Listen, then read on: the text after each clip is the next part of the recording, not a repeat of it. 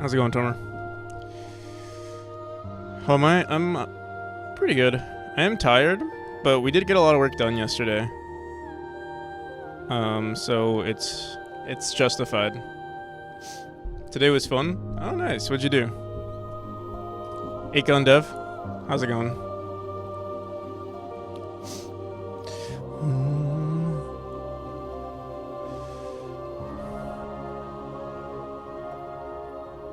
Worked on Juho's game. Nice.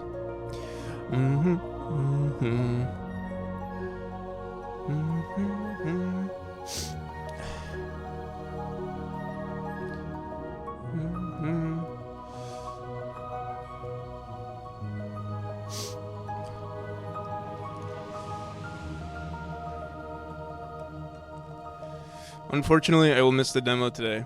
Yeah, I tried really hard yesterday. We streamed for like 9 hours. I streamed for like 9 hours, and I mean, we did like in terms of let me see, where is it?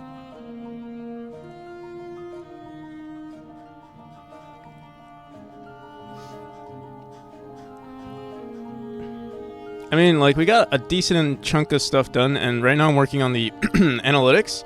The thing is, like, it was decent, the amount of progress we made, but, I don't know, I want it to be perfect before release, and I feel like it'd be perfect for this release, the analytics. And to release before then would be kind of like a waste. So I thought, hey, let's just try to finish it. But it should be done today. It was a little ambitious to try to fit like all of this into one day, but I think in 2 days it should be I think it should be possible. That's what we're gonna do. We're gonna try to make it work. All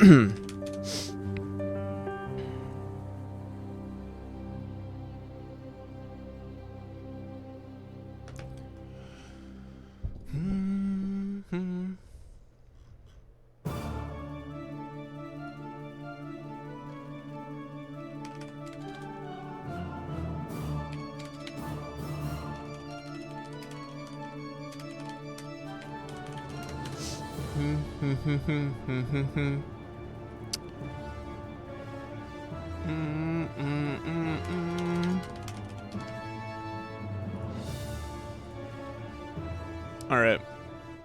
So yeah, that's the plan for today. Let me see. Analytics, bugs, which I think the bugs will be easy to fix, and then the art will be, it's just tedious. Like, I already know, we just have to update the textures and then update the shaders as well.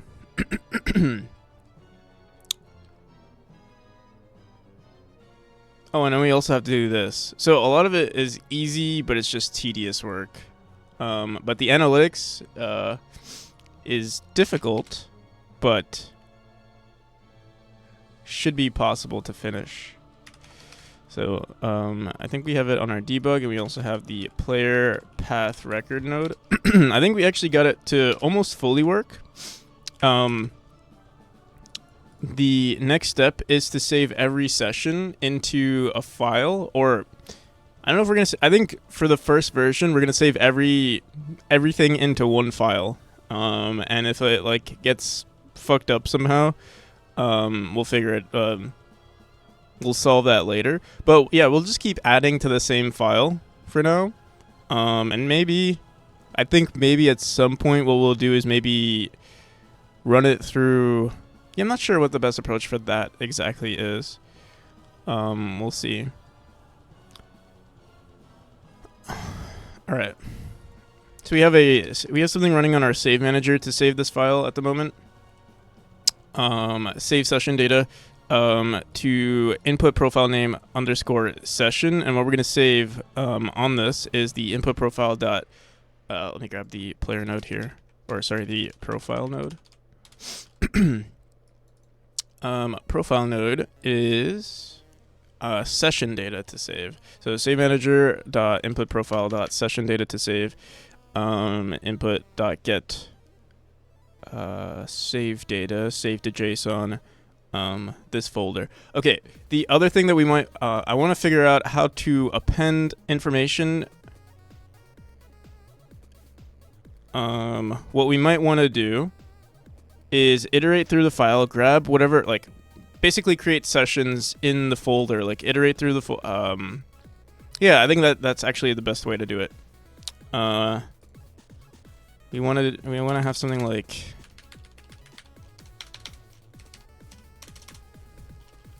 session data. So we'll have session data on the profile node, and then every time we want to save, I'm trying to think. Right now, what we're doing is we're adding session data per chapter. So we're gonna want to save the chapter that the player is in. So what we can do, a dictionary, and then the dictionary references an array.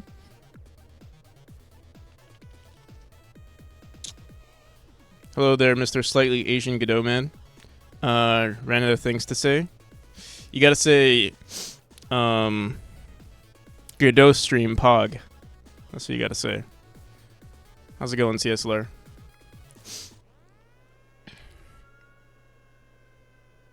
There it is. Alright.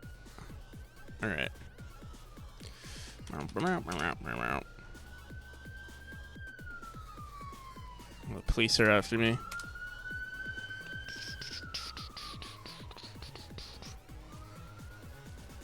Is that how we greet NPC from now on? Godot stream. I hear the average police siren. Alright, so I'm trying to think. Okay, session on profile node. We want to grab for the profile node, we're gonna have like, I don't know, like current chapter session. Or like, how do I want to save this? Okay, we did have an issue yesterday because I'm saving it in a dictionary right now, and we can save it into. I think what we're gonna do right now is save each one into just arrays. But I'm trying to figure out like. I guess what we could do is say like.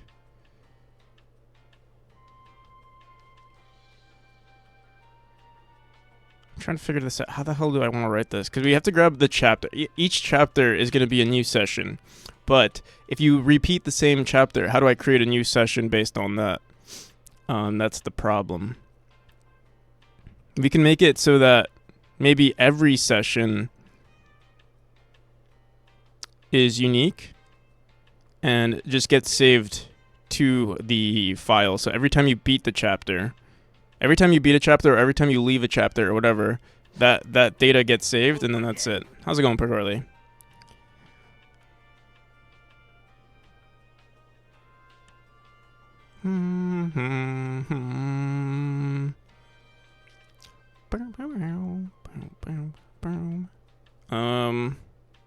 I think that's the...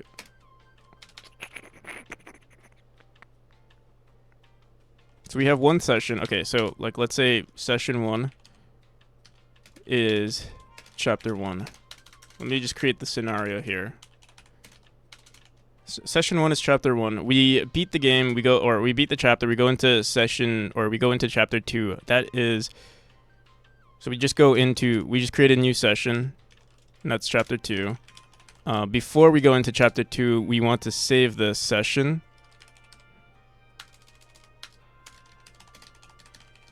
On save manager, and we just save the chapter, we just save it as chapter 1. Wait, we don't save it as chapter 1, we save it as session 1. But we need to like also include the fact that it was chapter 1. So we would say like session 1, session 1, chapter 1. And then session, it would be the same thing. And then after you beat or after you leave, or just every time we save the game, we just save this session. So we'll save session manager.save session 2 chapter 2. But like let's say for whatever reason you're entering the world again. So like let's say we go back into the main menu and we create a session 3, and we're going back into chapter 2. This would be us going into session on manager, session Sorry, session 3, chapter 2. Okay, I think that makes sense. Hello there. How's it going, Kent?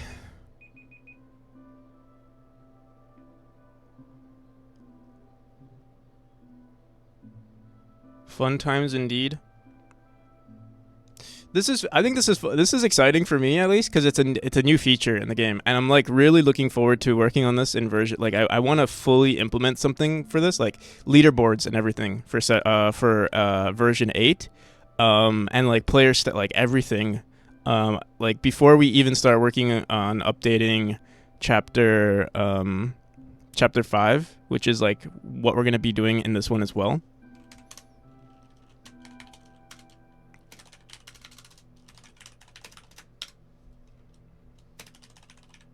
How you spell overhaul? Is that how you spell overhaul?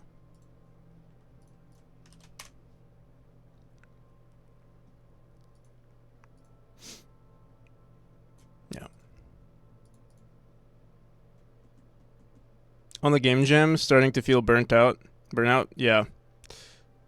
I feel burnout today, but like I can't feel it until like I feel a little burnt out from yesterday, but I have to force myself to not feel it until tomorrow. I know after tomorrow I'm going to celebrate.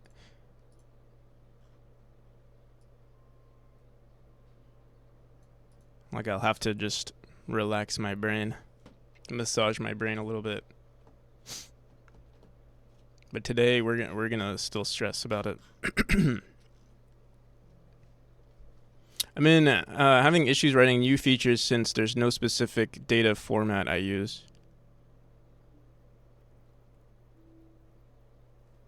I need to rewrite my game's backend again, which is epic. I feel like you do that very often. I mean, to be fair, I feel like the backend stuff is the most, like, would be the most difficult, or like, you're always probably finding better ways to implement things. All right, wait, I'll be right back. My coffee is ready. We will start soon. Where's my coffee run? BRB.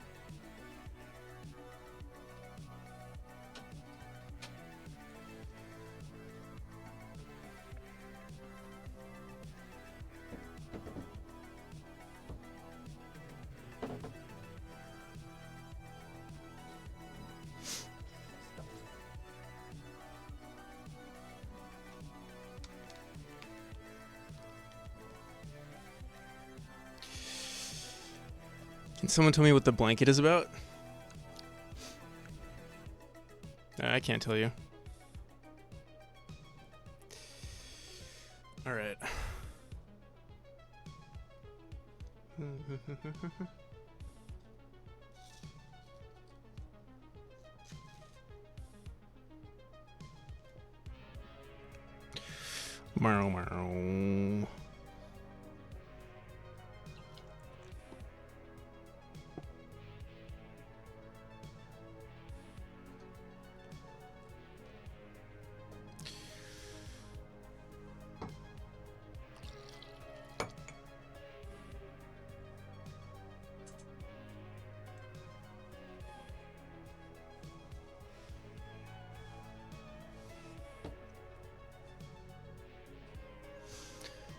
Oh, dude.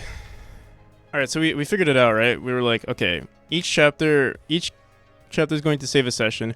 The other thing that we're gonna have to do is grab the most recent session from the player, or grab the most recent session from our file manager. That's gonna be slightly annoying. I'm trying to think. Maybe we could save it. We can save this piece of information, like some index on the player, to say like, oh, this is the new session. I think that will help with us creating our. I think we'll do a dictionary, right? So each. So it would be like session 1. I'm trying to think how would I save, like saving the chapter.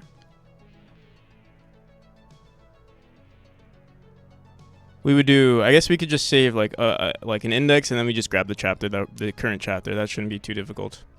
Yo, how's it going, Arya?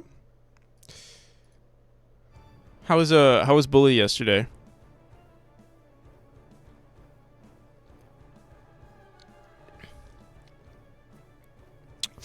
All right. Yeah, let's get to it.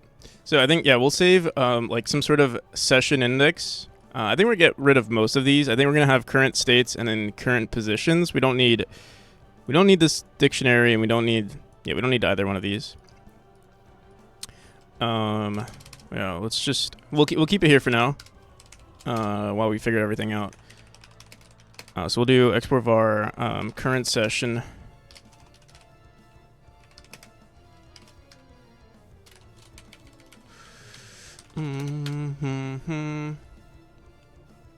Bully was such a trip down memory lane. Stoked to be replaying. Yeah, nice. I actually remember also playing it. I played it as like a kid.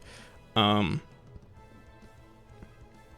think I also played it on the PS2, if I'm remembering correctly. But like as a kid, I was never really good at the game. Like I would just like roam around the city. I think I did some missions, but yeah, at a certain point, I think maybe the game got too hard for me as a kid, and then I would just just do random shit, skate around, fight random people. It would be nice to actually replay it too. All right. So we're gonna get rid of chapters. Current chapter. All right, saving current chapters is a good idea, but we're also going to save the, what do we call it? We called it the current session index. I wonder if I should save this in session. Actually, here, let's throw it into session data. So we'll say current session index, then current states, current positions, and then everything else we'll get rid of for now. I was also mostly exploring that environment. Yeah. I remember like you can like grab cars. Like I think I remember that. Like you'd go on your skateboard and you'd grab the back of cards to like skateboard faster. I remember there was like a carnival at the like upper top left of the map. That was always fun. That was like something that was memorable for me. Bum, bum, bum, bum, bum. All right, but yeah, I'm glad you're enjoying it. This language reminds me of Python. Yeah, it looks similar to Python for sure. Boom, boom, boom, boom, boom. All right. So I forgot how we save this. May go. I know we save this data on our room switcher, and we also save this on our player path. Okay, so our player path record currently, I think, is saving it as a dictionary. Let me see.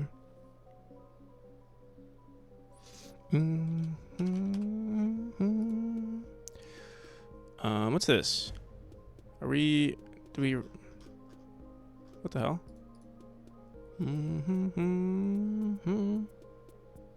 What the hell? Send data to profile of input profile. Player path record. Is there a player node somewhere? Okay, that was weird. There we go.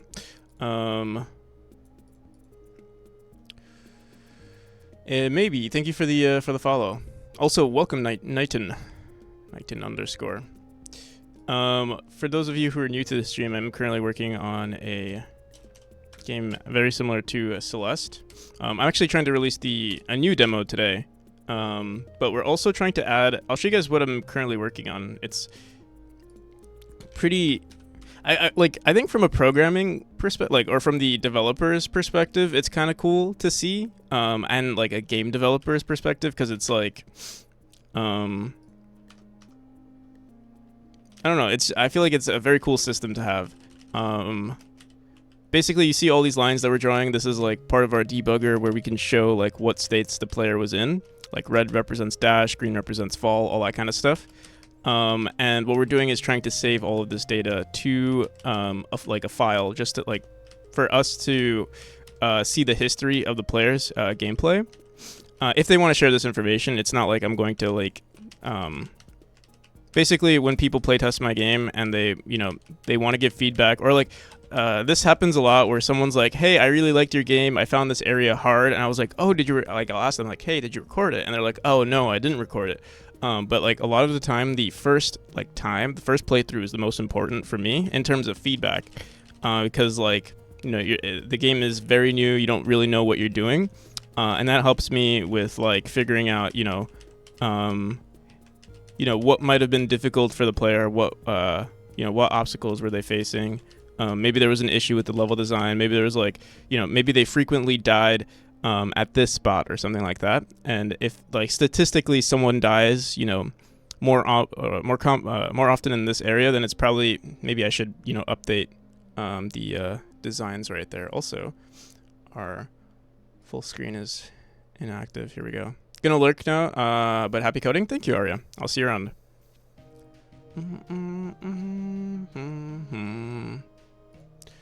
All right.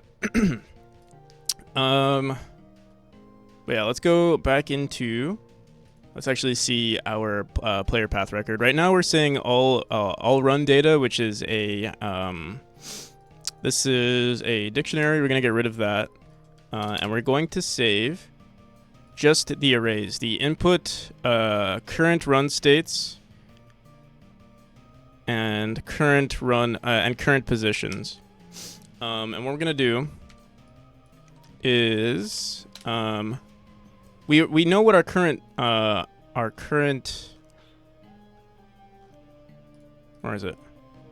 We know what our current session data is because now we're saving it, our current session index. We want to make sure every time we enter a new world that we're updating this current session. So let's do that real quick. Right now I'm just gonna do it in the world. We might want to update this later, but for now, I keep writing world demo. It's good that we got rid of it though.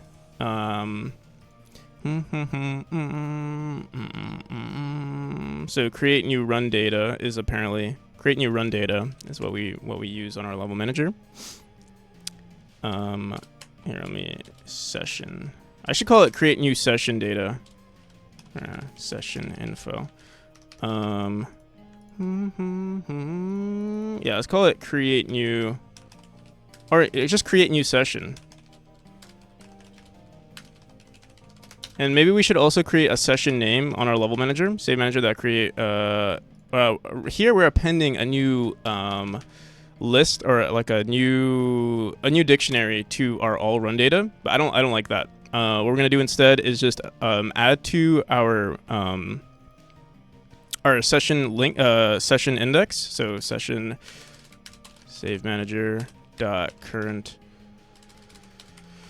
profile node dot dot session data. No, what do we call it?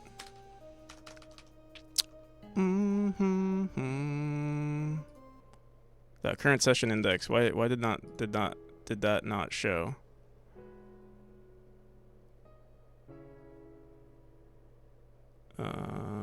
Where the hell did that just go?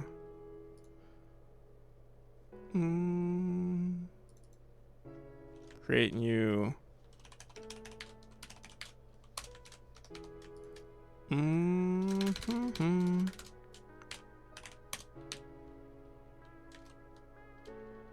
just curious, why didn't this show current session? Oh, there we go. Yeah, how's it going, Juho? Juho in the house. So current session index plus equals 1.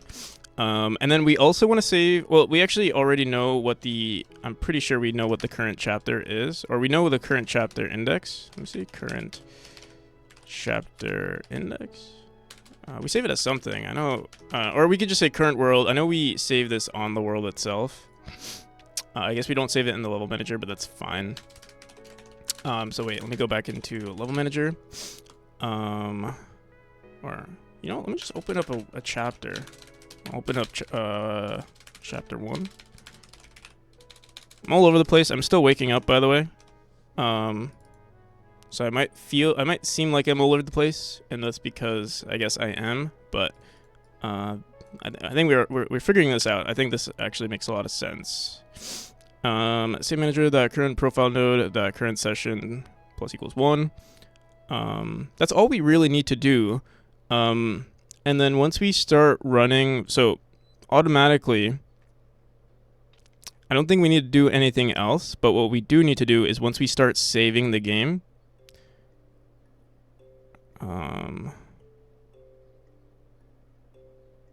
once we save the game, we want to grab what the current oh shit.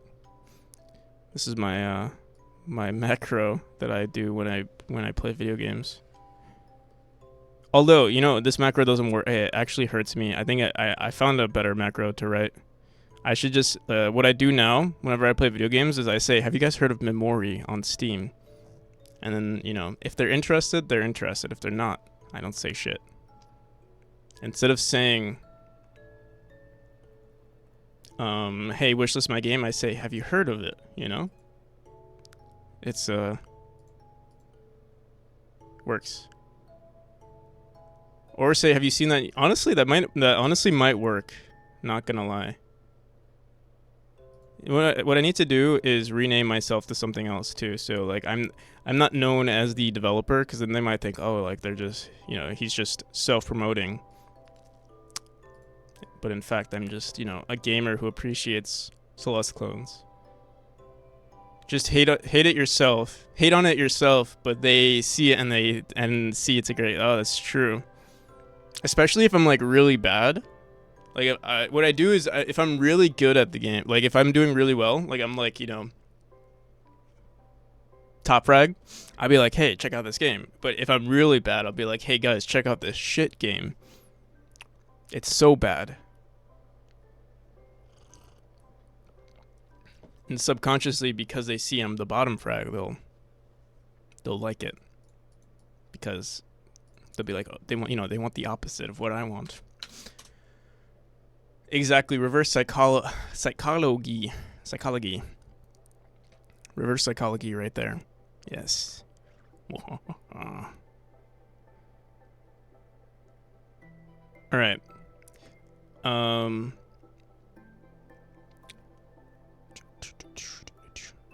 Bruh.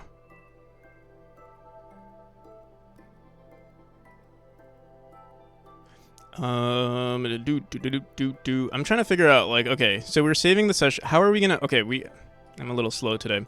So once we save the data, which we aren't saving the data just yet, but in our save manager, for save data and save in session to save, we don't want to say input profile dot save data. Like we don't want to save all this information. We actually don't even need this session data to save. What we should do is manually write it. That way it doesn't get replaced ever. So we're gonna want to say, well, actually, I think we still want to say input profile data. Input profile data here is a dictionary. Input profile data. We still need a dictionary though. So here, let me grab this, and we're gonna say here on we're gonna say session data. We're gonna turn this into a string, and it's gonna be the session. Maybe we should say like session, and then we'll say, you know, one, or sorry, not one. You know, input profile node. So the profile node, input profile.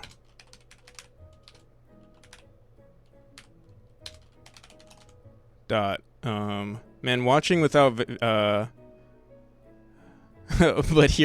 watching without audio but hearing everything. Nice. That's funny. I wonder if you actually can hear everything. Like you hear, like, you know, generic programming speak. Yo, how's it going? How's it going, Half Moon? Hello, hello.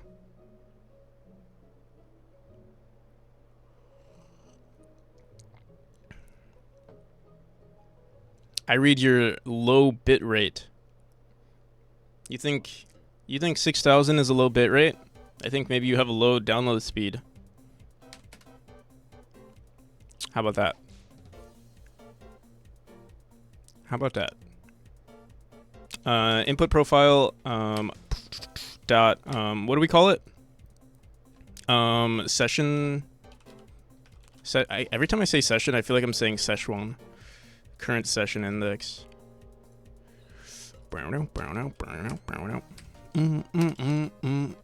Chapter. Chapter is going to be. Do we even need? Yeah, we do. I think we should keep it. Chapter. The chapter data will be. Feel very down now. Why is that? Do you feel down because you finished your project and now you feel empty inside? There's no purpose in life anymore.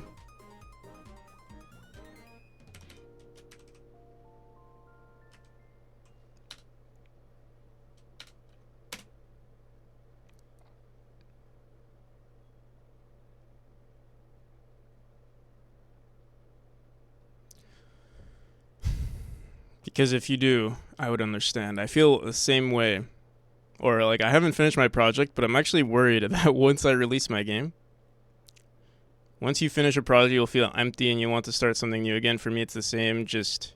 Oh, you already told me this.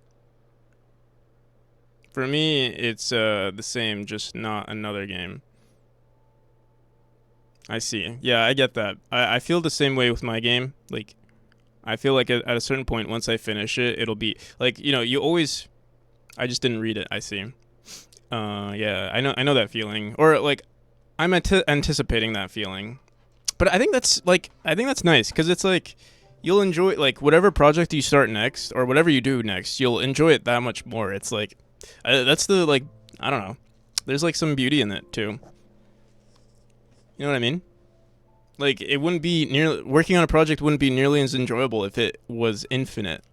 I know some people do infinite projects, like you know, what's that game called? Like, what's that game called? Everyone, it's like the most popular game. Freaking, dude, my brain is like, fucking mashed potatoes right now. Not Minecraft. That'd be funny. Minecraft's playing in the background and I'm thinking Minecraft. No, Dwarf Fortress. That game is like infinite. Like, the developers are like working on it for so long. I mean it from, like, I know obviously there are like large games that are like constantly being updated, but why Dwarf Fortress comes to mind is because it's like two indie devs. I think it's two brothers that work on the game, and they've been working on it for over 20 years. So some projects never end, but, like, I don't know. I like the idea of a project ending, because it's like, yeah, it's kind of like, it's like you know, representation of life. You know, nothing is forever. Enjoy the moment while you have it, without sounding too corny. I think that's what, like, I think you should appreciate that. So whatever project you work on next, if it's a game or if it's music or if it's art or like just, you know, I don't know, starting a family or something, you know, that's what's going to be enjoyable. Oh, the bad looking game that is insanely popular? Yes. That's the one. That is the one.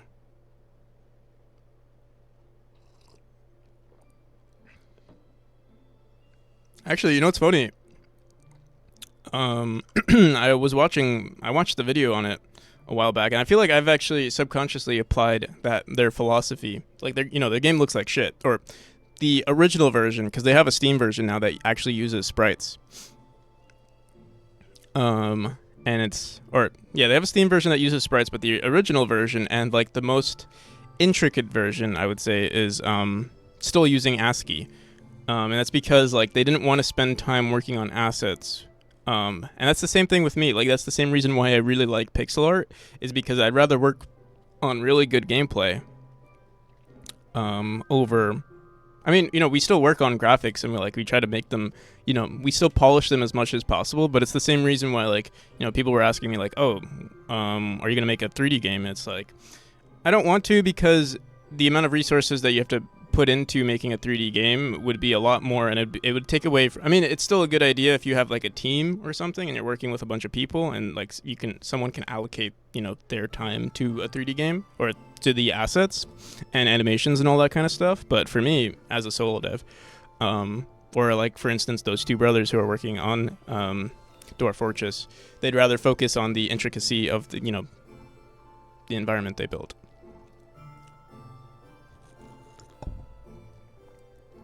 But yeah, at least the old version. Yeah, the old version is, and they have some mods too. Like, some people have made mods where it's like better graphics, but it is very, like, very weird. Input profile data, session input, and then chapter is the level manager. Do we have this saved? We could save it from the profile. I don't remember if this gets saved. Well, I guess we'll find out. We'll actually just say input profile. Input. Actually, yeah, this will be fine, because once you enter a new world, the current world already gets updated. Or once we are saving this data, the current world of the input profile is already existent there.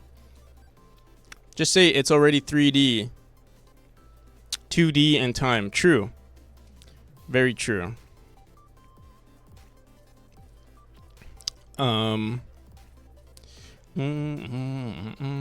wonder how many people will flame me for that, though.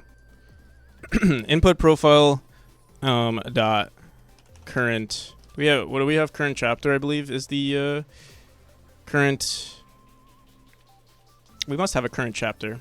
Current chapter ID. What do we save? We don't save current chapter. We just say current chapter, but I don't see. Oh, we do. Okay. So current chapter of the. Okay. And there's one more thing we want to save. So actually, there's two things we're gonna want to save. We're gonna have two dictionaries. We're gonna save this one as. Also, wait. Let me see something. They expected something that I'm not able to provide for them. Session. Oh. What am I missing here?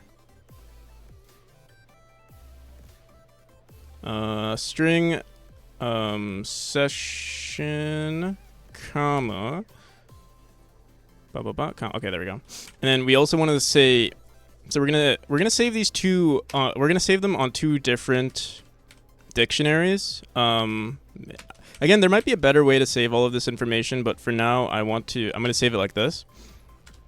Where we're gonna have two separate dictionaries. Wait.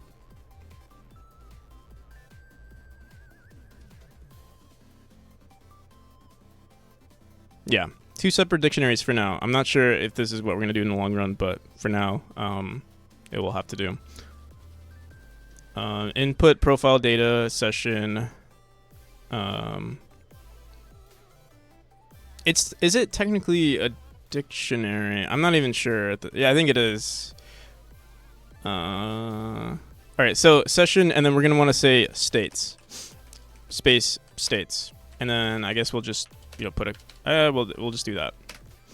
And then the information on this is the current profile, our debug dot player path record node dot what do we call this? We call this the current run states. Current states. Just make sure. Yeah, current states. Then we also need current positions. All right, so let's go back into our save manager. This is a long ass line here, but we're gonna say session chapter and then positions. And we'll just save this as current positions. Okay. So these are two arrays. And yeah, every time we save the game, we're going to be saving the session data. And then we just save. I'm curious. There's one thing that I am curious about. If things get overridden on JSONs, or because I want to append this information. I don't want to replace it. I think. I hope. I hope we don't have to I hope we're just appending this. Well, I guess we'll find out right now. Worst case scenario, we'll figure that out afterwards. But yeah, we'll see.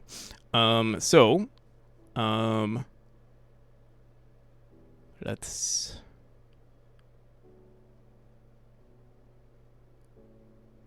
Session chapter. All right, so save session data. Let's go into our. We're gonna save this only on checkpoints for now, or we could actually technically save this on save game every time we save the game. So we have a save game function that says level manager.update profile node data and save profile. So wait, save manager. Wait, what the hell? We're on our save manager and we're saying save. We're on our save manager and we're saying save manager.save profile. We can just say save profile. And then we also want to say, wait, what's save profile? Oh yeah, save profile, and then we also want to say save session data. Save profile and save session data. All right, moment of truth. Let me just make sure we're not writing this, because I do remember us writing something in our checkpoint now. Wait a second. Save session data. Let me see something. We'll also need to make sure that this is not null. If you're not in debug mode and we run this, it'll break the game actually. But what we're gonna do by default now is have the debugger, the player path record node is going to be on by default. And there actually won't be, because this is only running locally, it's not like we're invading any information. You can record this, and then if you want to send this data to me, you can. All right, so input profile current states is equal to. So currently we're not even actually. We don't need to send this data to our profile anymore. We would just be grabbing this directly from the debugger. Okay. And on save, okay, so the save manager is currently saving everything on save game. Let me just check something on our room switcher. Is where we the first time we save stuff. Room switcher.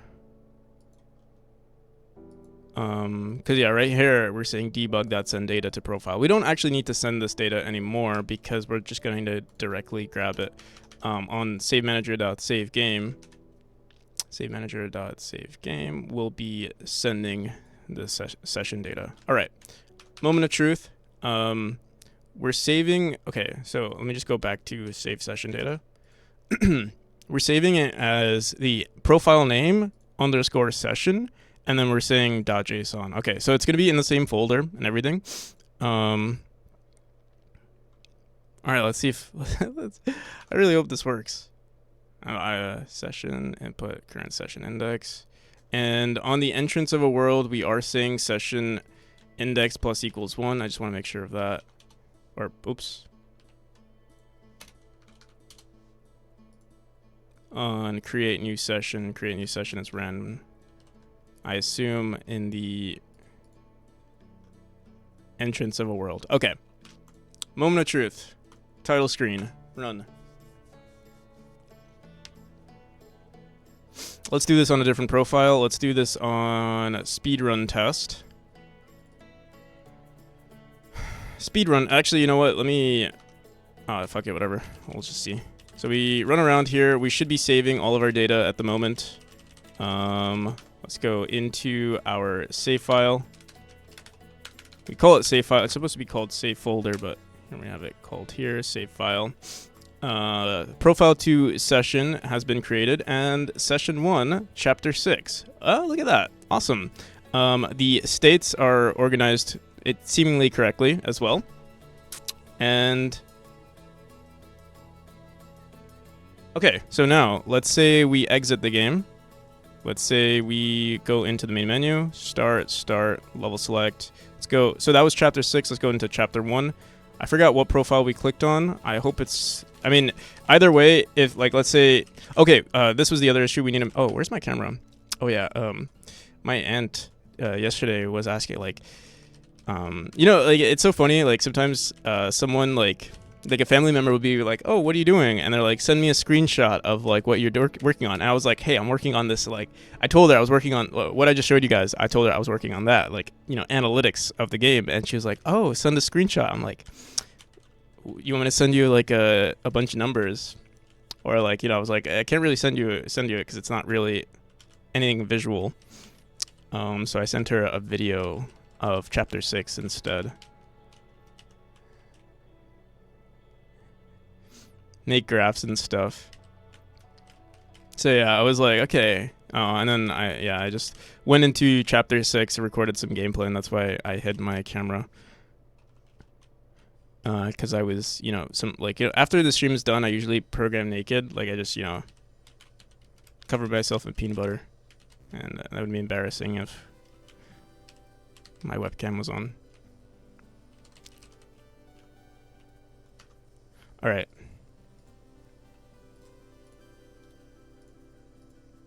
So, I think we accidentally clicked on session 1, and that's why that's here.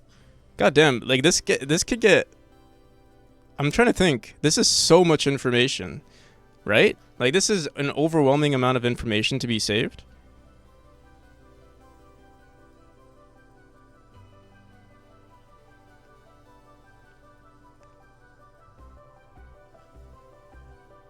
Or is it whatever?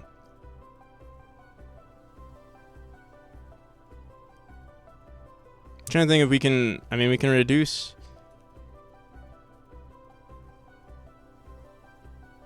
this is literally only like 30 seconds of gameplay. I mean, saving it into unique, you can do a full run and check the file size. Yeah, that's not a bad idea. Maybe because right now I was thinking saving everything into one folder, but maybe what we'll do is, saving everything into like you know, profile 1 and then profile 1 sessions. Maybe we'll save everything into like, maybe we'll create a folder, and that folder will have like maybe 10 sessions in total, and then maybe if like, you know, for whatever reason it reaches like, let's say it reaches like a gig, we'll start deleting files. Also, I wonder what's the most efficient way to store this data. Like maybe, I don't know, like, is a JSON the best way to store this? Or like, I mean, because I'm thinking we don't really need, you know, we don't need random, we don't need to quote, we don't need to quote every time we see, you know, this. We don't need, not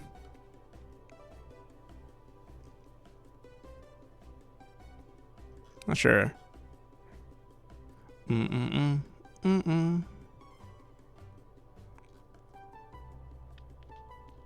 now, I mean, well, for now we'll work on it. I'm sure, like, fixing this won't be a problem. JSON compresses really well. and then multiply some factor. All right, yeah, we'll figure that out. I still want to fix. I want to figure out if it's saved. If it depends, like if we should save everything to one file, because right now, okay. So let me just run it again. We should see session like okay. So we start. Let's go on speedrun test. We run around. We're in chapter 6 right now. Here, wait, let me go back and, let's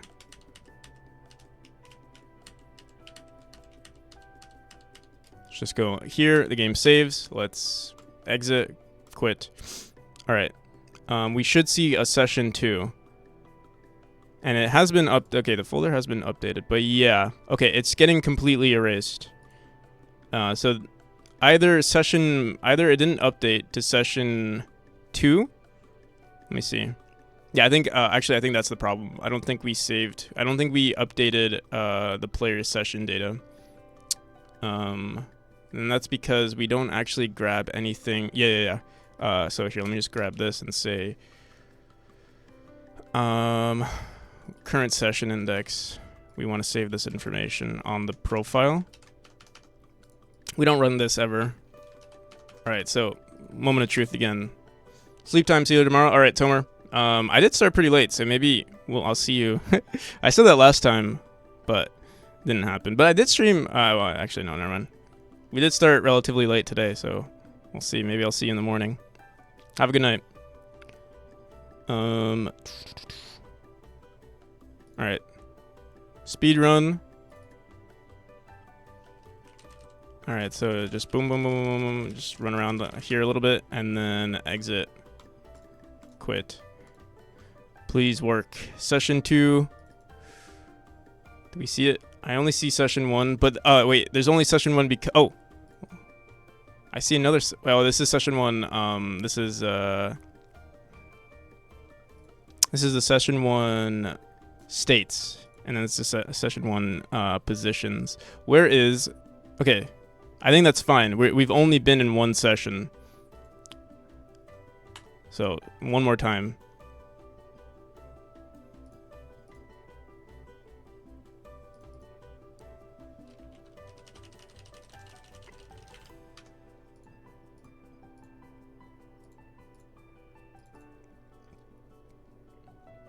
So it says session 2, but we're not saving session 1. Okay. All right. So yeah, I think the way we're saving it is just incorrect. Let me see. So right now we're saying save to JSON, and then we're saying input profile data. How do we grab the? I mean, we can load the previous data, but like, is there a way to just append data to a JSON instead of just like rewriting everything? Save to JSON. Like, let me see. Or like write to file rather than save to JSON. Let me see. Godot add to JSON. Like write to JSON. Write to JSON. Damn, bro, I made a trailer for my game which went alright, but yesterday I posted a stupid shitpost and it's more popular than the trailer itself. I should post more crap now. Interesting. I wonder, I wonder what is more,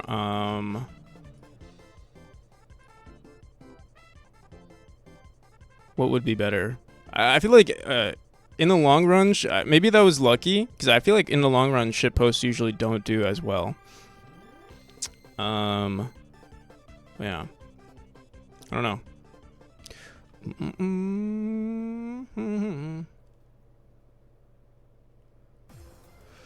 All right, we're how do you? What are we doing? Right, save to JSON. Let me see something.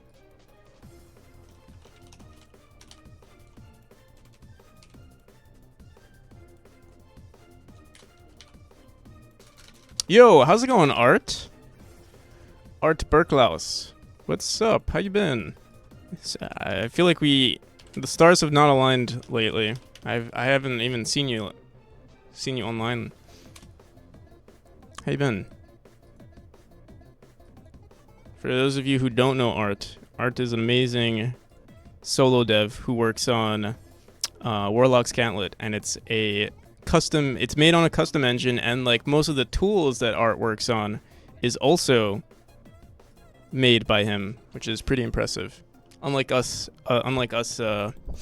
engine users,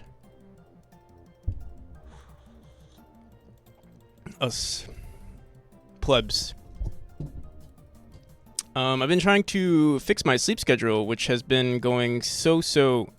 Hence, I haven't streamed in several days. I see. I'm on the opposite end. I've fully embraced the shittiness of my schedule, and yeah, here we are starting a stream at. For me, it was 5 p.m. But yeah, I'm fully embracing it. We did a 9-hour stream. I was streaming from like 5 p.m. Yesterday, I was streaming from like 5 p.m. to like 2 a.m. or something like that. And I have a feeling today's going to go the same way. I do want to fix it. Well, I will be visiting family soon, so I think like I'm really prioritizing trying to get this version out, and then after that we'll try to get so weekend. So why fix it now? For me, it's always, or like my schedule is pretty flexible. I work on my game full time, so like whenever I wake up, I start working on my game. So it doesn't necessarily matter what time I wake up, but like at the same time, I would like to, just be better with my like waking up in the morning, sleeping in, because like right now I'm waking up at like today I woke up at like 5 p.m. I had to force myself to get up. We're at a moment where like I just have to embrace it because I have to finish this demo. Or like make more updates, and I can't like it takes energy to like try to reset your schedule. So I'm not complaining. I'm not gonna complain. But yeah. When I visit my family in like 2 weeks, that's when I'll officially fix it. I'll have to officially fix it. Yeah. Thank you for the raid. I hope it's going well. I see you're working on your art tool. And of course, more explorations, more walks through. What is it today? What is this area? Is this something you drew on the bottom right as well? Is this? I don't know. I assume maybe Japan, but maybe Tokyo. No, it's Copenhagen. Copenhagen.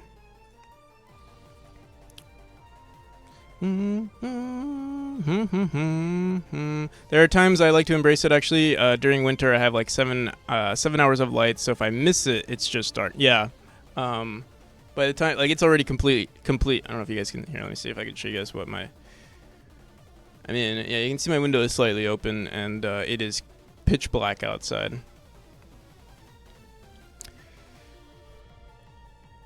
The painting on the bottom right is a painting of a fantasy city, which I made. Let me see. It's a little hard to see. I like what I'm seeing. I like the bridges connecting the buildings. I'm very into like futuristic architecture. I'm very into like.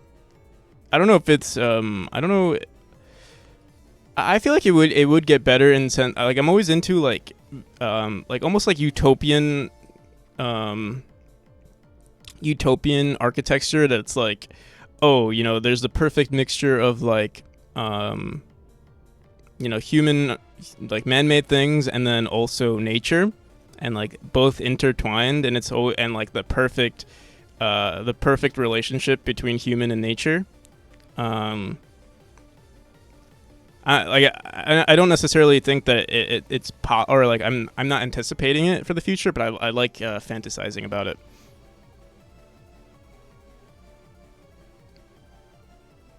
I know what you mean. I love that. Yeah. Even like honestly, all futuristic like architecture is really nice. Even if it's like a dystopian one, I still enjoy it. But yeah, like ideally, the utopian like perfect. Everything human, like everything is efficient and stuff like that. It's nice to think of, or just nice to imagine.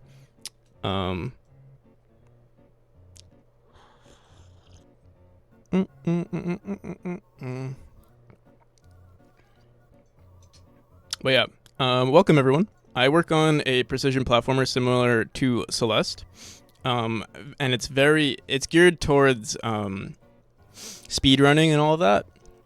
I'll show you guys what we're working on currently. So it's actually a really cool tool. I'm very excited for it actually. I think I get more excited, like the more I work on these sorts of things in the game, the more excited I get for gameplay.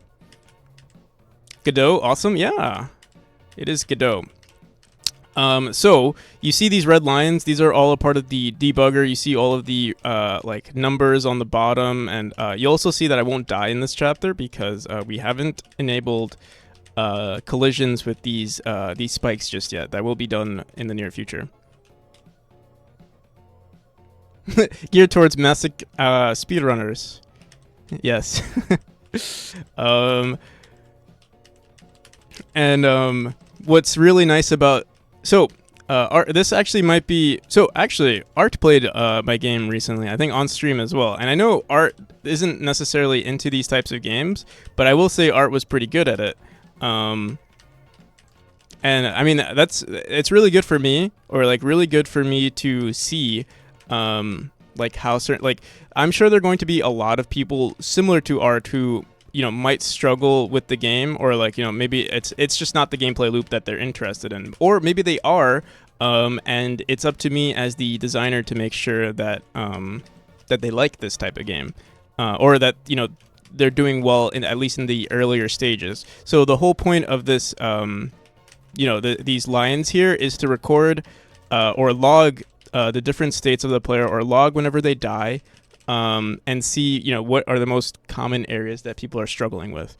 For example, basically we just record right now I'm recording every single state of the game, but we might it seems to be a lot of information at the moment, so like if I run this for a very long time, it seems like our JSON file could get very large very quick, and we might try to figure out a better approach for storing this data. Maybe we might even want to remove, at least right now, we might want to remove recording all states of the game. We might just do death states, or maybe only significant states, like maybe we get rid of recording the false state. That way we can save on information, or the neutral state, stuff like that. We'll see. I'm not sure yet. I want to see what it could potentially look like if we save like tens, like maybe like 20 hours of gameplay. What that could look like. But we're not done with the data just yet. So I'll show you guys I don't know which profile we're on, but let's say I go into the menu and I quit. We can look at my save file here. And what's the most recent one? It seems like we saved it on our profile too. We'll see. Honestly, wait, this doesn't even look like session 4 chapter. I guess we didn't do that much actually. But right now there's a issue because I'm actually writing over our old file. Or writing over our session. You can see we're on session 4, but we should have 3 other sessions before this being recorded. So I actually don't know how to do this, where we like append. I think there's a way to do it where we can just write to the file rather than saving the file like new. So let's see. Blue Bro 2023, how's it going? I never finished Celeste because my pride went against giving myself any leeway with accessibility settings, but I think those are actually a really good invention. I should give Celeste another try. Yeah, I think my pride, like I have used accessibility settings for like testing things, because that is a game that I like, I do reference a lot. But yeah, for like when I was playing the game, I would never use the accessibility settings, but there's no, I want to say there's no like shame in using it. Especially if you like enjoy the game, like not all games are meant to be, I feel like they don't have to be a challenge, especially for me, because I'm not like amazing at video games. I think I'm really good at designing video games, but I'm not like the best at video games. I do like the challenge, and I try to be as good as I can be, but like if there's a game that's too difficult for me, I'm not going to beat myself up over it. Why is Bartholomew in the top right corner? He was here for for Halloween, and I kind of liked him, so we kept him and we named him. Maybe we'll put him in the game too, as like our own little We can put him in the game as like a I don't even know, like maybe an NPC. We don't really have NPCs in our game. It's a very like, it's almost like an empty world, or it's like it's you, a cat, and there are enemies in the game too. Maybe in the future we might add something. Maybe we'll add some sort of interaction with Bartholomew, because we are in the afterlife, so there are other entities in the game as a little secret. Yeah. But yeah, that's Bartholomew. Actually, I'm gonna remove his name. If people ask who he is, we'll give him. I'll tell you who he is, but you don't need to know. He doesn't have to have his name right there. But yeah. All right. So, let me figure out how to do this. How do you like write to a JSON, not just save to a JSON, if that's possible? Godot write to. We wrote that. Maybe write to file, and it's like the same thing. Let's see. How to save objects in a file with JSON. A lot of Pada. Thank you for the follow. By the way. Stored string to JSON. File.new. Are we doing file.new here? Save to JSON. Let me see. File.open. Stores to. Wait. We are saying file.new. And then we're saving that data. Okay, so we let me see. We also, I think we do have a load thing. Let me see. Load profile. Load profile data. Load profile data says open file path dot read parse JSON file dot get text. Do we have to parse the JSON and then add the existing data? Or can we just... I think we can... File.open. File is equal to file directory. I think we can. I think I'm... because we are opening...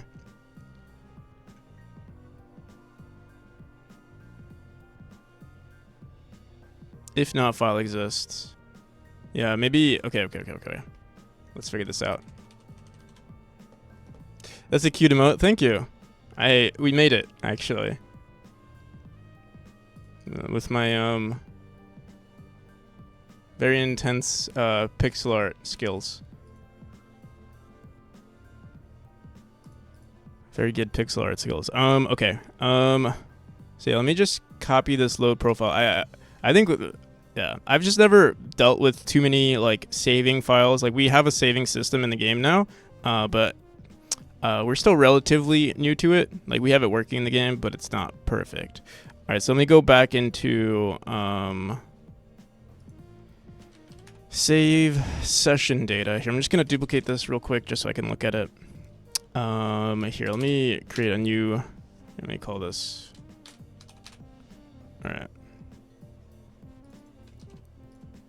Save session data test. All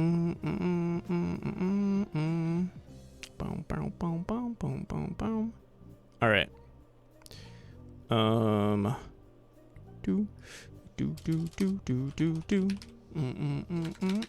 We don't need this to return a dictionary. We need it to save this data. Okay, so input profile data. We don't do that anymore. File name is equal to whatever this is, and we're gonna want to open. First, we're gonna want to we set this file.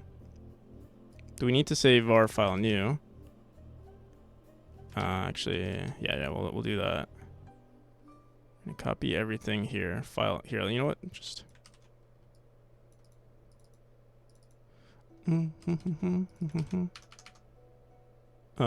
File name. I think we do need to include the .json here. We're calling the file path. So we can get rid of all of the. We can get rid of this for now. Print the file name. We'll print that. File exists. We don't need this for now. Data.parse get us text and then print data. If we say file.write instead here, And then now all we need to do is just save to JSON this information. Does this just work? Do you think making a horror game is hard? I don't think it's difficult to make a horror game. I think maybe making a good horror game just because, or relatively a good horror game just because the industry, or, you know, honestly everything is saturated. So like if you can make a good horror game, or if you believe in your ability to make a good horror game, definitely go for it. But yeah, I wouldn't say it's difficult. I think it is somewhat saturated, but like everything in gaming is saturated. There are a lot of it's a saturated industry. So it's not hard. In terms of like your capabilities.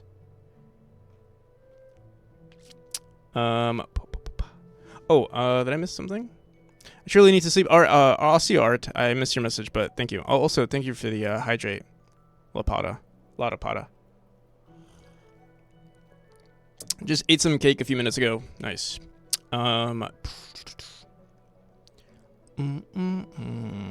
right. File path is equal to str. What's going on here? Input profile isn't declared.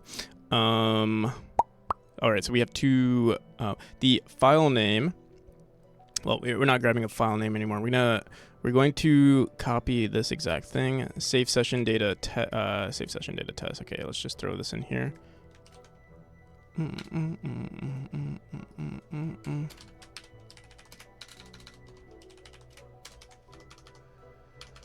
I put a link of a teaser in my horror game? Yeah, sure. I don't know what that hydrate thing is, but I hope it's up to you when to drink. It's up to you when I drink. It just reminds me to hydrate. Which is something I need to. Like, I mean, I hope I hydrate enough, but honestly, I won't say no to a hydrate request. Okay.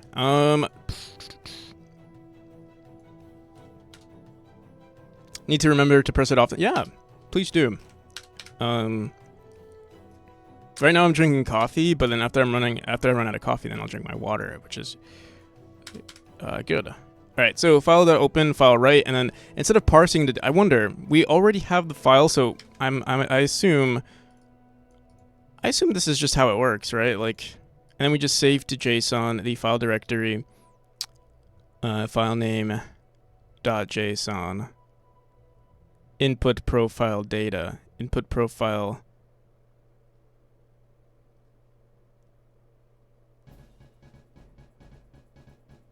Save to J. We'll see if this works. Hopefully it does. So we say, I'm just curious, why do I say save to JSON? Wait. We say save to JSON again. Maybe I'm misinterpreting what's going on here. I could be a little slow. We'll figure it out. We just smash the keyboard a few more times and we'll see.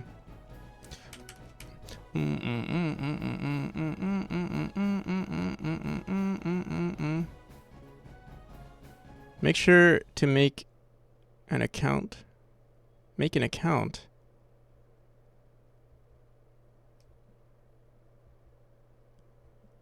For a teaser, you have to make an account? Very, very sus, blue bro.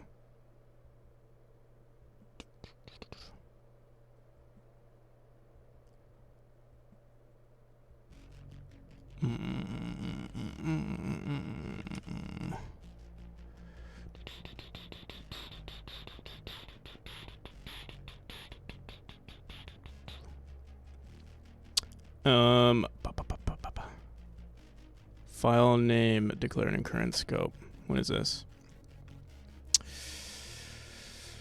File path is now what we're using. But wait, save to JSON, open, write, store a string, file new, open path. I feel like if there's already existing data, yeah. I think this should work. I don't know why it didn't. Why didn't it work before though?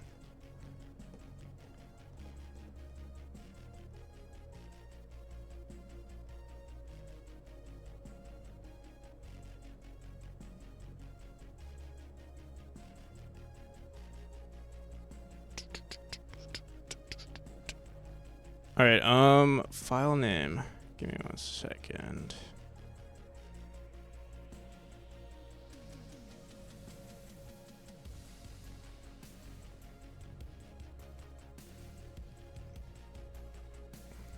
I feel like my brain is mush right now. I'm like, okay, file path. All we have to do is say the file path here. But I think I still feel like something might be wrong here because we're doing the same exact thing here. File.open. Wait, we're opening the file.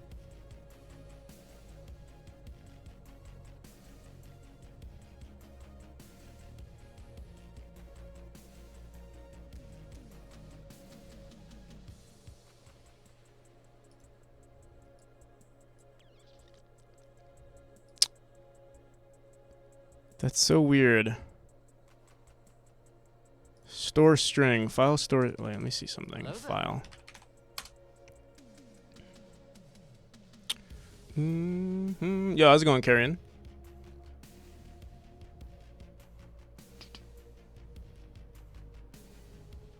Oh, it's a teaser as in gameplay? I can't play the game right now, but if you have a... I thought it was going to be a YouTube video. Or some sort of gameplay video that we can showcase on stream.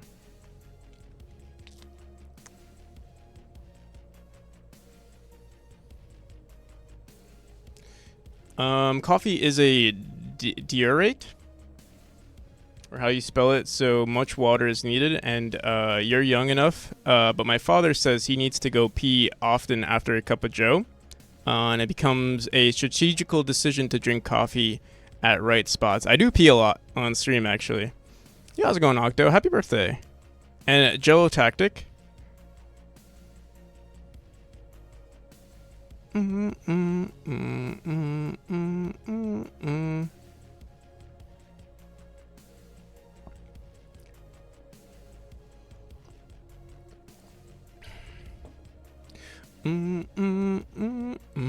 are you gonna do for your birthday?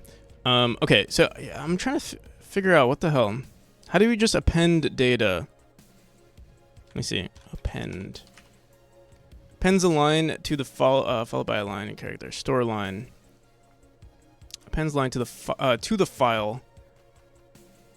Wait, appends a line. No, we don't necessarily need to append string to the file without a line return. Store string. I think this is what we need to do. Store string. Stores a real floating point. I don't know if... Oh, dude, what the hell?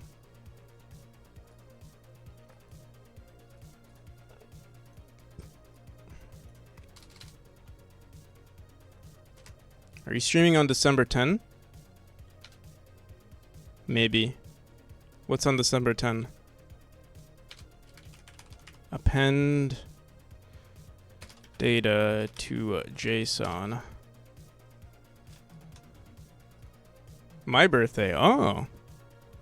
Let me see. What's December 10? December 10th is a Sunday. I might actually still be visiting my family. I might still be... You know, it's funny. I might be coming back on the 11th. I actually don't remember when I'm coming back. I still might be able to stream. It's just more unlikely because I won't be in front of my computer. I won't be in front of this computer that I usually am on. I'm usually, I'll have my laptop though, and I'll bring my streaming setup. Like I'm gonna bring my mic. I'll bring my my webcam and everything.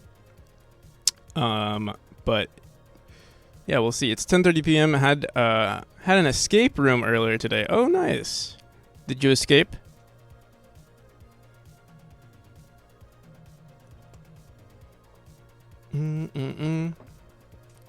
We did. Hell yeah.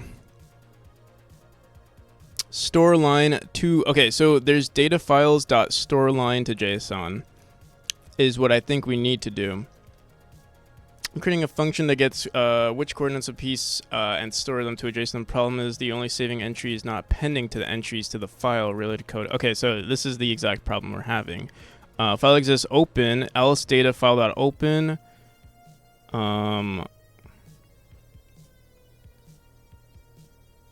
if data.file exists, then we say read and write. Else we say, okay, so there's apparently a global event file path. I saw the problem as follows, and it's working fine now. However, if I needed, what the fuck?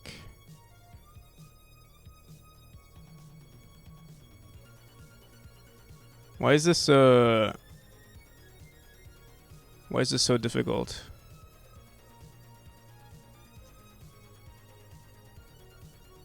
So, okay, read file.seekend open. Okay, and then we say file.storeline example. Okay, here we go. Storeline. There we go. Storeline is what we need. So we have to say read write. If file exists, read write. Otherwise, just write. I see. There's a difference. There is a difference. File.seekend. Okay. I think we've solved the problem. This is a text file. I wonder if it makes if there's a difference between a text file and a JSON.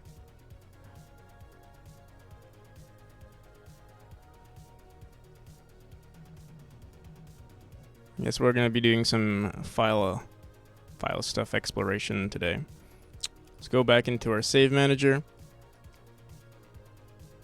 Save to JSON. Yeah, let's create a new function called append.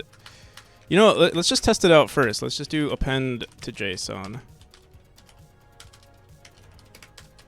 We'll say path and data. We'll copy what this was right here.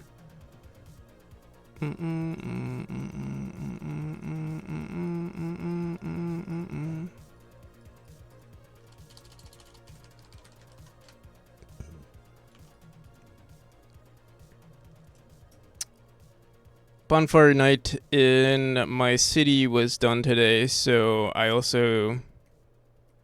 you're also gonna go to fireworks this evening. Nice.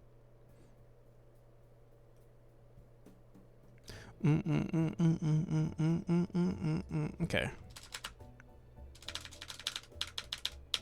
Path and then storyline. Let's say storyline data. Hopefully this works. File name. What the hell? What's file name? The identifier file name, which, okay, this is something else. Save session to data test. Okay, here, we'll comment this out yet again. Should I just remove all of this? Alright, I'm gonna remove all of this, and we're gonna try keeping this save session data. And instead of saying save to JSON, we're gonna say append to JSON. The same str, or basically just all of this info right here. I'll comment this out for now.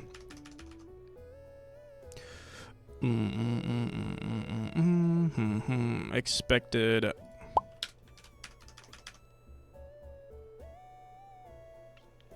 I fear that my horror game might have 2 bugs in it. Bugs are okay as long as they're not game breaking. I mean, I have several bugs in my game, and yeah, I mean, obviously, like, if someone mentions like a game breaking bug or something that's a serious issue, I address it right away. But if it's something that's like minor, for example, I mean, we have several bugs in our game that still haven't been addressed yet. Like, well, we actually fixed this one, but for instance, this is a technical bug in the game, flashing on the first instance of the main scene, and I'm like, oh, you know.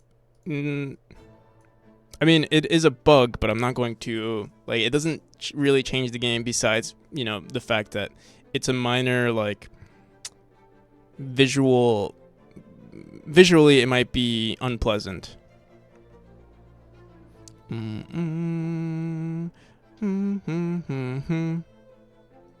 But yeah.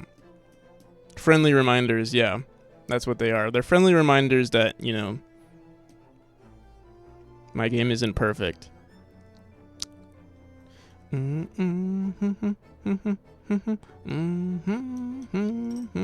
boom, boom, boom. All right.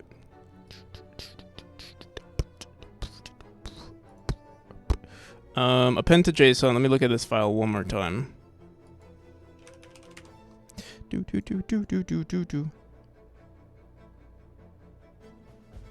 Perfect is the enemy of good enough, yeah. Humanly human 420. Welcome and thank you. For the follow. File.follow new, file.file exists, path open. It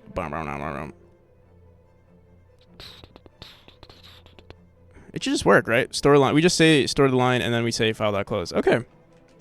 Moment of truth. This the thing I'm worried about is that like this was a they were using a text file. I don't know like if there's a difference with storing stuff. Oh, there it is.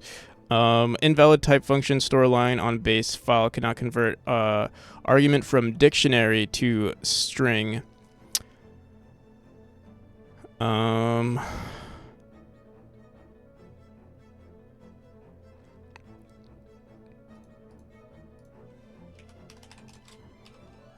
So there's store line. Is there like a store dictionary? Store float, store line. We can convert it to a string, but I'm just wondering like store buffer pool byte array.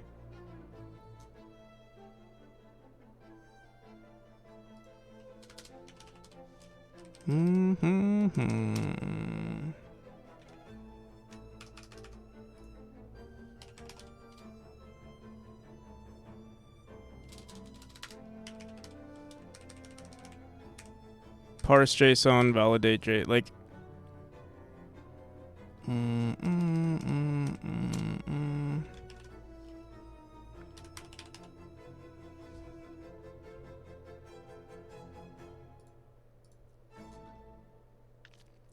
Converts variant var to JSON text and returns the result. Useful for sterilizing data to store or send over the network.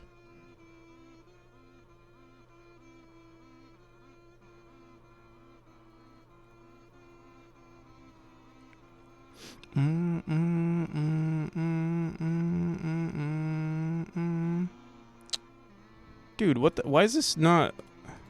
Okay, this is a text. I want a... event data.append. Open.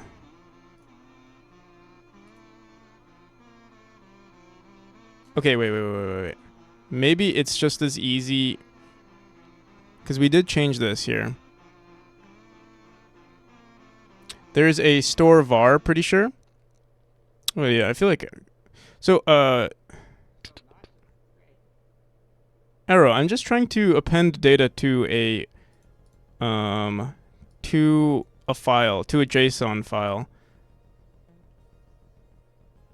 But this is using... I mean, I could say str here, but I don't want it to do this because I don't think that's correct. Like that wouldn't be what I want to do. But instead of saying store line, if I just say save to JSON, it like save. Oh wait, my save to JSON file. Store. Oh wait, we are saying store a string to JSON data. That's all we're doing here. Actually, wait. This is all we need to do.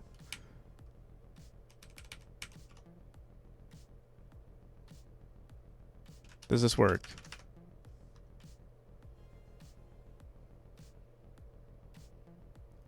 I mean, there's a store var like store line. Here, well, let's see if this works. Maybe this is what is supposed to happen. Wait. File exists. Okay, yeah. Moment of truth. Please work. Wait, let me see which... Okay, session 1 has... So we're on session 5 right now. On profile 2.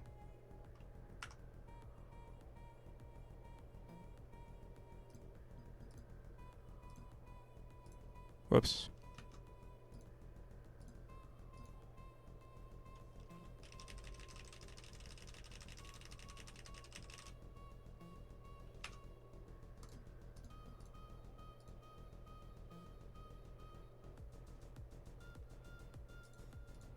Moment of truth.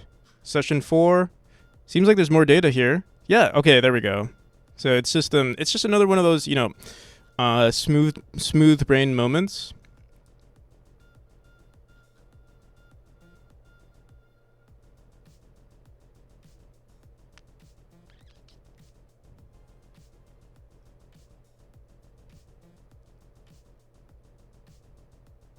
Yes. A smooth brain moment. All right.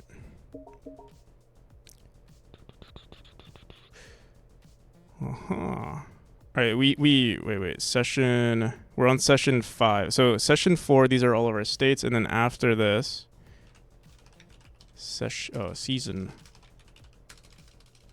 Session. Here it is. Session 5, chapter 1, positions. Yes.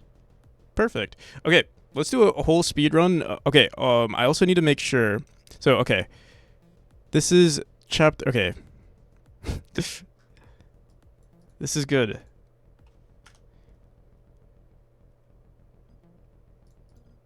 This is very good.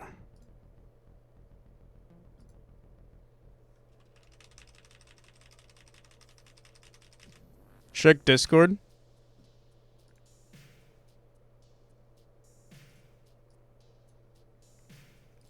Chimkins.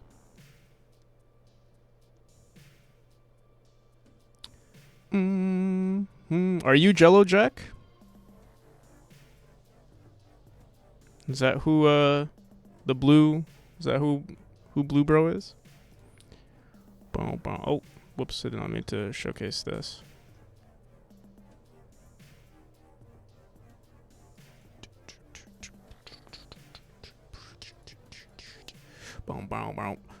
All right.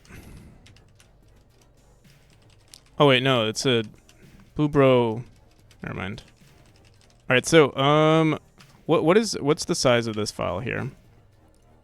15 kilobytes. I wonder why is this one so much larger. I guess we did a lot more playtesting. Let's do. I'm trying to think. Should I do like an entire playtest of the game and see how large that file gets, or we could do just one room and then see what that looks like. I think that's actually a better idea. So also let's see what happens if I delete our save files. So let's get rid of both of these sessions. Let's start a new one. Oh, it's Joe. Oh, right there. Can you try my game that I submitted? Yeah, give me a second. We are trying to get something going here.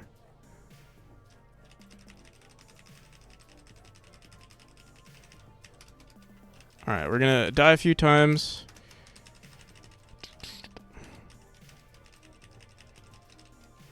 And then what I'll do, I'll playtest this whole room. We'll want to make sure session 2 gets added on the entrance of a new world, which it should. And then after that, we'll just multiply that by like whatever 100 or something and see what the file sizes would reach.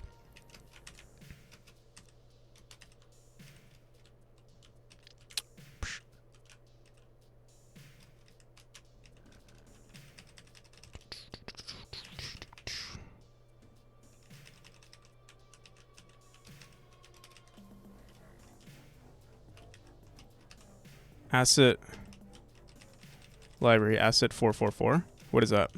Give me 1 second.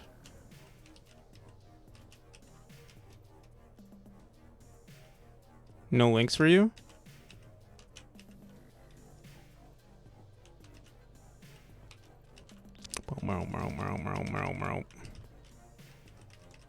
SQLite for Godot.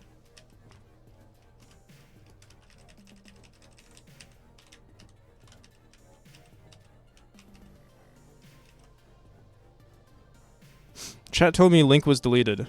Yeah, I see it. I don't know. It didn't tell me anything about that.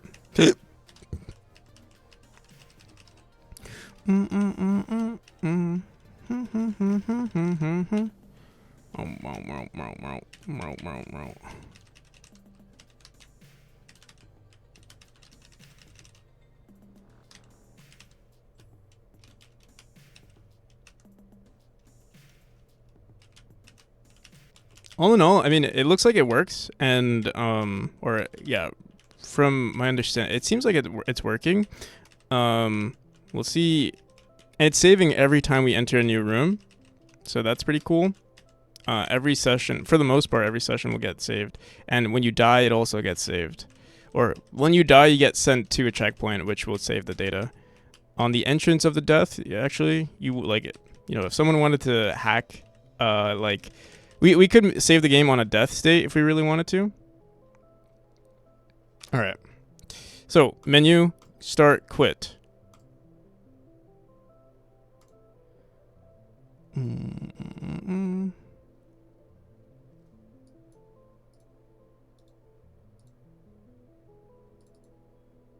So this one entire game,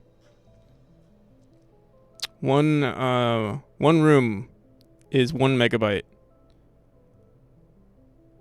That is a lot of, I feel like that's a lot of info, right? So times 100 sessions. It's actually only, I mean, 100 megabytes. Like, it's not that much, but it's, like, it seems like it's a lot just for storing information, right?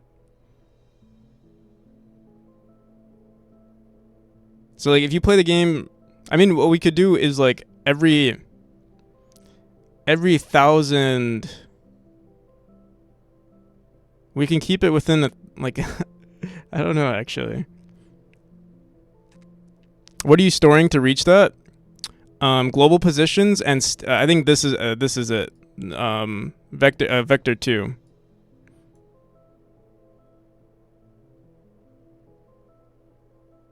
Global positions of the player on every. Wait, let me see something. Wait, what? The hell? Wait a second.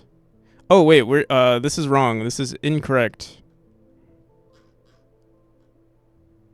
We messed up.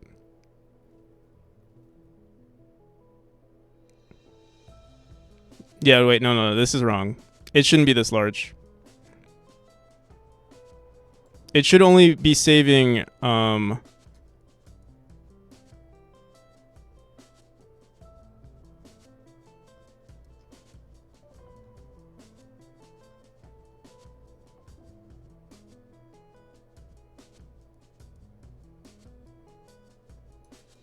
me see. Session 3. What's the next set? Isn't it 3? Did we play a little bit of chapter 1 or chapter 2? What the hell? See, chapter 1, session 3, chapter 1 positions. I feel like you can skip some frames. It's not printing every frame. It's printing every state. What's weird here is it's saying session 3 is chapter. Let me see something.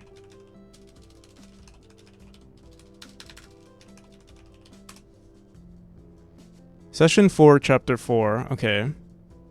Session 4, chapter 2. The next one over is session 3, chapter 1.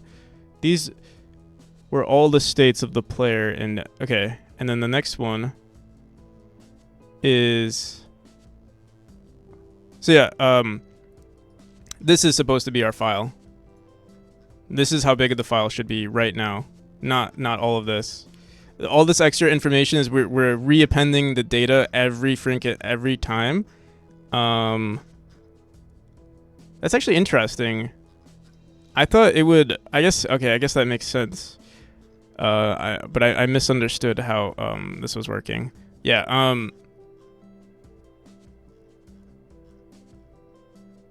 Yeah, it kept storing it, but let's say I kept storing every time. Like, we want to save the data every time, but we only want it to append when it's a new session, not when it's not every time we save the game.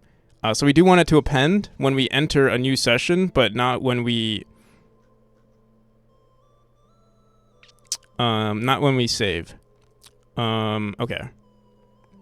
Which makes sense. I was just this yet another smooth brain moment.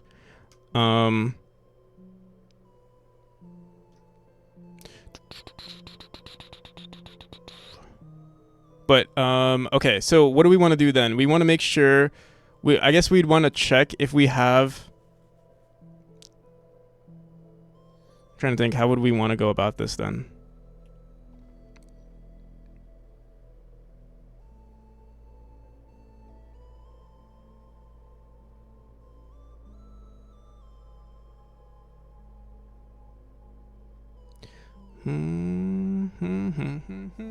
I know you posted a link about the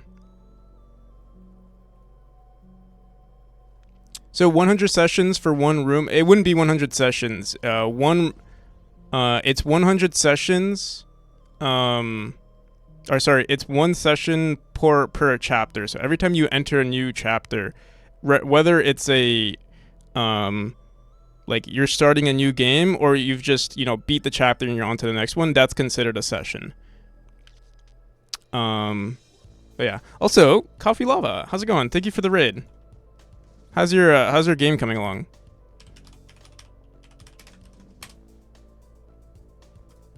For those of you who don't know, Coffee Lava is another game dev, another big brain game dev who's making their own custom engine or making their game from scratch.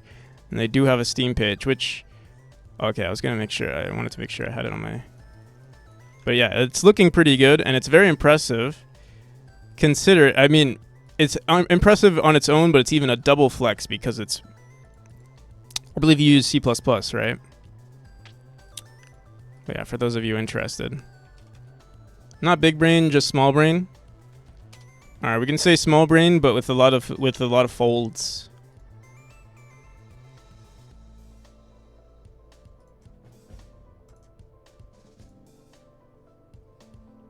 I have a big brain, but with very little folds.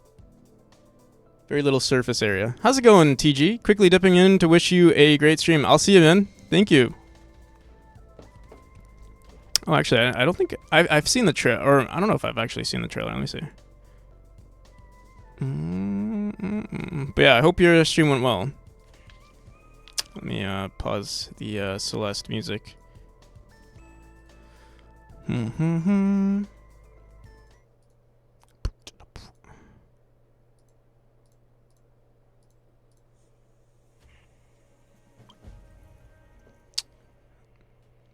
S0TKA_. Thank you for the follow.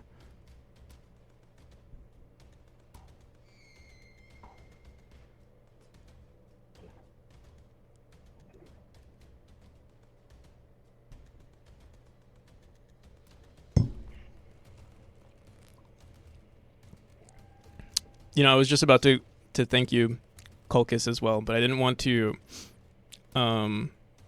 interrupt the trailer.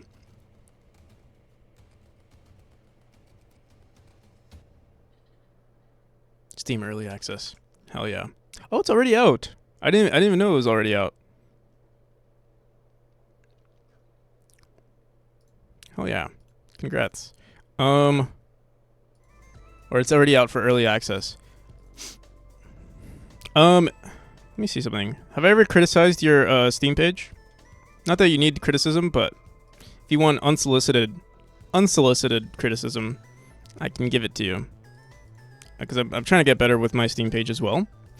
Yeah, sure. And actually, what's his name? CodeRad actually. If you know CodeRad, he's a Unity developer working on Roguelite. He gave me some feedback as well. So I'll give you I'll apply. Like sometimes I like applying this or like thinking of my own things. The banners here are really good though. I'll say.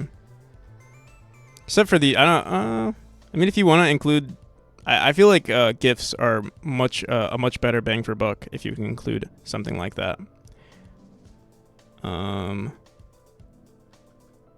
Personally, I'm not a fan of these screenshots, but maybe that's subjective. But I've never noticed. Like the thing is, if you want to include static images, it's better to include some sort of like banner art, rather like like a header type of art, rather than just a screenshot of the game.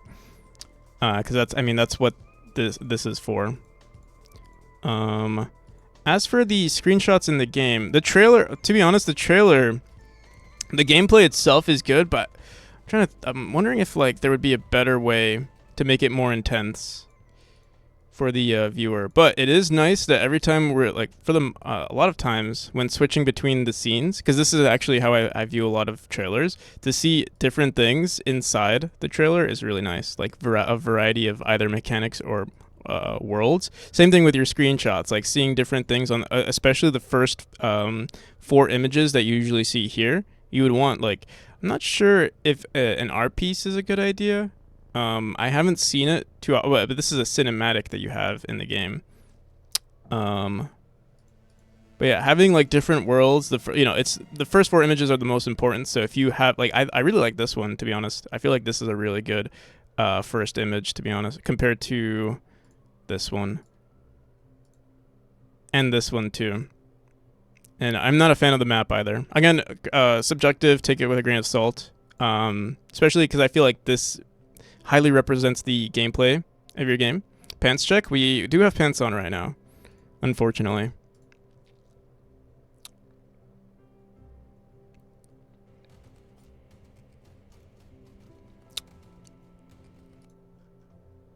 Noted. Thank you. Again, yeah, take it with a grain of salt. But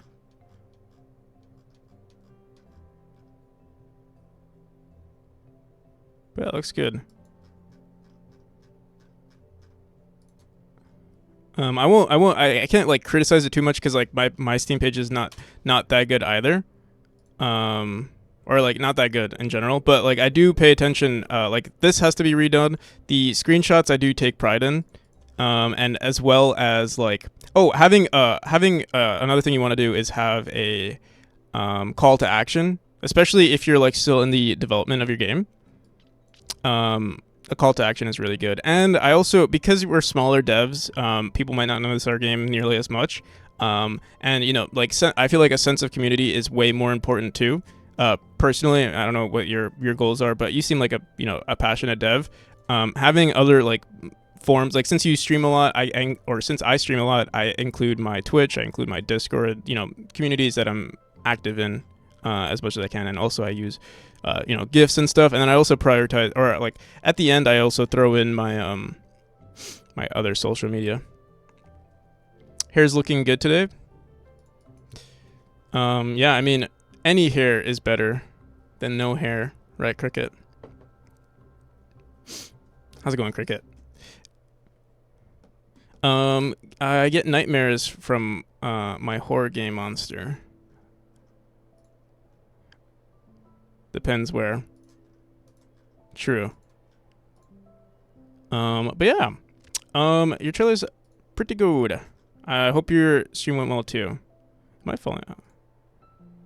Did I post it? Did I post the link? Okay, I did.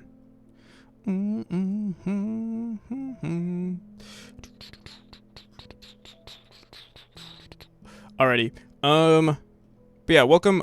For those of you who are just stopping in, I am working on a game similar to Celeste in terms of like mechanics. It's called Memory. We're currently working on some sort of analytics, like recording the states of the player. And we do have it working, but it's a little we have it working too much because we're appending too much data unnecessarily. So we're gonna have to fix that. We're gonna have to figure out. Originally, we kept replacing the data, and now we're appending too much data. So now we have to figure out how to get the best of both worlds, the perfect, the Goldilocks, just right amount of data to save. Bust a mouse today. Gotta run. All right. Peace. Have a good one. All right.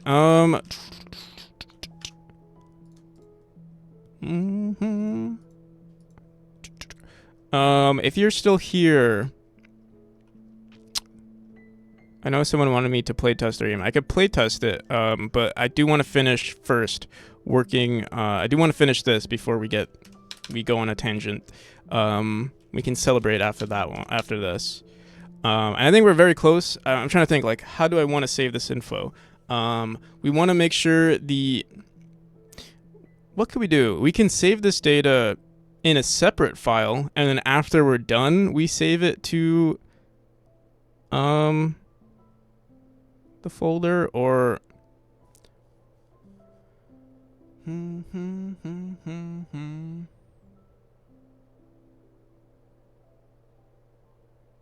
gotta get that list tail poppin'.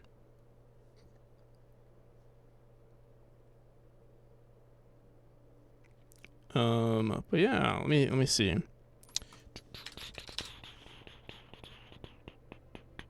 So we're saying store string to JSON.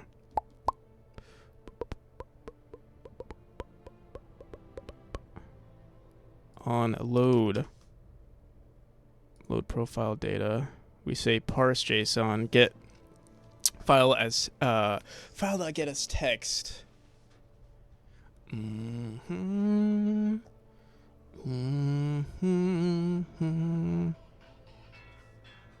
Who's calling me at this time? 7 p.m.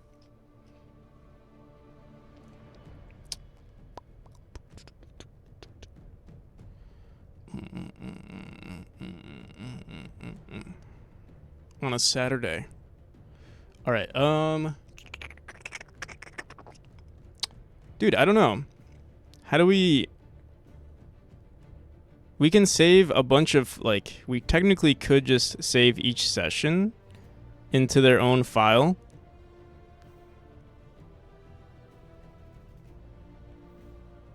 It'd be a lot of files. Nancodes, thank you for the follow as well.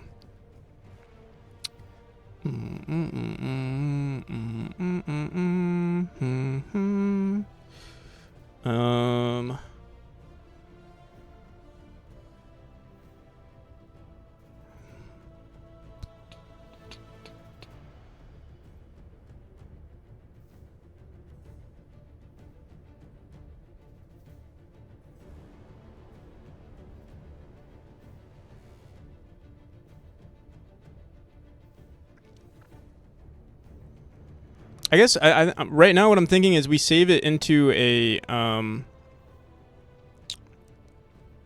we save each, like, we save a session into its own file, and then after we're done with the session, we save that file to the main file. That's the only thing I can think of right now. And I like, cuz then we'd be like constantly accessing the we'd constantly be opening the large JSON file.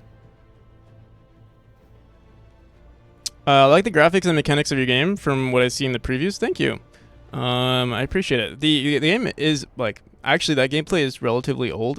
For the most part, it's the same, but like, yeah, like the dashes in that one are actually a lot older. You can see, you might notice, like, when we dash in that version, there's like a quick stop. There's like no momentum in the game, whereas in the game now, and it seems like that was like a bad decision at the time. It made sense to me when I first started working on the game, because it makes the game feel more responsive for people who are trying to speedrun. And this actually makes it a little less responsive, not necessarily responsive, but like, there's an outside factor of gravity now. You see this blue line that lets us drop down. This used to be that state where you're like held in position for a little while. On our dash, obviously our dash is the same. It's always the same distance, and that neutral state, that blue line right there, was consistent. And now it's not. But it depends on what state you're in. So, like, if you hit a portal or if you interact with a certain object, this blue line would either be straight or maybe just a dot. It really depends. Yeah.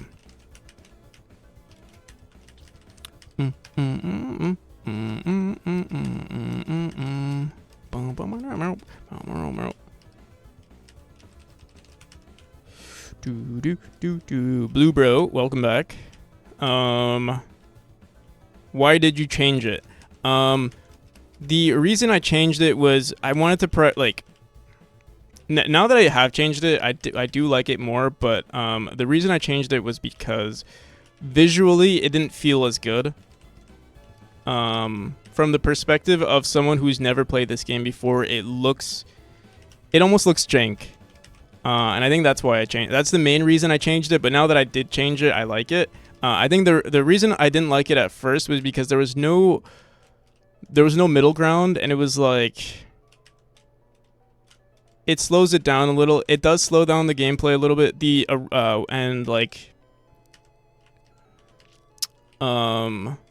It just looked bad. Visually it looked bad. And I think we could have added more graphics to make it look better, but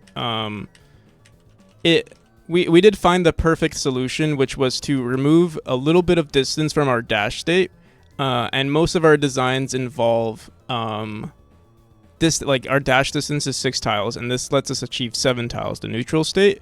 So yeah, it's not nearly as important with the designs that we have. But you see, in this state right here, we're falling.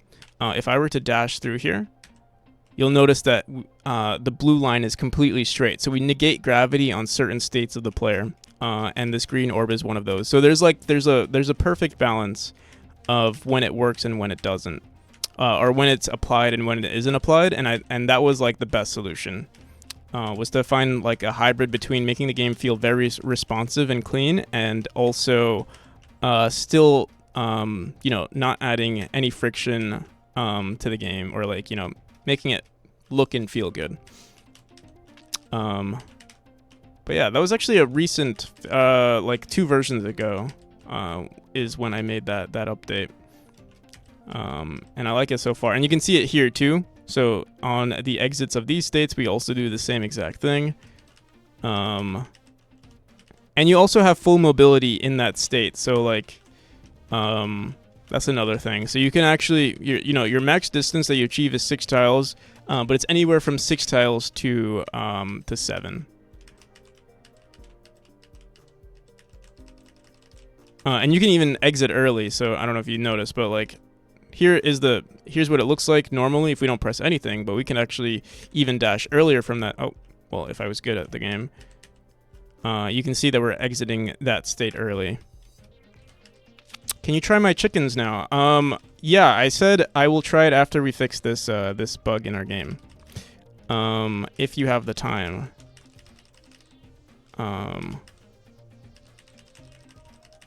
Yeah, I don't want to get distracted by like playing someone's game and then coming back and then not figuring out what we're doing here.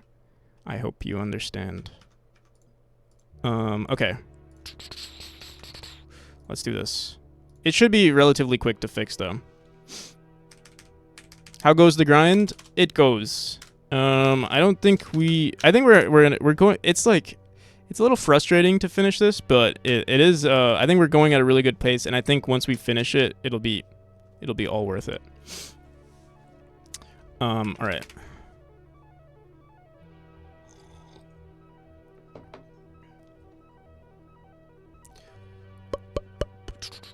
I'm watching Tadsy. Okay. Send data to profile.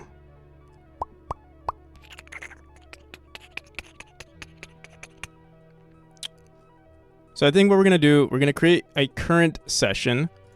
Right now we have profile 1 session, and what we'll say is maybe we'll make a file called profile 1 total session data, and then profile 1 current session data. And then every time we exit the game, we'll send that data over. All right, so let's go back to our save manager. Save session data. We're going to create a new folder, or sorry, a new function called save current session data.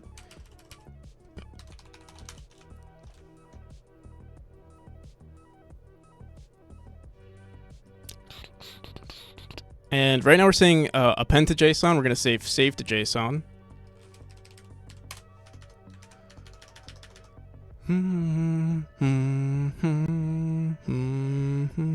Save to JSON file directory.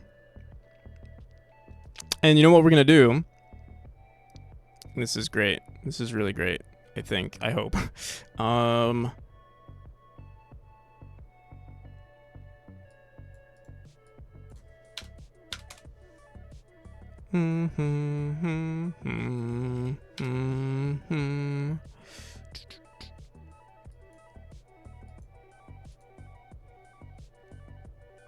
Save current session data.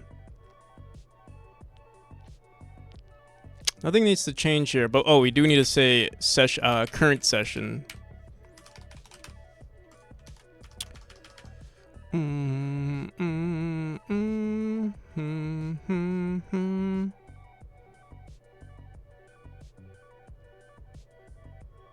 And I'm wondering, do we we have this info here? Right, so yeah, the only issue that I'm thinking of is like, okay, so let's say you run the game, you play for a while, you rage quit without saving the game. That's the problem. Or like that data is saved, but it wouldn't be saved into the total session data. Maybe we'll want to save this as, total session data, total gameplay,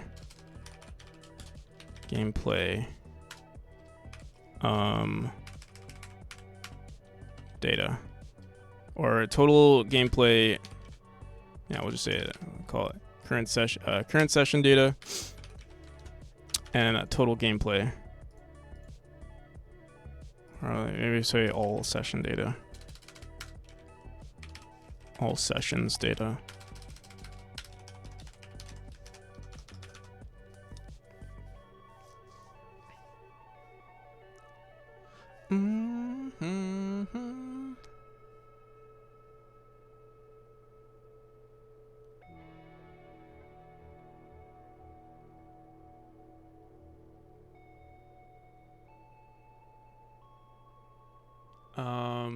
And I'm trying to think. Okay, so we're gonna save this all the time. This is what we're gonna use instead on save game.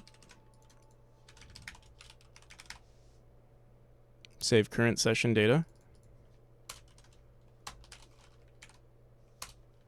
And I think what we could technically do on save game is if our current, we can save what the current session is. We already know what the current session is. If the current session does not equal what our previous current session was, then we save all session. We save this to our session data, and we append that data. I'm trying to think if we want to do that here, or do we want to create an entirely new function for when you, let's say you enter a world and there's information already on our current session data, or if a current session data is not empty. Or I guess we could say if current session data exists on the entrance of a world, then we send that data to our total session data, and then we create an entirely new JSON file. Or just an entirely new one.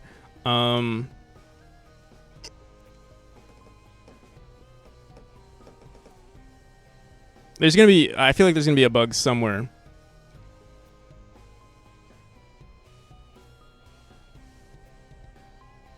At some point.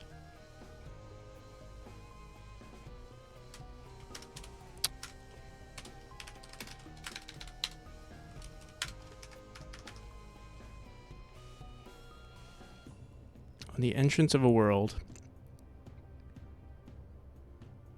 Here, let's do this. Let's create a new function called save current session to all session data.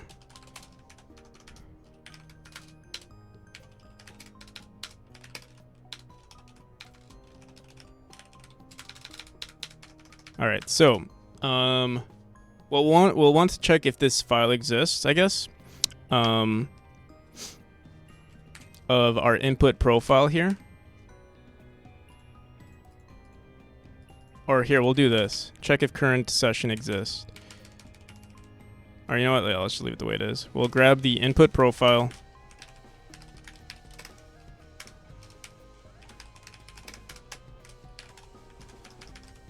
And we'll say we'll need to grab what this this exact name is.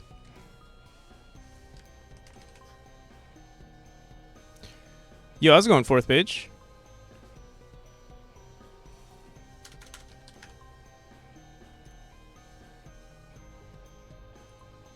What did we call it?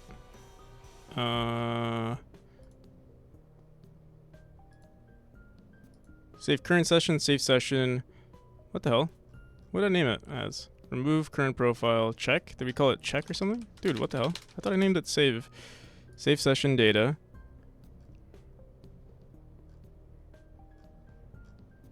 Oh, right here. Save. Okay, well, I don't know why. Oh, because it was broken, I guess.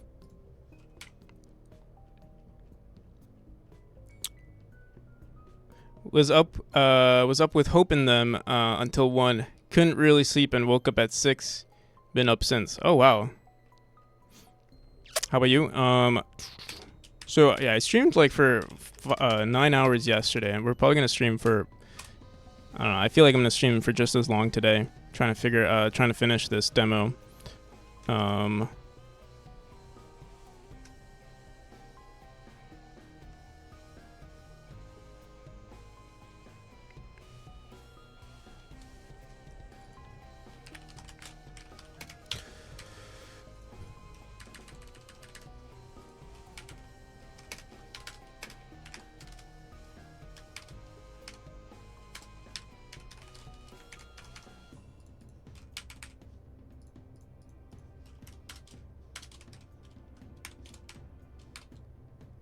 And then we need the file directory. File directory input profile name current session data.json. Then that means I can stream for 6 hours and raid you? Yes. Stream for 6 hours. Yes, do that. All right, save current session data. So what we want to do is check if this exists. If it does exist, we save the session data. If not, we just create a new one. And that's how we ensure that everything gets saved. And then we delete it, and then we create a new one.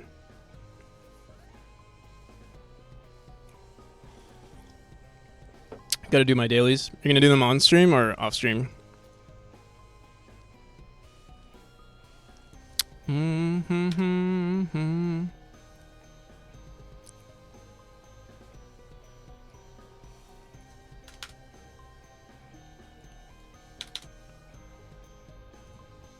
right.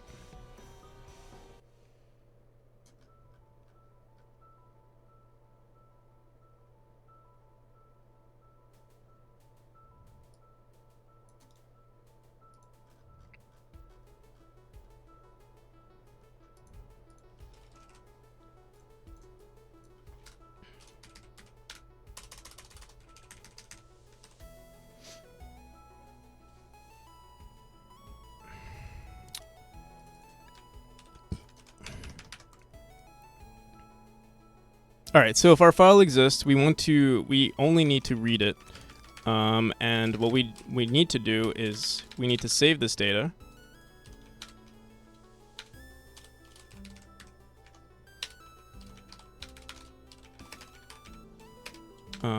Is equal to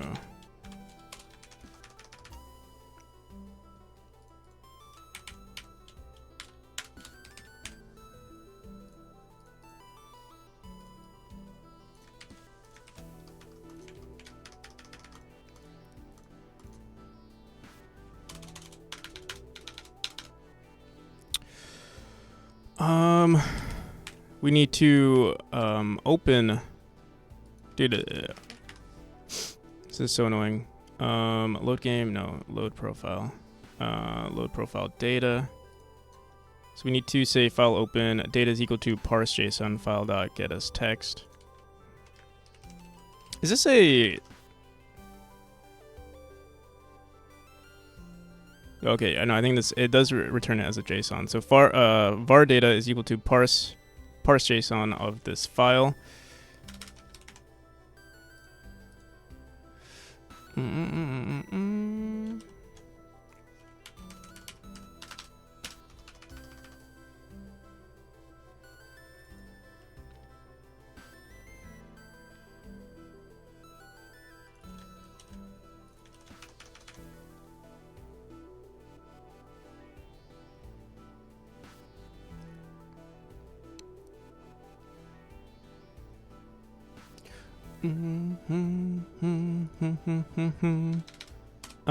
If file exists, file path, we say file open the file data is equal to this, and then what we need to do is grab the if we'll also have to check if this exists.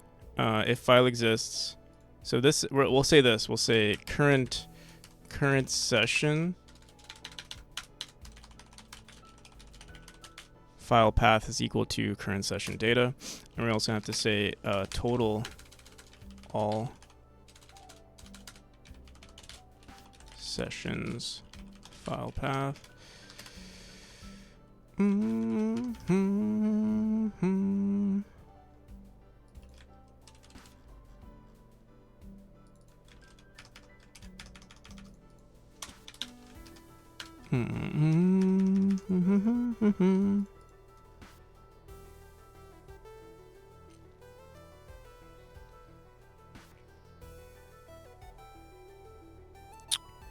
If file.file exists, current session data.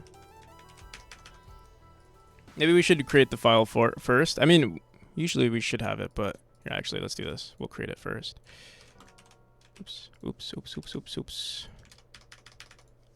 Here, we're also going to want to say current session file is equal to file not new, and then all sessions.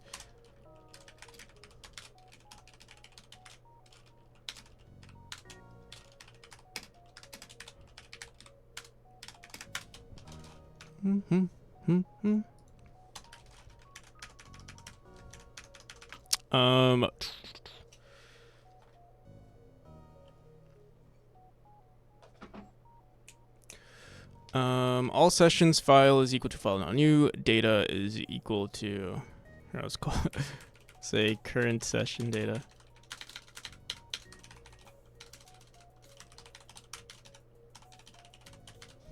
Okay. In all sessions file path, all sessions. Thank you. How's it going, Chris? 92.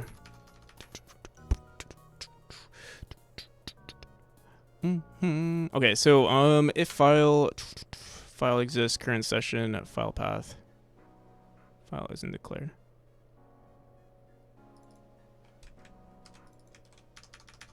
We'll also want to create this file if it doesn't exist.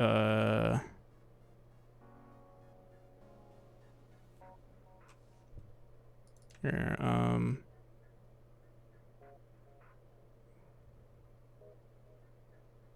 did I duplicate this? Why is there... Must have duplicated it. First, I'm going to also check if this exists, if all sessions first exists.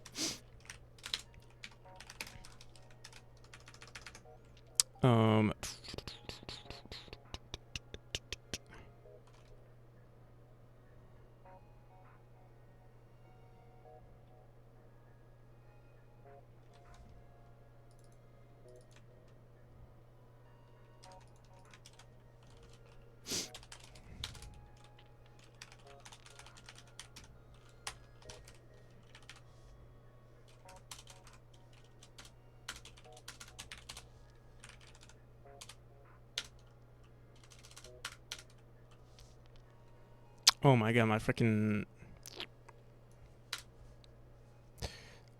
my macro. It's so funny. I always press that button. It used to be my... You guys ever have like a DPI button on your mouse and like accidentally press it while playing a game, and it's like the worst feeling in the world, especially in like a moment where you really shouldn't be pressing that button. Doing good, just chilling. How about you? Pretty good. We're working on something really cool, what I think is really cool for our game. It's like a completely new thing that I've never implemented this into like anything really, like analyzing data from people playing the game. So it's like it's something relatively new to me, and it's exciting to like make.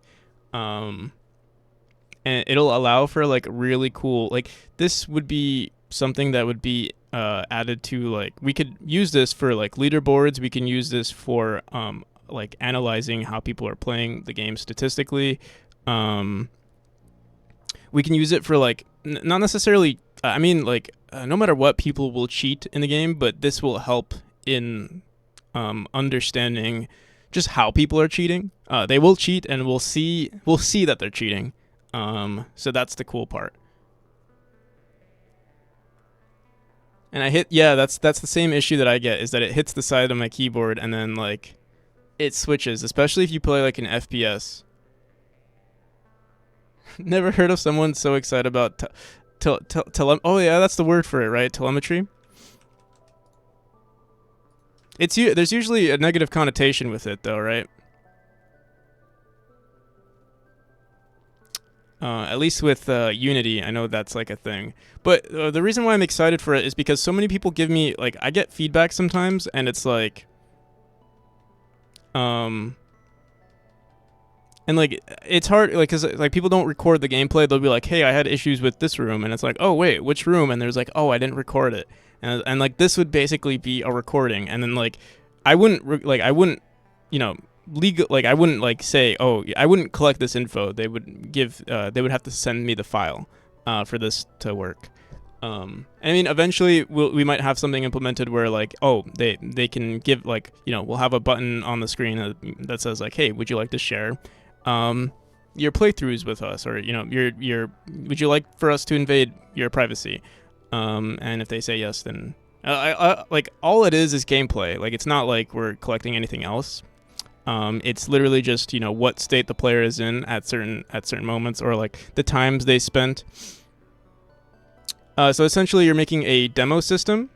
I guess so. I don't know what exactly. I've never heard of a demo system.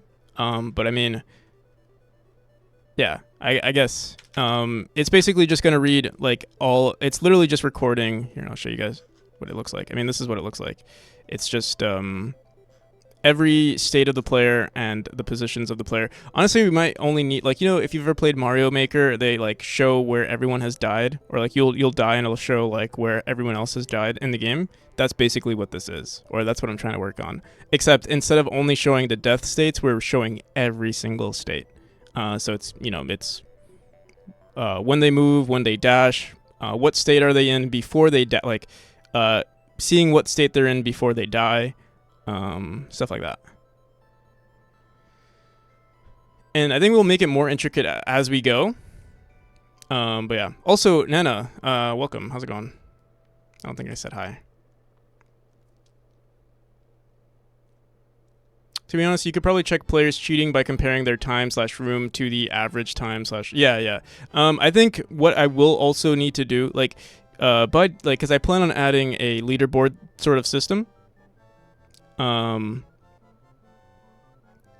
I think maybe for the leaderboard system, this might need to be a requirement. If you want to be in the leaderboard system, or in the Steam leaderboard, this will have to be enabled. That way there's no, like, that way I don't have to like record. You know, like for speedrun.com, usually there's video proof, but for the leaderboards on Steam, I'll probably like be moderating it as much as I can. But you know, in terms of like hopefully auto moderating certain things that like are blatant cheats, we can obviously just check the session data and just be like, oh, obviously you're cheating. There is a minimum amount of states that you would have to achieve to beat a chapter. Yeah, or a replay system. I think there might be more. The replay system might need to be a little bit more intricate. I haven't explored it. Like, I don't know yet. Like, maybe this is all we need. But at the moment, I don't know, because yeah, I think it is technically possible, but I would have to do like a lot of like backwards in engineering. At the moment, I would have to do a decent amount of like backwards engineering to figure out like how to do it. But I mean, maybe that, because we don't want to store like too much information. So like storing global positions and states makes sense. For analyzing like how it went through, but we're not seeing like the speed. Like, for instance, if someone slows down the game and like, you know, just runs Delta at a really low frame so that they could play the game as smoothly as possible, or like as slowly as possible, to get the, you know, the perfect thing. There's no way for me to detect that without like, I think, video evidence.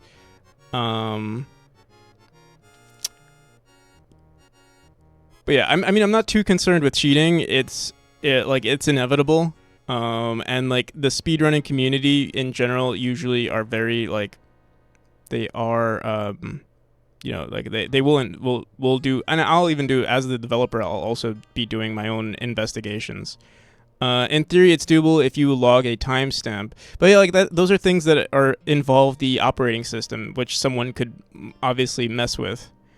So like I don't know, we'll see. We'll see. Again, I'm not too concerned with cheating, but like I'll do the bare minimum. You know, we'll put a padlock on it to avoid, you know, hundreds of people, or, you know, we'll discourage, you know, 90% of cheaters from cheating.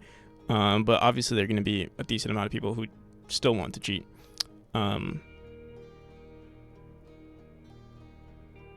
Any measure could be yeah, exactly. So it's I'm not going to spend too much time on, like, you know, I'm not even worried, like, if I'm not even worried about cheating at the moment.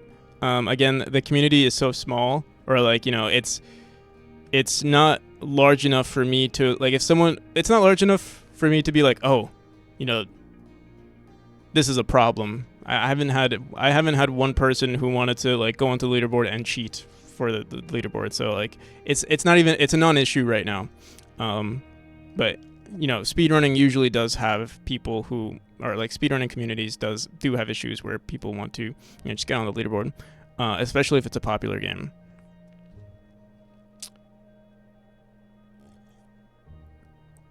Video evidence, though, is usually the easiest fix for that, though. Usually. All right, so all sessions file dot file exists. All sessions file open. If it exists, all sessions file, we say dot read. We say file dot open. We leave it like that. Else we want to create the file, right?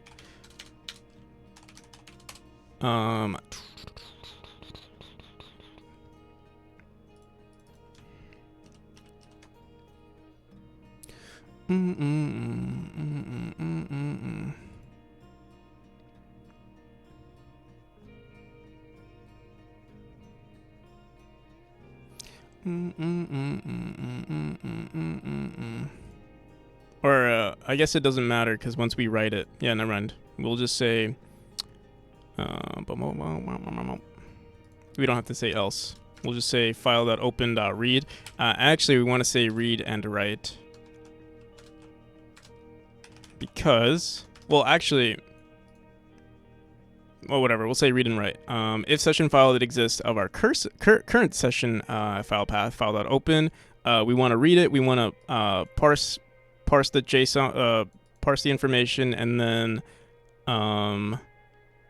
we want to go back to our, also, this is not called file, it's all sessions file. File path.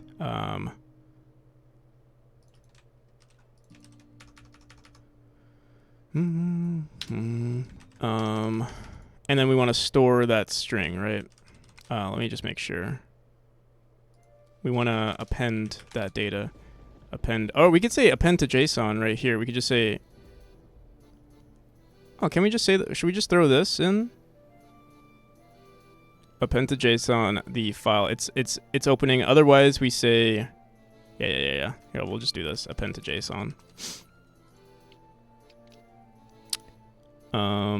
It's a little redundant though, because now we're checking if a file exists twice, but whatever. Actually, wait. I guess we don't even need this. We would just say, we would check this, and then we would say append to JSON the data if it does exist. So if this does exist, append to JSON the current session file, or sorry, not all session file path. Oh.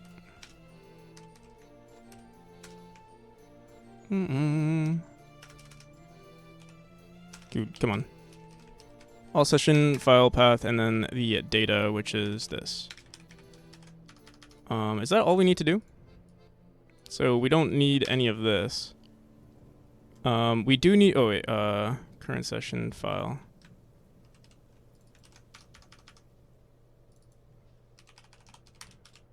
Current session file path. All sessions file path. All such. Let me just see something. Append to JSON.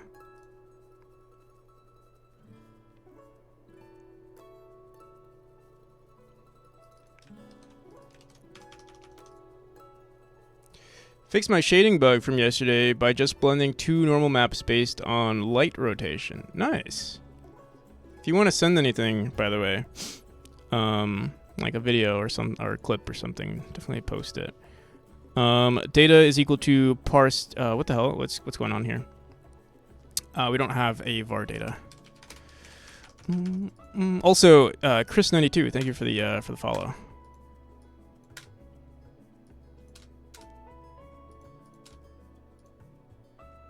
Okay.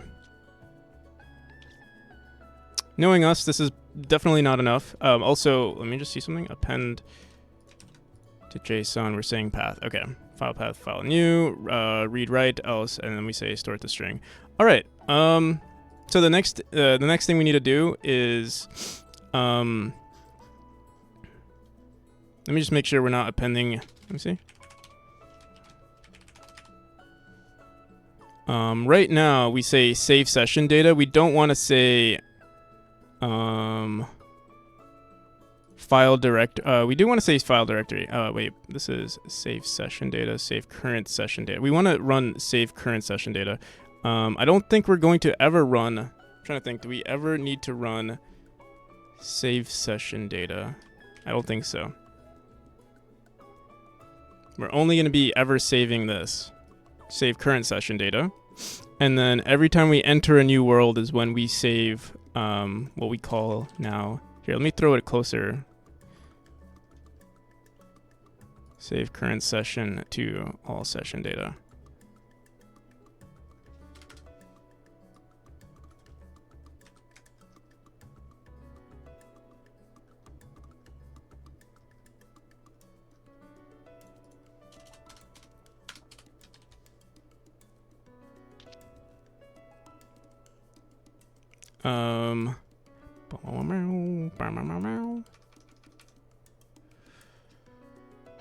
Okay.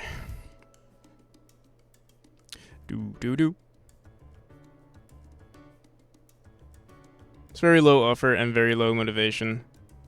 Want me to whisper you the link? I should be showcasing it right at the beginning or definitely at the end. You could either post it here or DM, whichever one you're more comfortable with.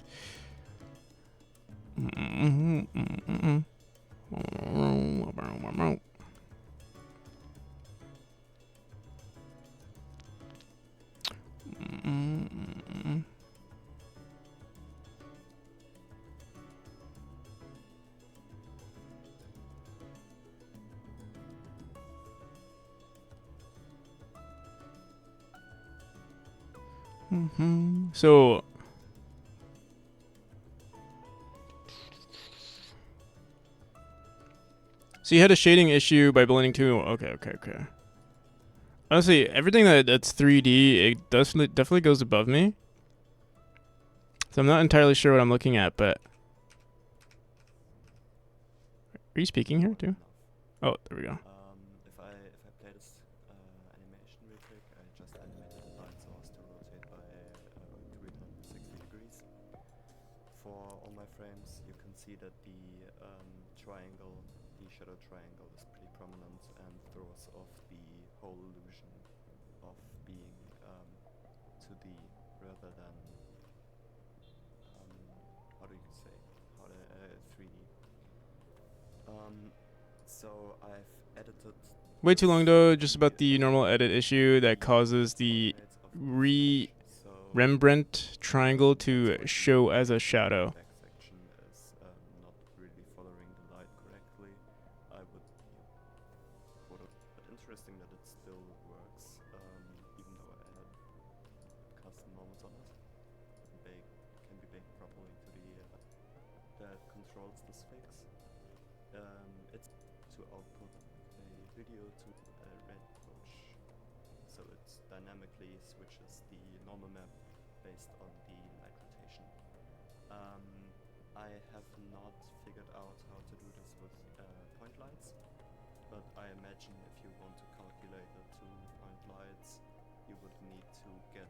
This seems so intricate to me, this definitely goes above. It's why I'm like not looking forward to working on 3D games, but it looks very good, I'll say.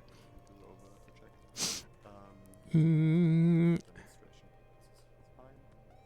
the ever elusive The Rembrandt dynamic highlight. but It's a very niche issue. I see. pretty decent fix, I would say. I would rather have it stored dynamically and not in textures.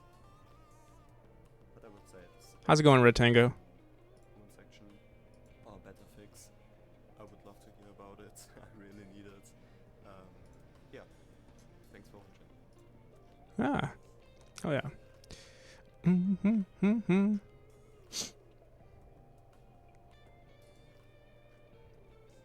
I don't know if I know Jello wanted me to playtest their game. I don't know if they're still here, but if you are, I am almost done with this. And I can check it out afterwards if you're still here. Mm.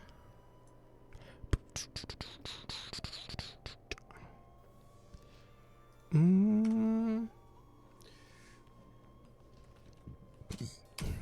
All right.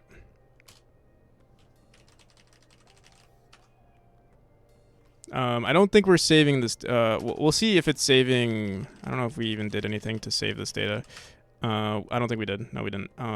Let's go back. So save current session data is what we want to start doing on save game. Oh, we do have it saving.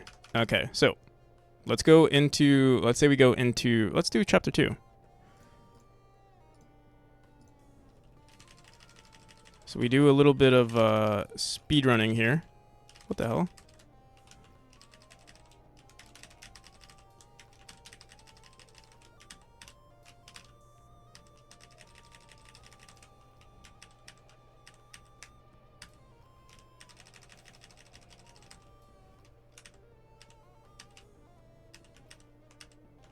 All right, so we died. Let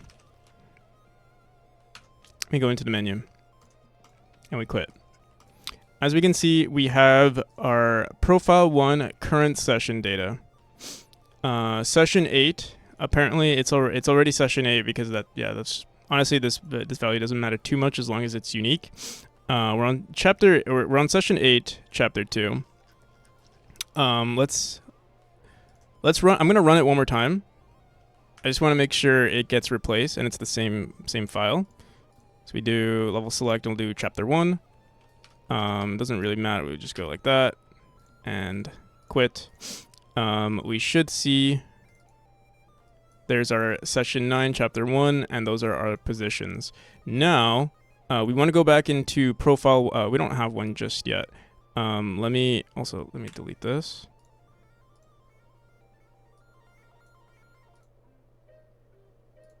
Okay.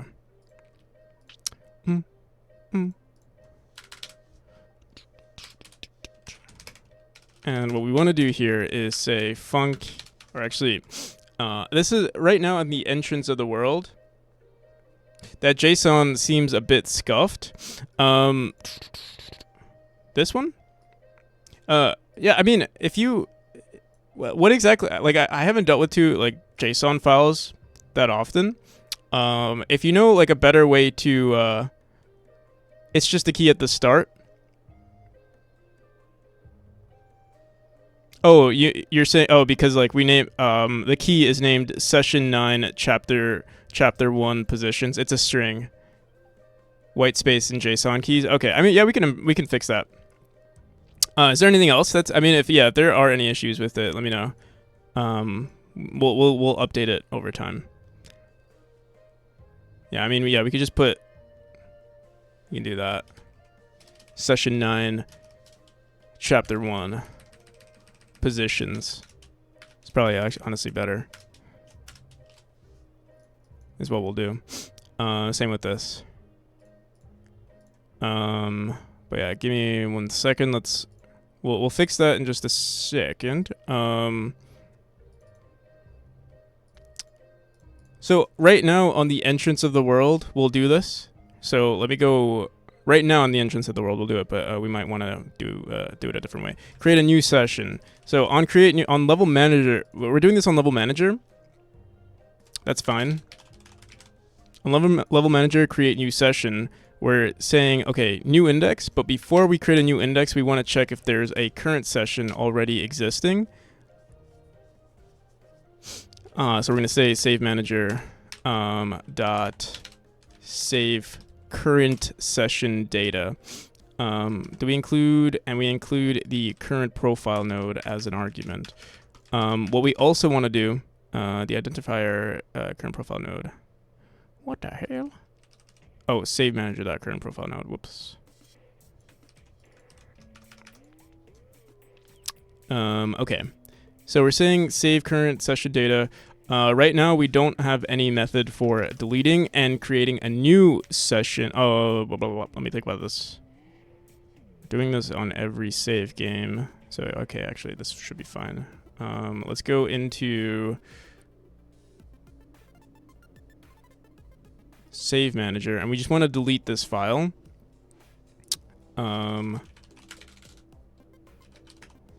Save current session to all data. If file exists, we say append to JSON the all save data, and then we want to say I've never deleted a JSON file. Let's see. Godot delete JSON. Delete save file.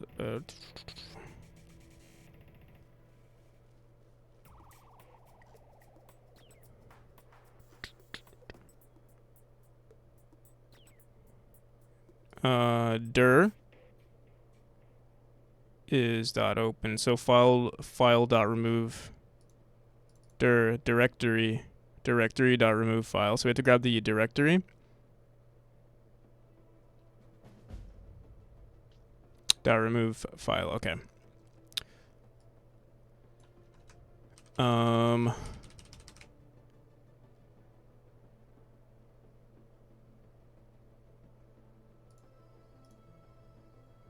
So we just have to say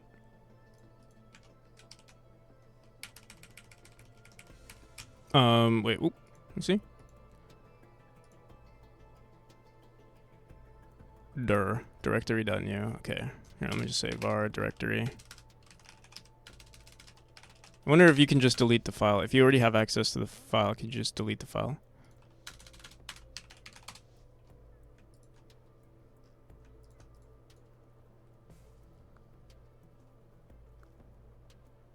Okay, so we need the directory. Okay.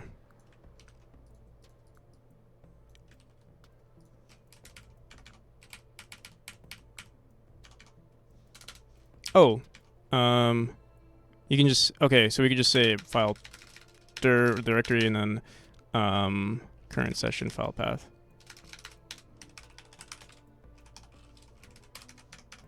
And then dot remove.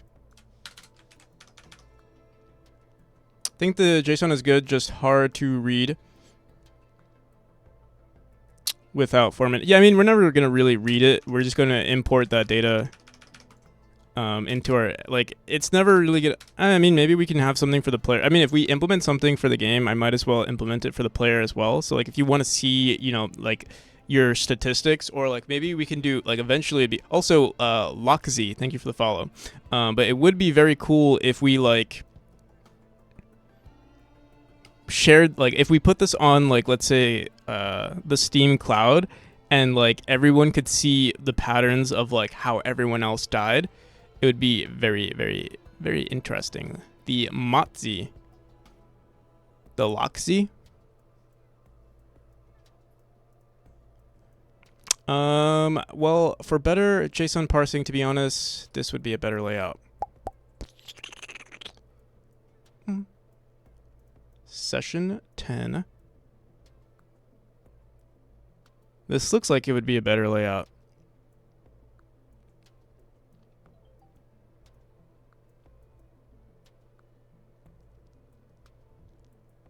So,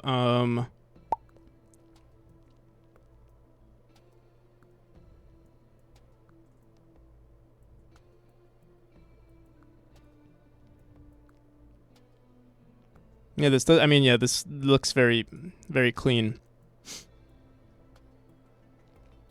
This Jason guy seems very important. Indeed he does. Here, we'll copy that. This does look good. I'll probably won't do it now because we're not going to be reading the information just now. I just want to make sure that we can save it. And then in the next update, we'll have it. But yeah, that actually does look good. Is there a way to post code to make it not look like doo-doo on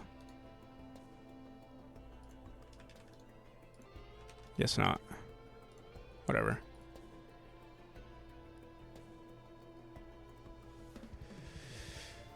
As a web dev that has done his fair share of REST APIs, JSON structuring is my DNA at this point. Yeah, I haven't dealt with too many JSONs, so thank you for sharing. Here, let me actually take a screenshot of that.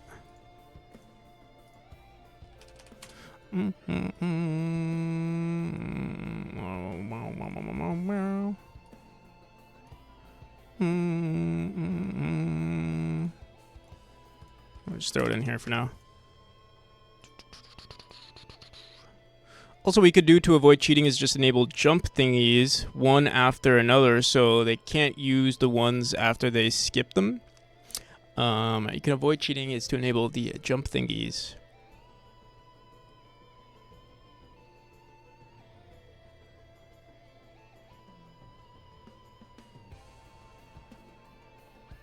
What do you mean? I'm trying to understand. Also, Zetai Kakumi, thank you for the follow.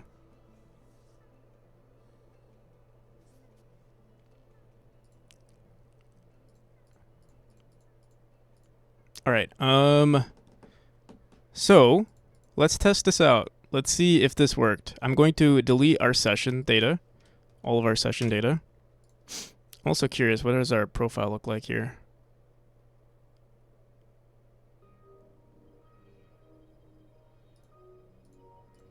All right, run it.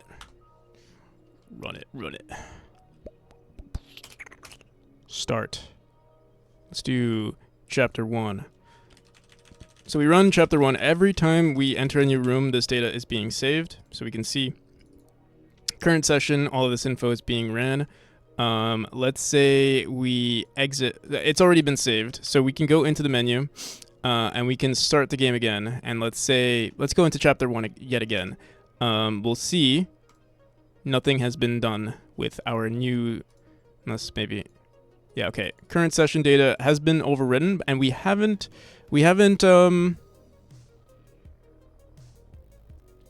there's no total session data. So when we say, what was that thing that we wrote in our level manager?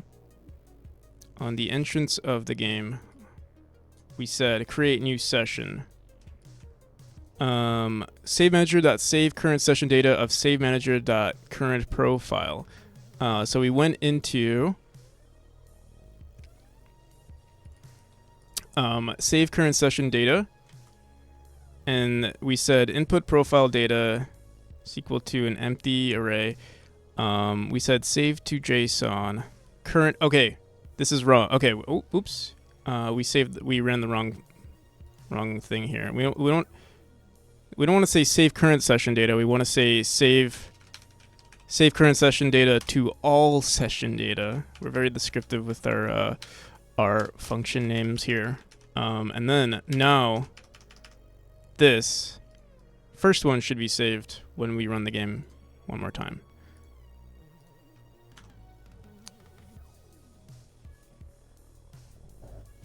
Means they could only use the next jump pad, the one that they're currently use, and then the one they were on before. The jump pads out of reach would not work, and they'd fail. Okay, so like the issue though is like figuring out which jump pad. Like technically, you don't necessarily need to use jump pads all the time.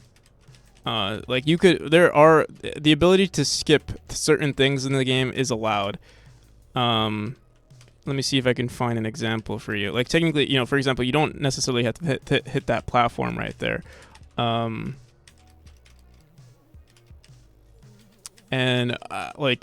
speedrunning involves maybe skip certain things in the game you can skip altogether. I don't know if you can, let's see if you can skip, like technically you can skip that first one all together. You know what I mean? And if someone is able to skip a pad, like let's say they're able to skip this entire room, and we disable this one, nothing would be stopping them from just skipping everything altogether.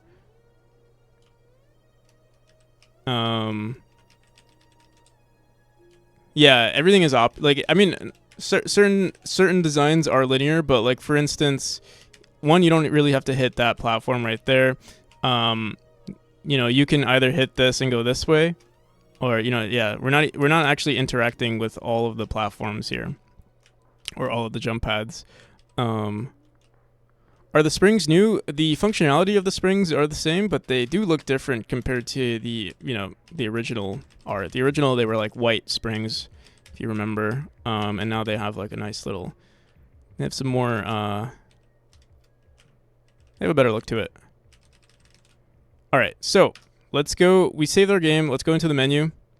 Let me quit for a second and let's look at our JSON. So we actually have all session data because that file existed. So all session data is going to save the first run, which was like very short. So we should see, yeah, session 11, and literally we didn't even move. We see the global position of the player, and then we see, you know, actually we did move. I don't remember. We'll check to see if there are any bugs. We'll look into the minor issues to see if there are any. And then let's go into here, and you can see. Okay, so this is session 12, and then here it's all session data. So all session data hasn't been updated yet. We currently what we do is we save it on the next run. So if we go into our title screen and we go into the next world.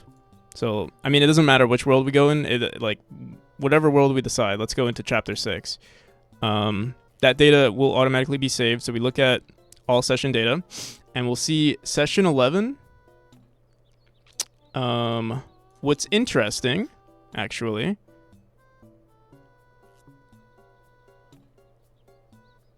I'm a little confused actually, because we see session 11 data is here. I guess. Oh, wait. Didn't we just see? Look, session 11, chapter 1, and then now it's saying session 11, chapter 1, and it's a much larger dictionary. But you know what I think we're doing, actually? We are setting the session after we save the info. Yeah. That was my bad.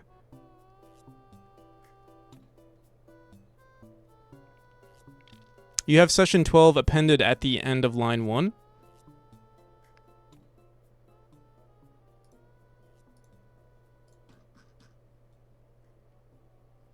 Session 12.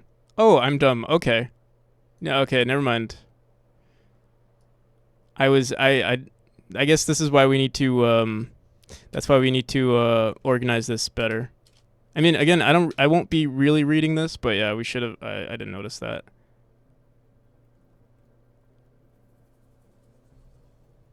But that's technically not a value. Yeah. Since you have 2 root objects. All right, I'll figure out how to organize it after this. We'll look into the proper way of like sorting this stuff. But I guess okay, then it's fine at the moment in terms of like just at least storing the data.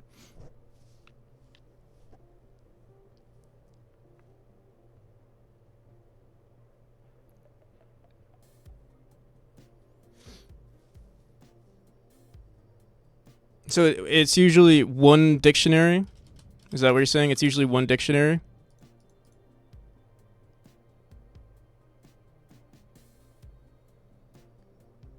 Okay.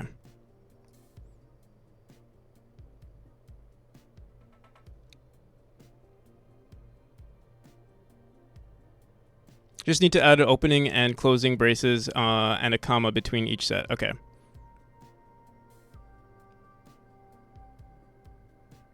I'm trying to think if there are any other issues with this.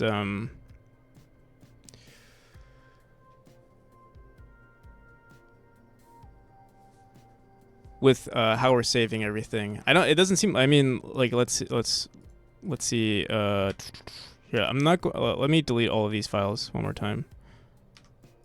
Whoops.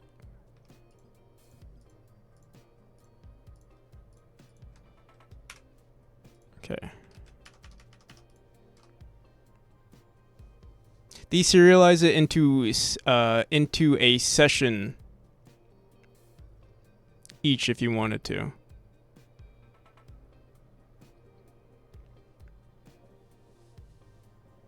One sec, I'm gonna fix it. All right. So let me just run this one more time. So we go into chapter 1. I'm not even gonna do anything. I'm just gonna like leave it the way it is. All right, here we'll enter the move state once, and then the idle, and then let's say we like restart the game. That's gonna be another session. So we should have 3 sessions in total now, and then let's go into the main menu and just quit.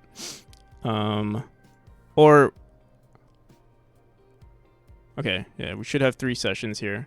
Session 16, session 17.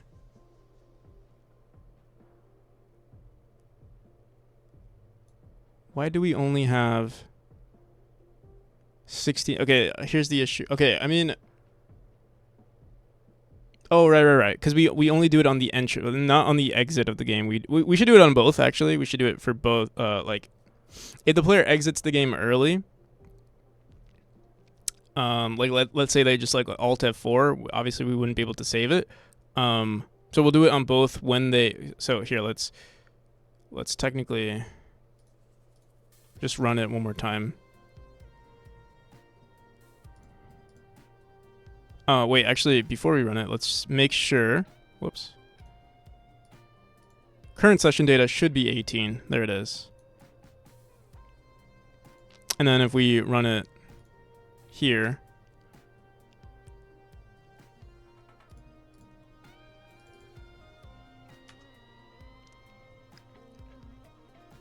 And, let's just like force quit. Let's not do anything. And then now we should see 18.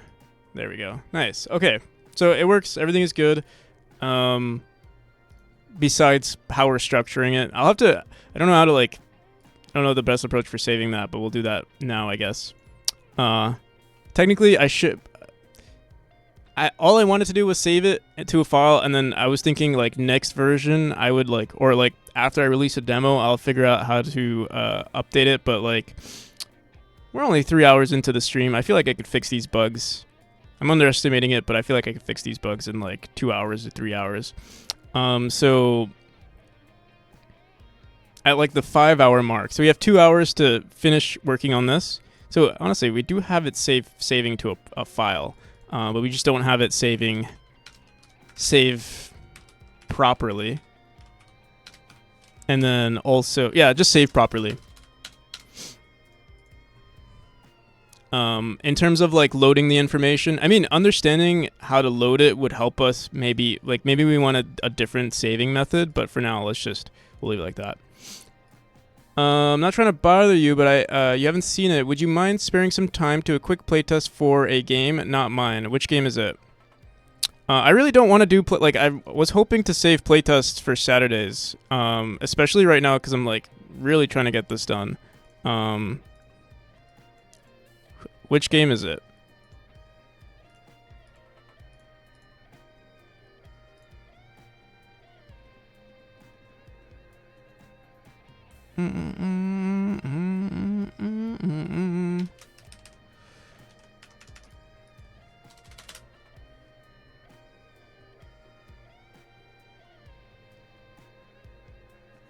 The one from you're talking about the blue, talking about from this guy, right? I literally asked if he's still here. I mean, if he's here, we'll play it. You're talking about this one, right, Chimkins? Today's Saturday. Today is Saturday, but today's not Spotlight Saturday. We do this once per month, so this was from last week, but here, we'll do it. Let's do it.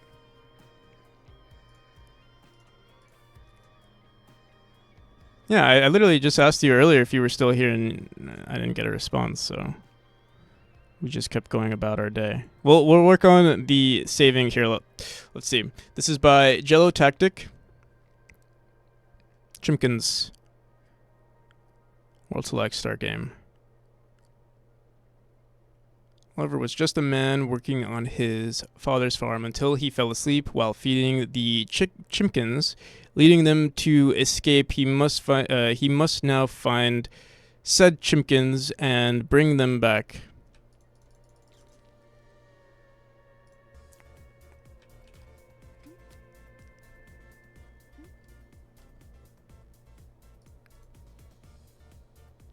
Press E to interact. Locked. Level 2. Oh, I see. Okay, so this is like a level world select thing. My little bro wrote it. Yeah, any issue in my game, my grandma actually wrote.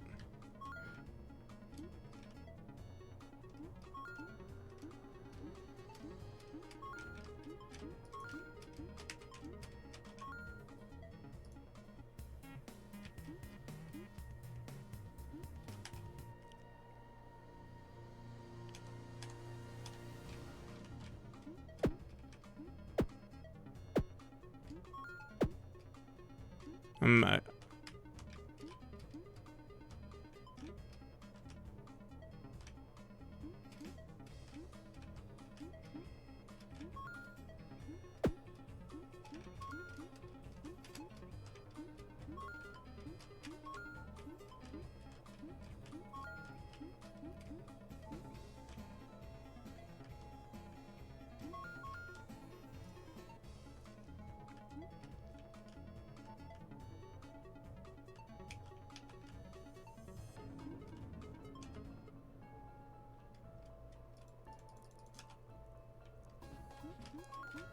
the game feels really good. The platforming is I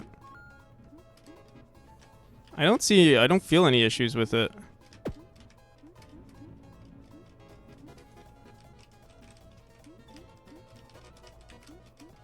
I'm not necessarily speedrunning the game, but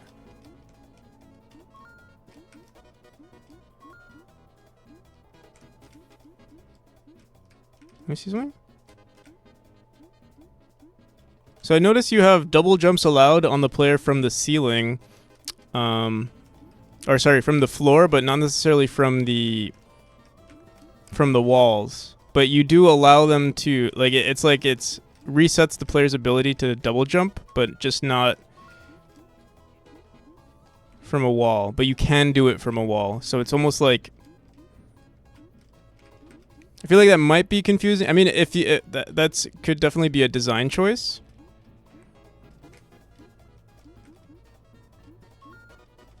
But it does feel odd. It's almost like a limitation of the game.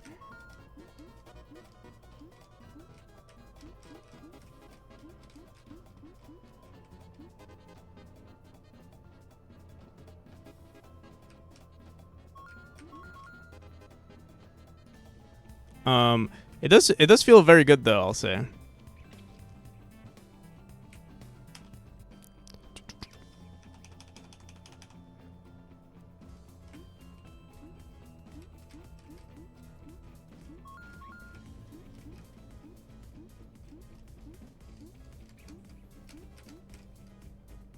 I guess you want to promote wall jump, which these also feel really good.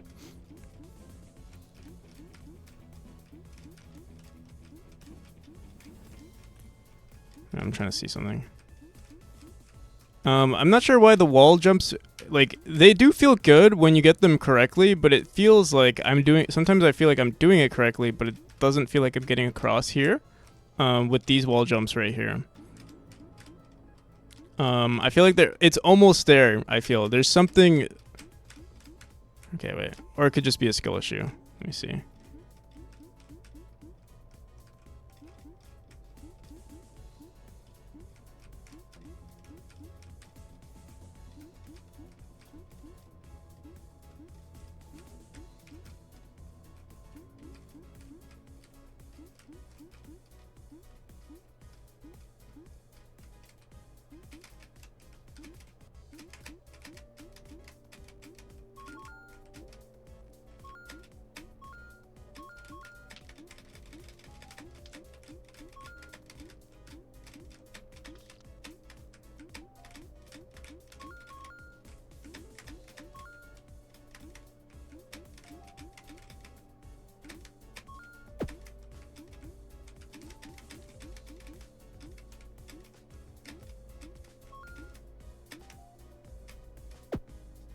Another design choice, I'm not sure if you're capping the gravity or the player's velocity on the y-axis, but you could. That way, certain elements, like sometimes because gravity accelerates so quickly, it could be discouraging for people also. Okay, it seems like we can't just wall hog, or sometimes we can, or no, we can never. So we do have to do some sort of... Oh.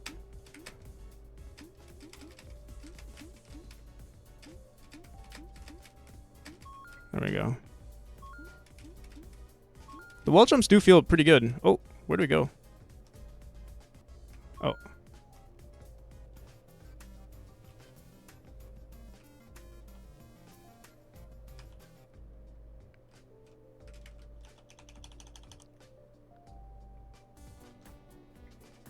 Based on the layer system?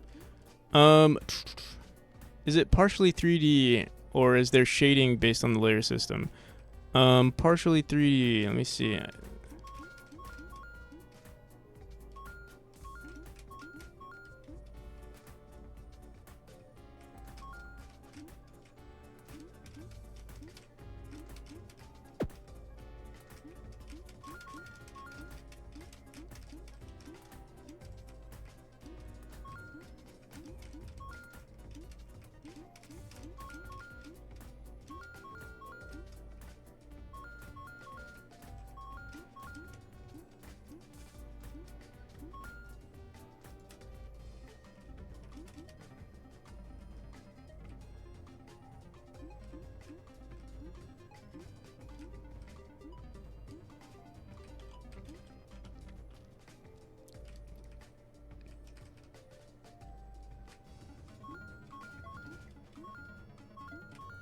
But yeah, the movement is, it does feel pretty good, especially if you like are good at the wall jumps.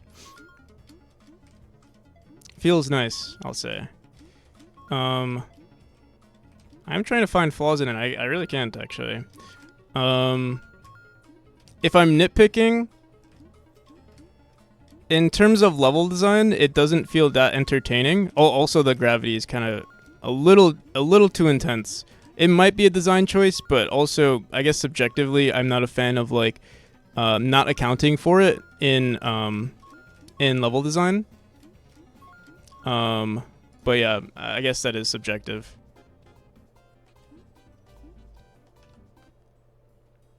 But the base movement, like if you have really good base movement, then adding mechanics is like that's just the next step.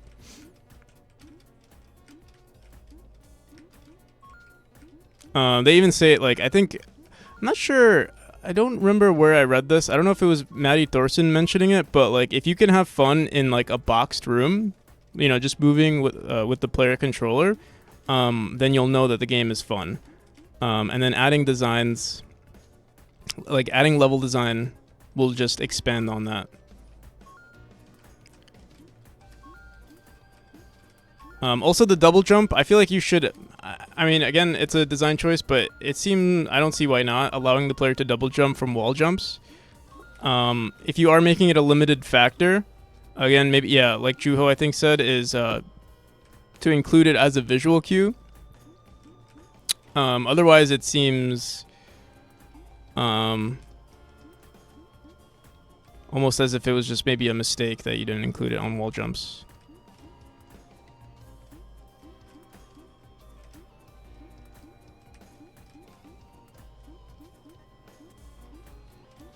Also, what's happening here? So you can wall jump, or let me see. I guess you didn't want the double jumps because you didn't want the player to hog the wall, like do wall hogs. So that actually makes sense. But yeah, maybe including a visual cue for that would be the thing you want to do then.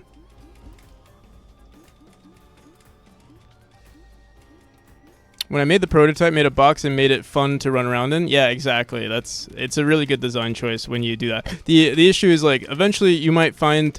So with doing that though, like for me, for instance, I started out with the box, but then you start implementing other designs, and it's like, oh wait, maybe this doesn't work anymore. Like certain things that you might find that worked in a box might not work in the designs of your game. For instance, like double jumping off walls. Like you don't want the player to hog a wall.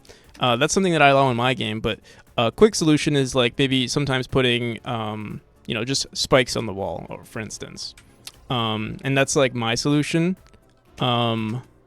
In Celeste, their solution is like, obviously you have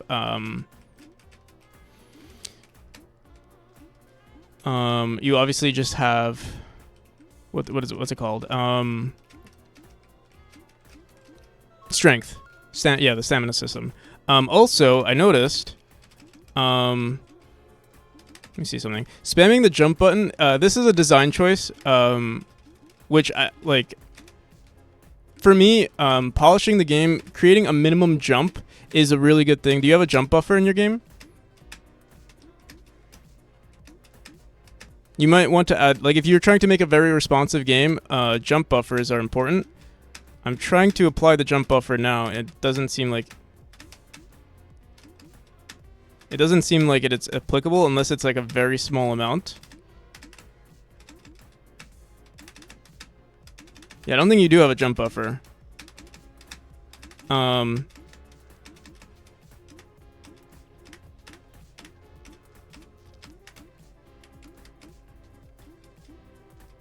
Jump buffer is super hard. You just check. It shouldn't be too difficult. You just check when your last jump or if you've already depleted your jumps, and then if jumps depleted is equal to 0, or jumps used is equal to 0, then you have the jump buffer saved. If again, this is me nitpicking. Again, it's sort of subjective what you want your game to play like. With double jumps, I can see why you think it might be difficult to add, but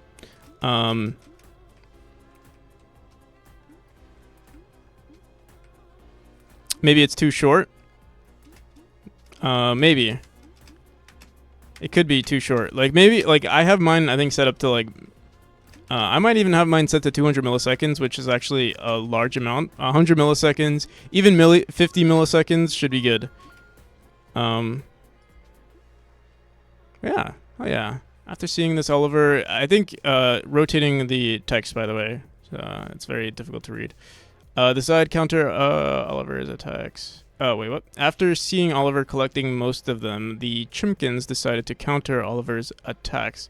This led to them setting up a ton of... Oh, I'm a little too slow at reading. Is this another completely different chapter here?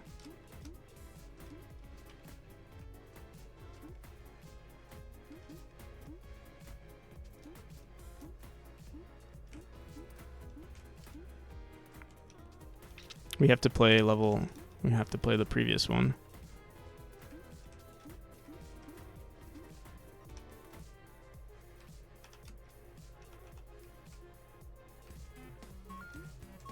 So you have a new mechanic being introduced, which is nice. Oh.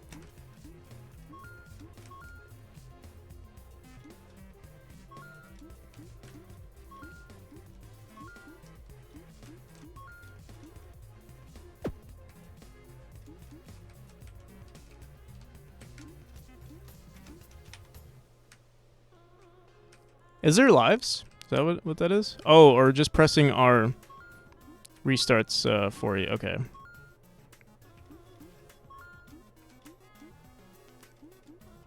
Fast respawn? Yeah, fast respawn is definitely good.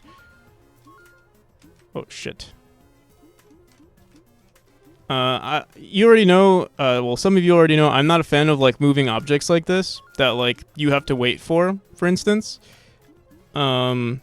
It's, again, a design choice, really. I don't, but yeah, for me, waiting around, like, especially, like, for games, I think it's, like, I'm just not a patient gamer. I don't like to wait for things. What the hell? Oh, and there's a 9 somewhere. Wait.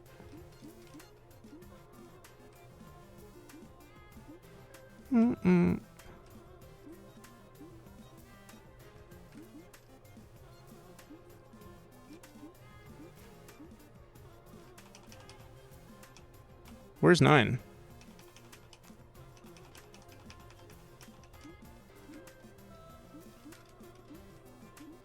Check the other eggs.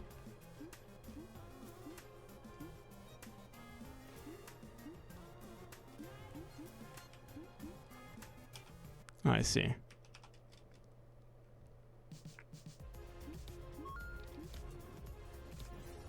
Oh, also, frickin' I never even what the hell?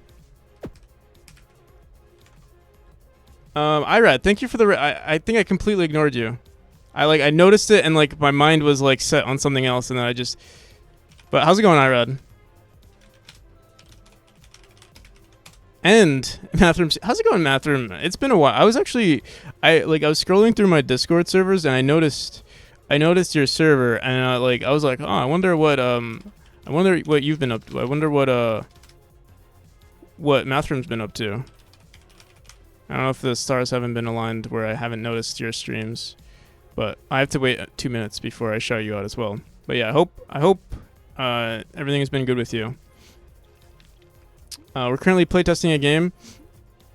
But yeah, I do dislike timing in games, just because it's like, again, I'm an impatient gamer. I'd rather be tested on my ability, unless again it's like a boss fight that's a little different. But like this, the fact that it's easy to not fuck up, but it's easy to fuck up because I'm just like, I don't want to wait.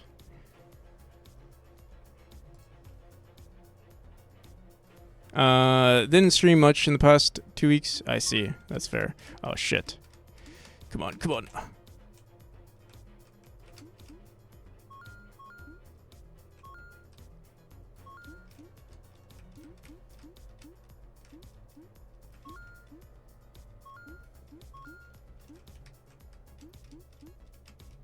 Is there like a momentum thing here?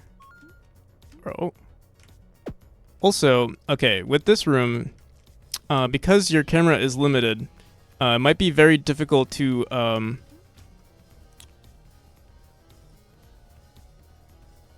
by the way, what I do especially for moving platforms is shit.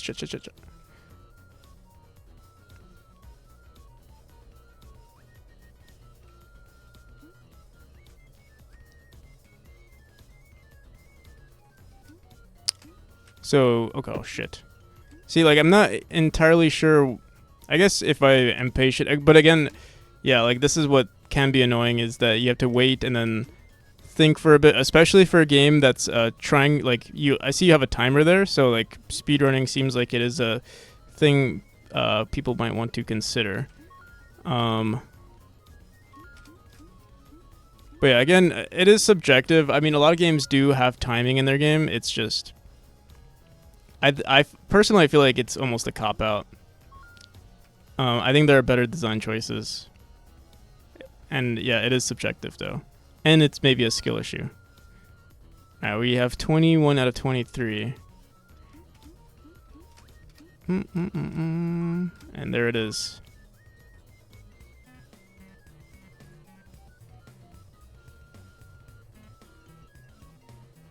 Though moving objects is another thing entirely. Well, in Celeste, there are some moving objects in Celeste, but it's one like like for instance, you manipulate the some of the moving objects in Celeste. For instance, the thing that like you dash into, or whenever you dash those those platforms, they move for you and then they add like momentum to the player.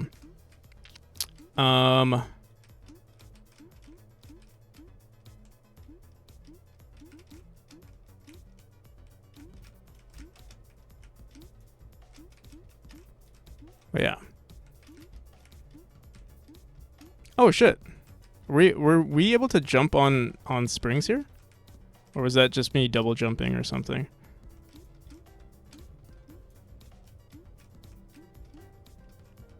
Let me see. No.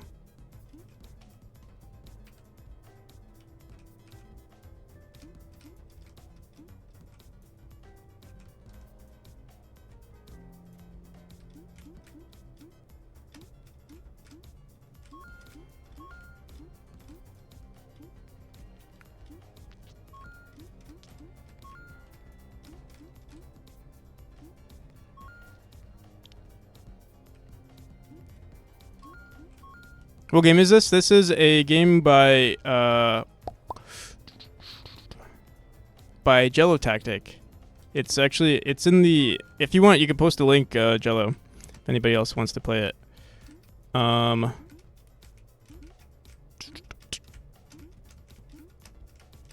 It seemed.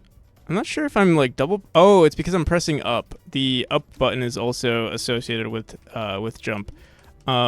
So I can press these two. That's the. I think that's another thing that you might want to consider is like.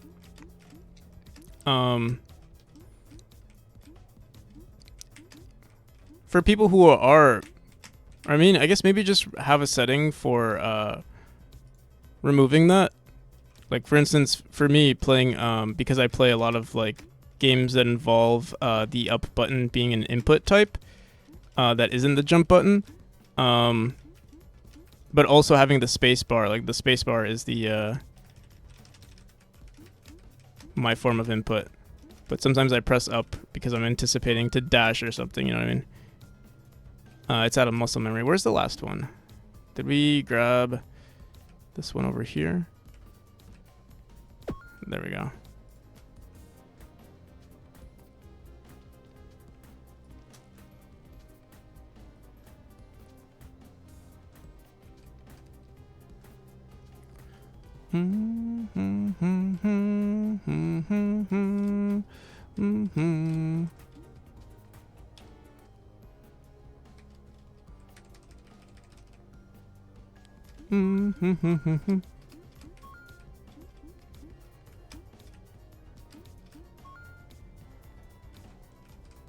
So now I assume we can do wall jumps on these. Nice.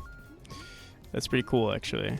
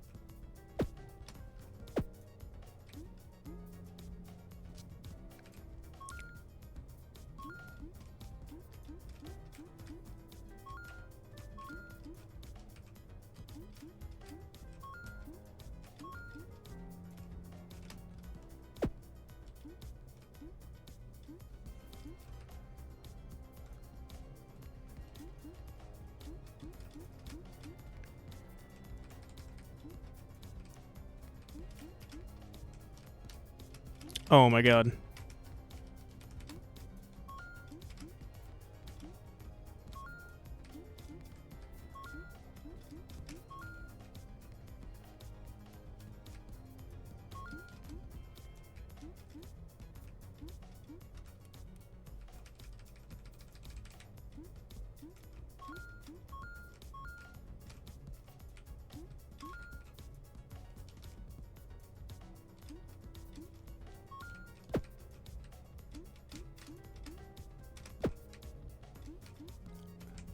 So yeah, also if you do have timing, if you want to like allow for speed running, it's just punishing because like okay, you respawn quickly here, but then you still have to wait for the cycle to finish. Like if you mess up and then you die, oh no.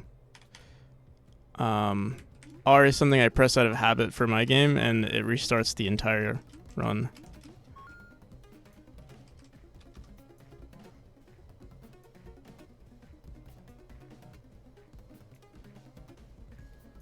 This is my first game. I don't know how to advertise stuff. When it comes to like, yeah, advertise like if you're trying to like market your game, I feel like we can almost get the timing right there, where like we can sometimes jump up there, but we can't. Oh shit! I keep pressing R.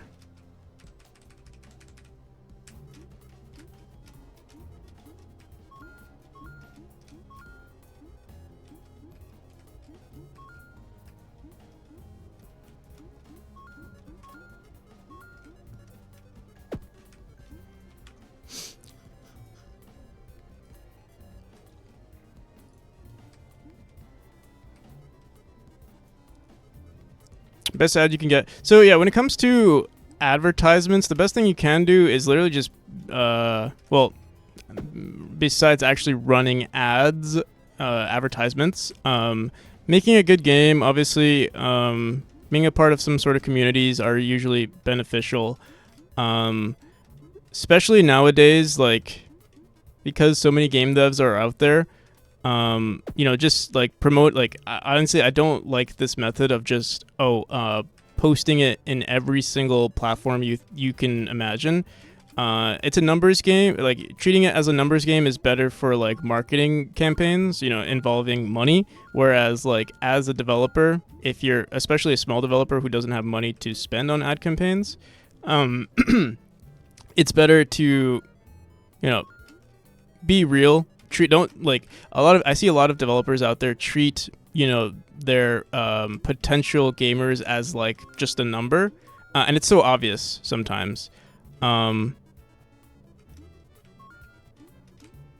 It not even all the time. It's pretty obvious, and it's like I think it definitely discourages people from wanting to play your game. But if you seem like an enthusiastic developer, I think that'll help more. I'd rather have one person who's really into my game than 20 people who are not, who just want just want something for to pass the time. It's called dehumanizing the player or customer. Yeah, exactly. And it's more common than you think, especially like on I don't know. I see it on Discords all the time where it's like people just post, and they're like, "Hey, I am the successful CEO of so and so company. Here's my game, and if you are interested in my game, join my Discord." It's like, it's not even like they actually want the feedback. They're treating you like a number. Oh, fuck. Oh.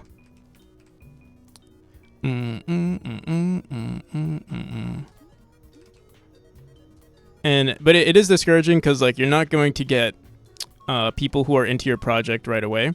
It does take a long time. For me, it took me like almost 2.5 years before people started noticing my project. And it's still relatively small. Is this how many more levels are there? Boom, boom, boom, boom.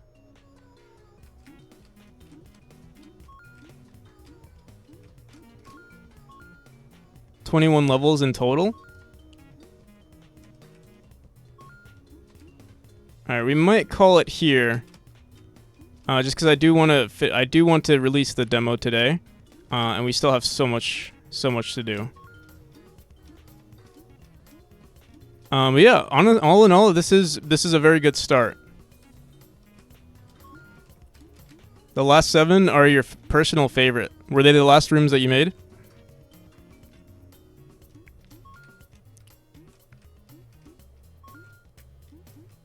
Had a blast. Yeah, that's usually the case with, at least for me too. Like the more I do level design, the more I enjoy like the future, the next rooms.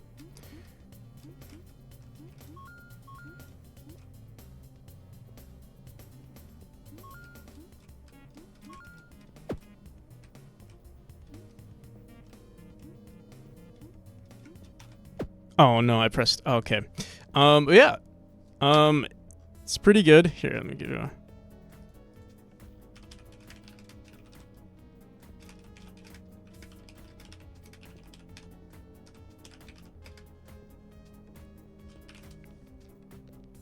What engine is this made in? Not sure, actually. I assume maybe Godot? Boom, boom, boom. The Godot engine. Yo, how's it going, Yag? Boom, boom, boom, boom, boom.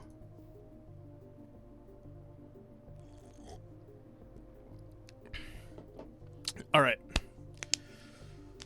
Whew.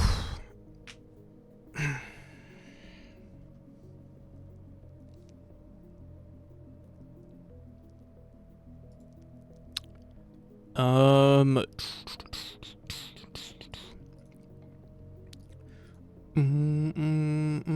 So, I remember, Chris posted.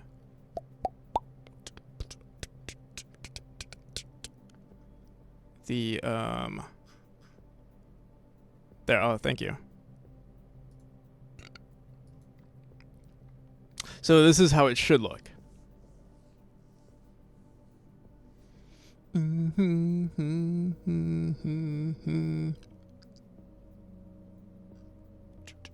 All right, give me 1 second. I'm gonna go pee. I'll be right back, and then we'll get back to it.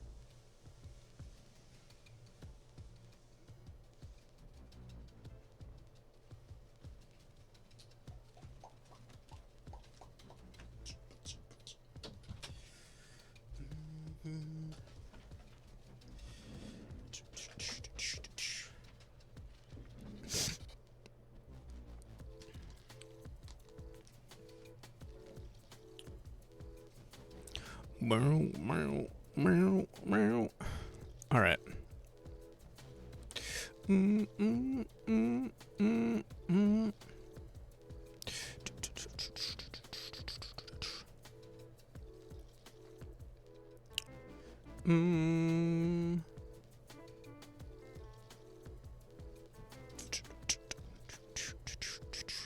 Alrighty.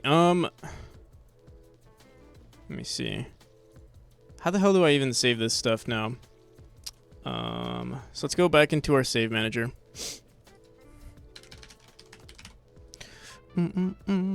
Save current data. We say save to JSON. The input profile data. Also, yeah, we'll want to save this as like session. Session whatever, then chapter. Whatever. Save current session data. Yeah. And then states.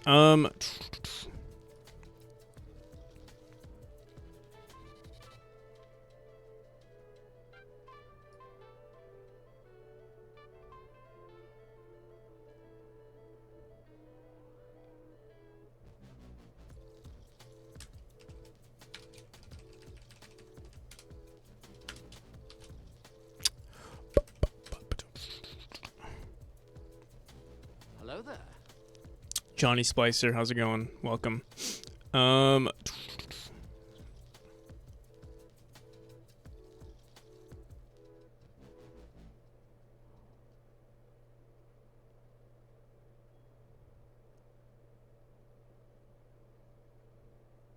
I were you, I wouldn't bother with changing the JSON format now. You can do that after the new demo is out, I guess. I'm trying to think. I mean, it should be as easy as just trying to... it's just formatting it. We are basically done with it. Like, it's... let me try this again. We did finish it.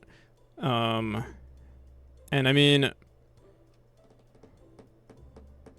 I'm just curious. Save to JSON.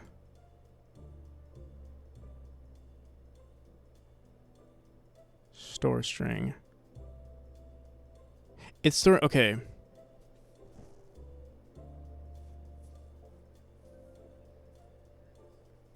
So I guess to edit the information, we would have to like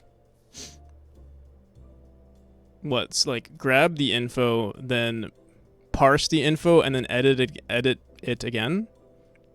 I'm not sure how to do this with Godot. But I might just leave it the way it is, just for now. So we can fix all the other bugs that we have. Oh,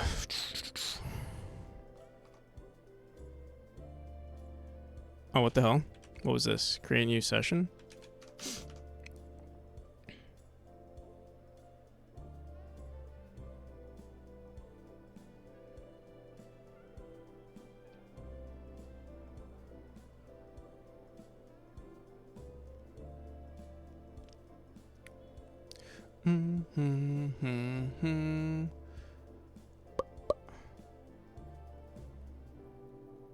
You'd have to read the data as JSON. Then you have an object or dictionary. You'd have to add new data to the dictionary, then save it back as JSON. No clue how good Godot's JSON support is, or what type it would be in GDScript after you read it from JSON. It would be. We'd be reading a dictionary, but it'd be like a huge ass dictionary. Like if we keep doing this every time. I wonder if just saving each file, or like,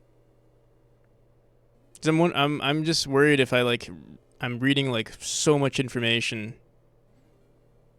Like if this is something that we keep for a very long time, this like all session data, I'm not even sure like what would be considered. Here, let's do this.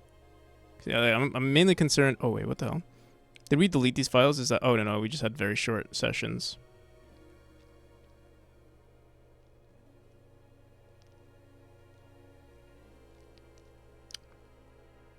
I think I will just leave it the way it is for now. If anything, we'll make something to.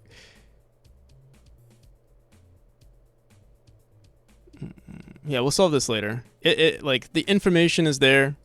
If we want to read it a different way. But you said technically because there's two root, or like there's no root dictionary here. It's what, like, is it just like what's exactly, like, it's just not the right way to do it. It's technically just shit. It's like broken because of that. I mean, we could throw in. You said we could just throw in another one. Oh wait, no, not another. The current session JSON is fine. How about this one? This is the all sessions, because it's a dictionary. It's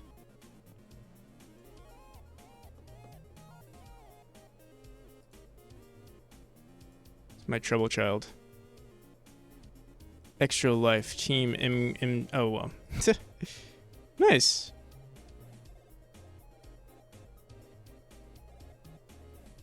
Looks good. Yeah, that's not correct. You have two dictionaries. I see.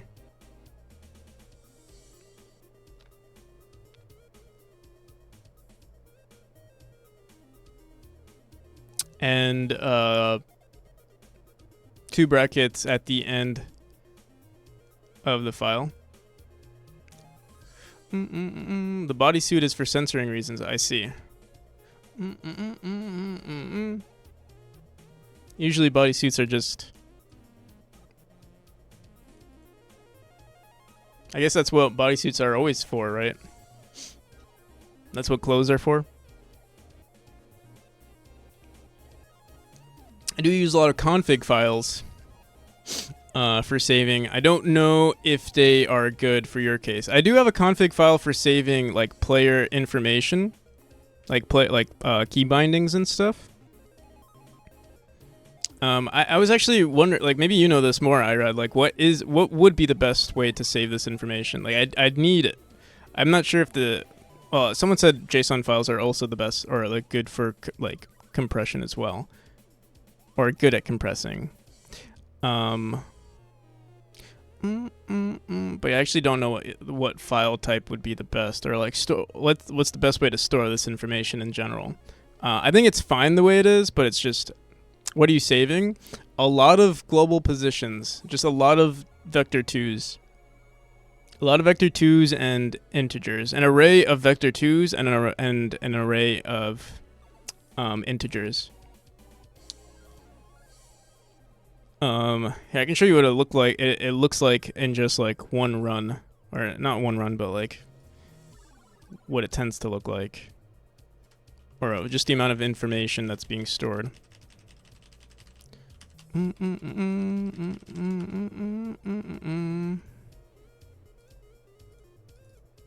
That's what it looks, or like this is the type of information, just a bunch of vectors. Vector 2s. Do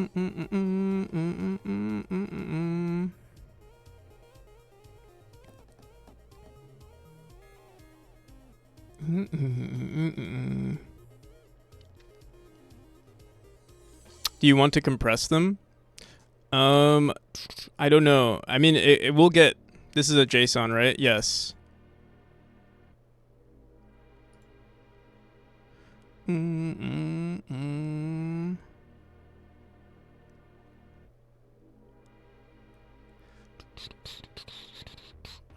And it will get fairly large very quickly, probably. Basically, you want a dictionary containing a list/array of current session dictionaries in all sessions in the... So maybe it's already good. Do you care about the values after the decimal point? No, I do. Yeah, I do care about them.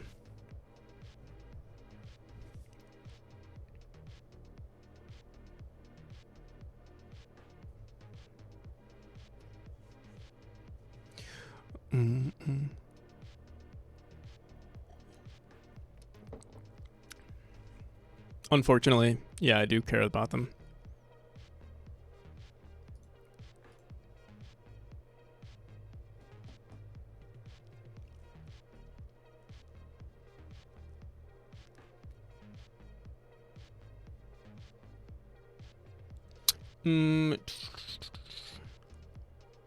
May use resource saver and store impact vector into some memory. A resource, I've actually never done. Actually, that might be better than saving it into a JSON file. Check how large the file gets. Here, maybe we should store that. Actually, honestly, yeah, resource file might have been better. But at the end, though, I'm actually wondering, because like, you know what? I think I'm just gonna leave it the way it is. We can improve on this later. I don't want to spend too much time on this. I was thinking of just having a folder of session files. Then people can just zip it. That's true. Like, we could make a new folder, and then... I'm just wondering how, like... Because then we'll just have, like, a huge folder full of, like, you know... Like, if we had sessions here. Like, let's say you play the game, like...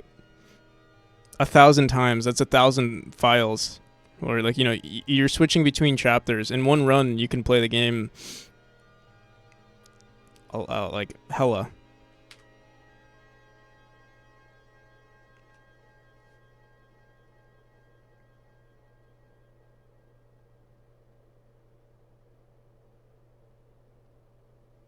I know Final Fantasy XIV saves my entire DPS log in 6 text files and just overwrites the older after X fights. It's very low space, to be honest. Yeah, replacing might be better, so you don't create infinite files. Yeah, we could do that. So like, what, we limit it at like 100 sessions.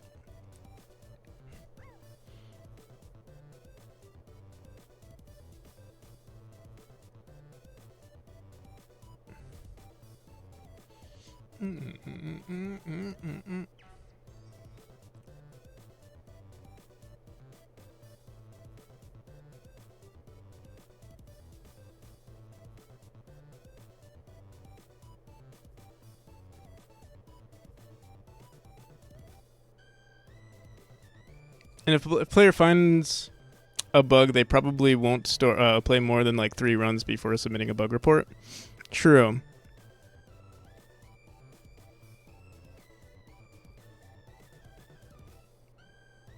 $100 runs.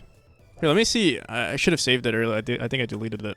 I want to see what an entire run looks like. Some sessions are definitely longer than others. And also, obviously, like, depending on what you're doing, like, technically, the least amount of sessions would be, to me, like, if I just don't press anything and we just do this for a long time. Oh, I think there's a bug, actually. Cause every time we go here, we're resetting the, I don't think we add another point at the entrance. Oh, no, we do. We do. We'll have to look into it. The debugger right now was mainly for visual purposes, and now because we're using it for logging purposes, it might be actually storing one thing incorrectly. I'm not sure. We'll have to see.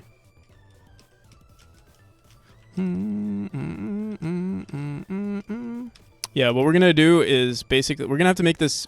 We're gonna have to rewrite the debug, like the player path, what I call the player path record node, and kind of just play it in the background always, and then the debugger instead is just going to display it if the player wants to see it.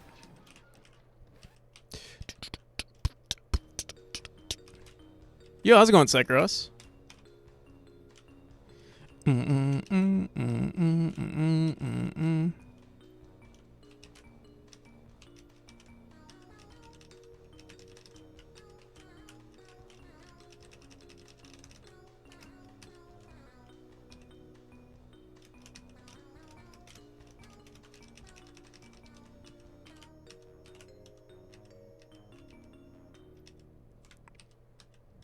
Also, where are... I feel like we have no sounds in the game. I don't hear shit. Maybe I, like, muted it?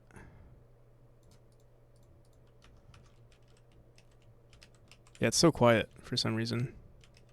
Is our master... I think our master volume is actually pretty low, too.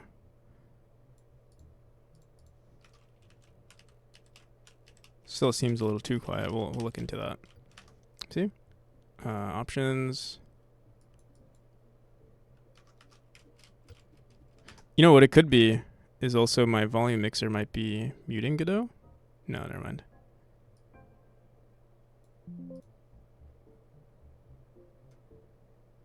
Boom, boom, boom. And in Philly Twitch, game's looking great. Thank you. I'd say 1,000 JSON files isn't too bad. I play Trackmania, which saves a replay of personal bests for each map, and I have over 3,000 replays amounting to 4.5 gigabytes since July 2020. How much is each how much information do you know, if you can tell me, is each JSON? Because we'll find out what our session looks like right now after we finish this chapter. If you know. If you don't have it on your computer or something, that's also fine.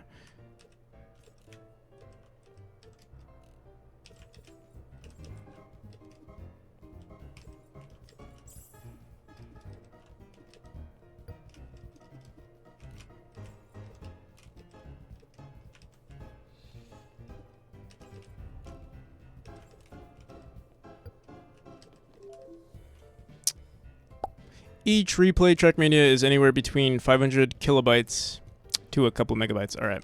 So we'll see right now what our run looks like. I think that it was actually pretty close. I think we hit like a megabyte. No, actually, no. It'll be less than a megabyte, actually. Much less. I'm pretty sure. Because originally when we saved it, it was like... Oh, shit. I think we fucked up because now it's... I think we just replaced our current session. But, I mean, we still have our our new session here. Let's see. So, all session data. Oh! I mean, yeah, we can see it here. It's 12 kilobytes. Yeah, that's nothing.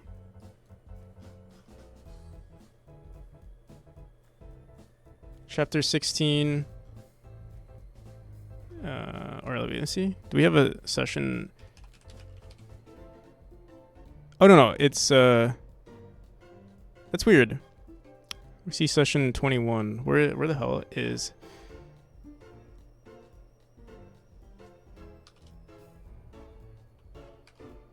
Session 20.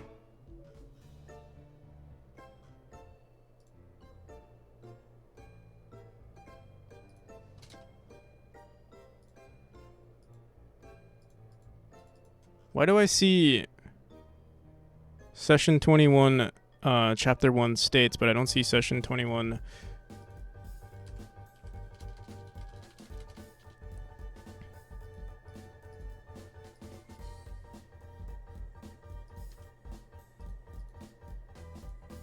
Okay, here it is. So, okay, this is all the info. Technically, let's get rid of this. It's technically this. Session 21. We didn't fix this part right here. Session 21.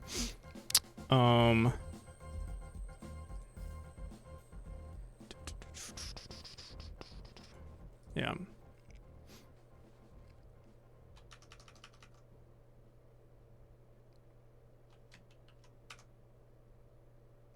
Yeah.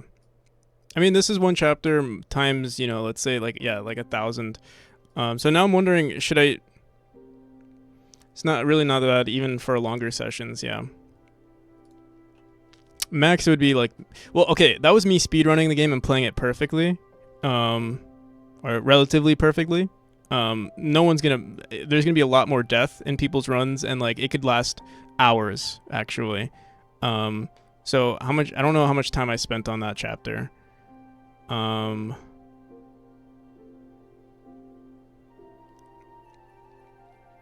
So even at 1,000 sessions, so someone is more likely. So I died maybe. Oh, my night mode just turned on.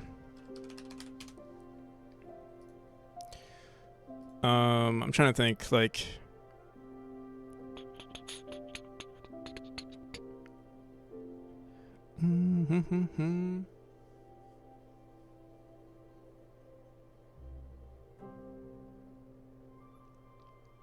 Yeah, I think it's not bad at all either way. Worst case scenario, I don't think it's that bad. I was thinking we could still store it all in one JSON, but I guess, yeah, just having separate files is probably best in case like something gets corrupted or something gets ruined. If someone takes times 10 that time, 20 minutes, it would be 0.1 megabytes. Okay, yeah. You're right. Yeah, this is fine. More than fine. I would not add it all to one file. Okay.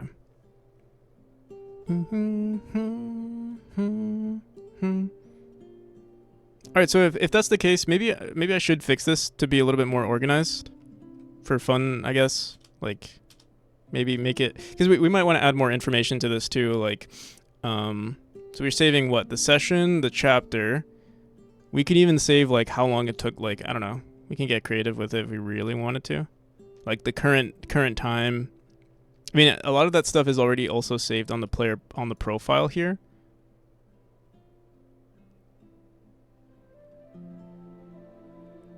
Like their total time is right here. Their total deaths. So, I mean, some of this information is already saved on its own. But we could save some other stuff. If we're saving it all into one like JSON file, might as well add a little bit more to it. I think for now we'll just leave it the way it is. I do want to figure out how to make this look good, like follow kind of this structure since we're already here. I don't want to come back to it and then I don't want to touch JSON files in the near future. I mean, I'm sure we will, but like I'd rather work on more of the mechanics once we fix this. So let me figure this out. Do I still have that? Okay.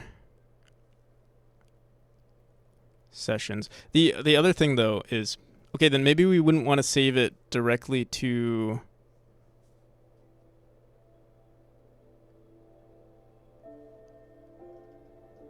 I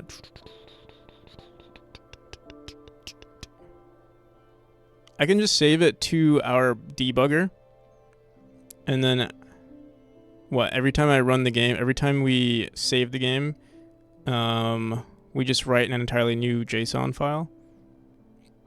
If we wanted to be really efficient with it, we'd want to like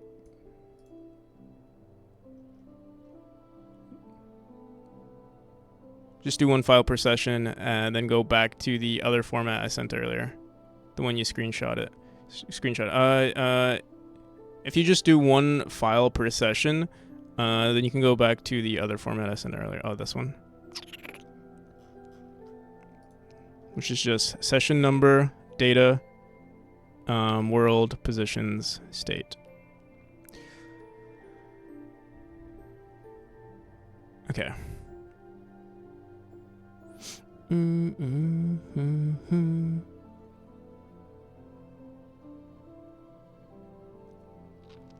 Gonna head off for now. All right, I'll see you. I don't know if you have several. No, I think what I'm gonna do.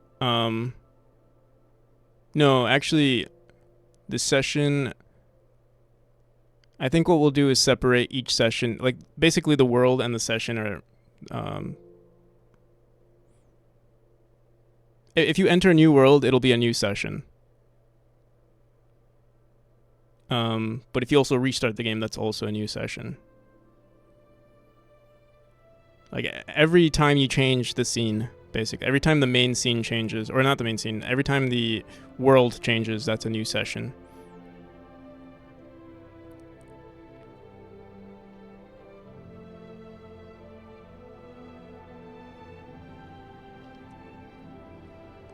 That data can just be a dictionary instead of an array of dictionaries.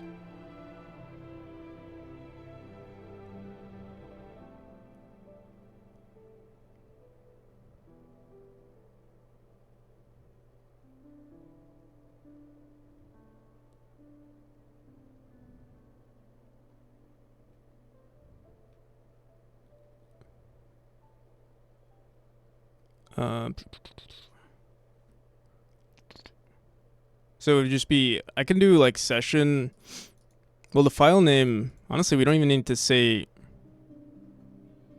wait I'm trying to think, what the hell. I think the only information I would need is the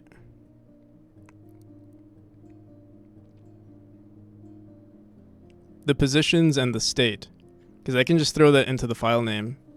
The file name would be the session number and then the chapter number.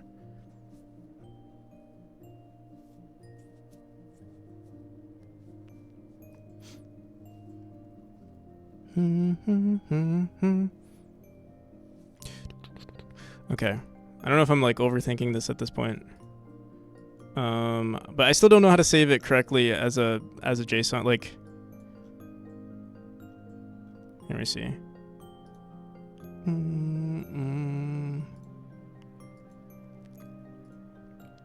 Just this then. Positions. Okay.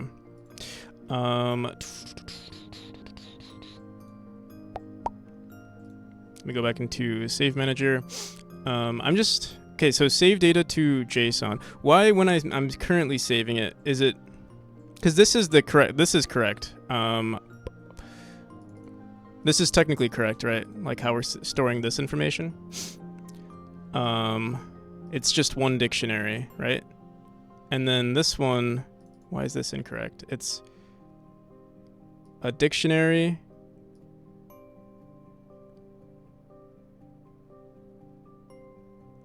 It's a key, and then wait, then this is also correct, right? Or am I tripping? Because right, because we did okay, so it won't be a problem anymore if I'm just saving it to a new file. Okay. All right.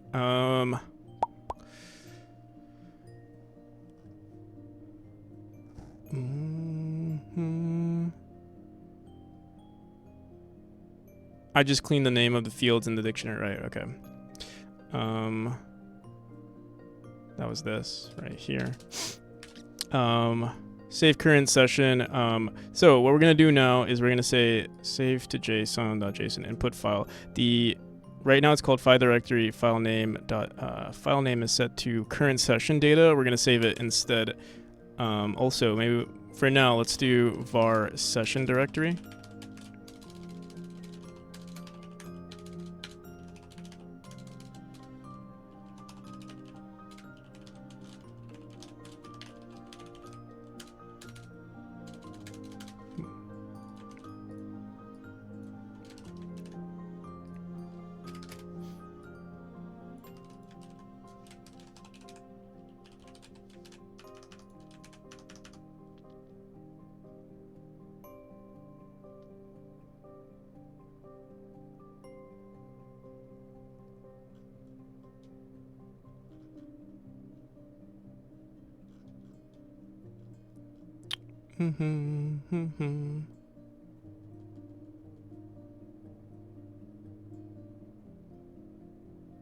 Sadly, there isn't a built-in zip.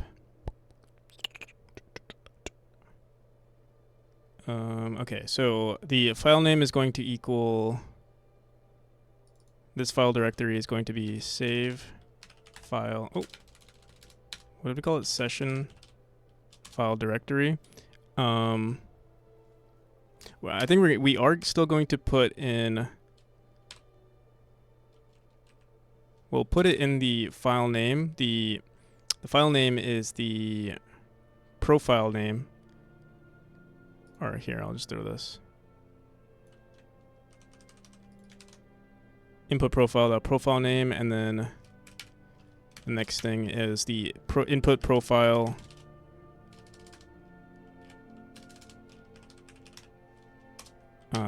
dot session.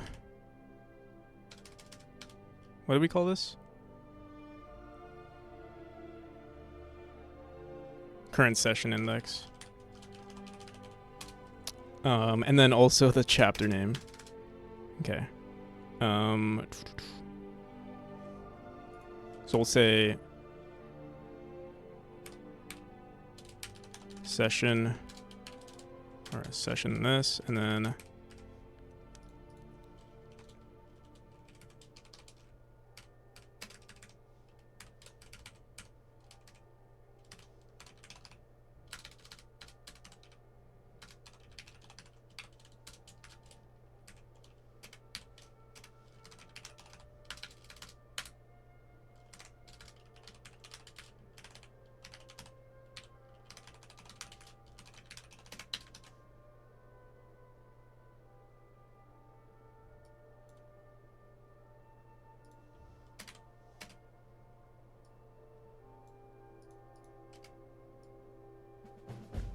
naughty s underscore, thank you.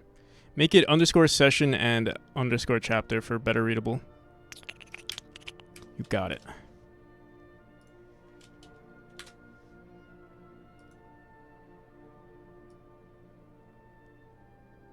All right, let's try this out. So we won't ever need to save all of the data. Save current session to all session data. Might just remove this.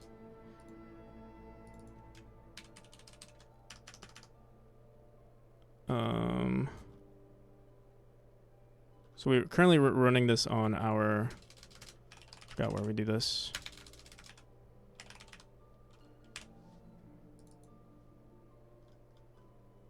Create new session. We don't need to do this anymore. I'm just going to comment it out for now. All right, moment of truth. So I'm going to delete all of this. Here are all of our profiles. Let's run it.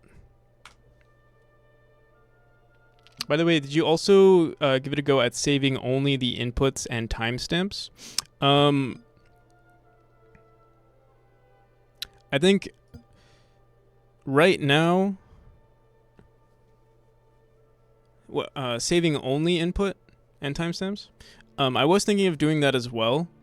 Potentially doing it right now. I'm prioritizing the states because it's more beneficial for me to see like what happens.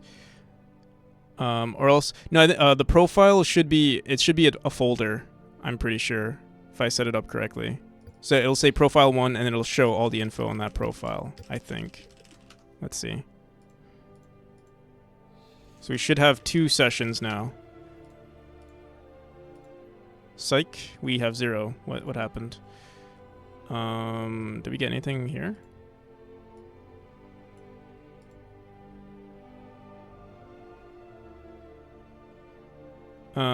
File must be opened before use. Open file.write. What the hell did I do? Save to JSON.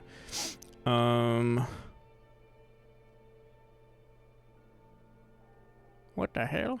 Let me see, save game. Save current session data. We did write it in save current session data. Save to JSON. Session file directory plus slash input. Do I have to make the folder? Let me see.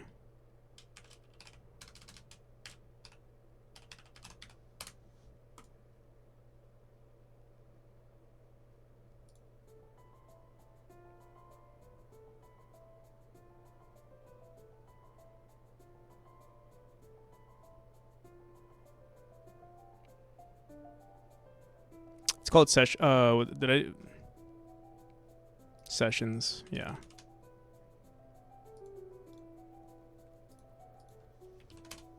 And then I threw in, and then we added the file name. Okay, well, we'll do that. We'll automate that later.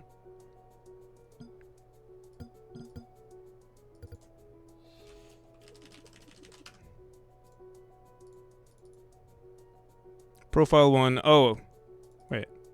Oh, I didn't save it into a folder. I want it to save to a folder. But yeah, here it is. So far, in all its glory.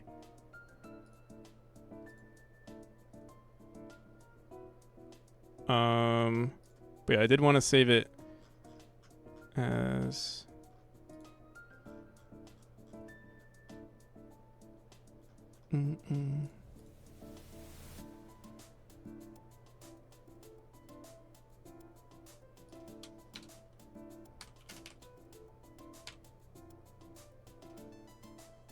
wait, session directory, then slash input profile name. What was it called? Profile 1. Yeah, wait, is there something I miss? Oh, okay, yeah. How's it going, Jack? How's version 2 coming along?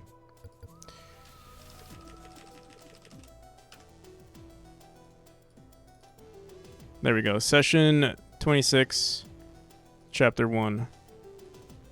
Yes. And so then every time we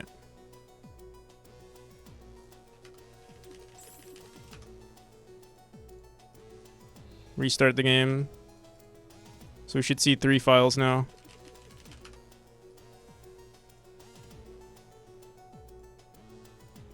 Clean up the names of the keys in the dictionary now, then you're good to go. Chapter 26 underscore chapter 1 positions.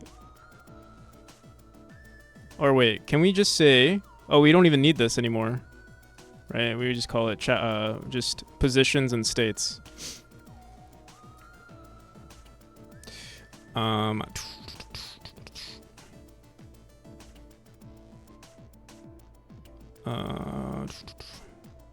To be honest, it's going really well. That's awesome. Hell yeah. It's going really well here too. I'm glad we got something functional. We do need to create these folders. For now, I think I'm just going to, actually we're creating this incorrectly altogether. I just realized something. When we export this game, saving will not work because we're saving it into the project directory. We have to save it into like users or something like that. So I'll have to look into that as well. Let me actually write that down before we forget. Save properly. Hell yeah, but we're done. We'll clean it up in just a second, but also I need to make sure we're technically saving properly is now we will say, you know, to make myself feel improve format. But we also need to make sure we're saving properly for export.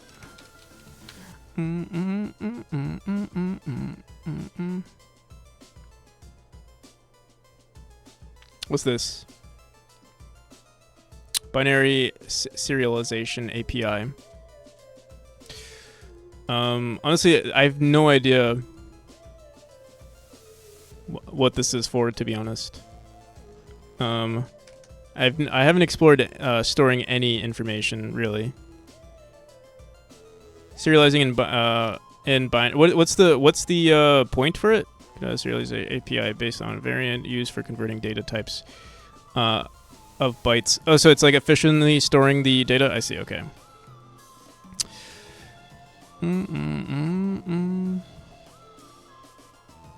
Compression. Gotcha.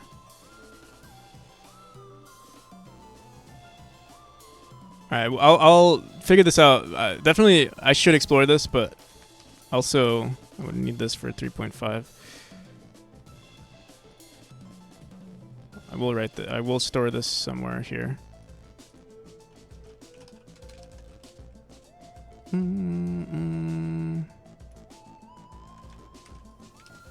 What the hell? I started writing. I want to create like a resource. I saw this on. I sort of do this with solo development where I like to store. Like I try to make it an information hub. Like I did try making a wiki, but it's so outdated. There is like a wiki on solo development, and I want to do something with just. Well, one, I probably should just update this wiki. Because it's so old, and there's like honestly, it's most of it is, yeah. I think it can improve. There's so much information out there like that we've gained. I'm gonna start recording everything too, and a lot of it is also on the solo dev Discord. So I feel like I have to like navigate like all of our learning resources or free assets and just throw everything in one wiki page. Be nice to have, I think. Not only for me, but like yeah, just for anyone who wants to access that. Going back and forth from byte to var and var to byte. Okay, yeah, I will look into it. Probably not just yet. I did want to have like how we're gonna read the data set up, because after we release this version, I think within the next week we'll figure out how to read it. Or how to like put it on the screen for people to analyze, or like even communicating with. I did say. Okay, wait, no. I was gonna say we're kind of overscoping, but this is what I wanted to do for version 8. Was leaderboards and analytics, or what's the word that people use? Someone wrote it earlier. Forgot what it's called. Like analyzing information. Something with the D, I think. If I could find it. Oh, not with the D. Telemetry.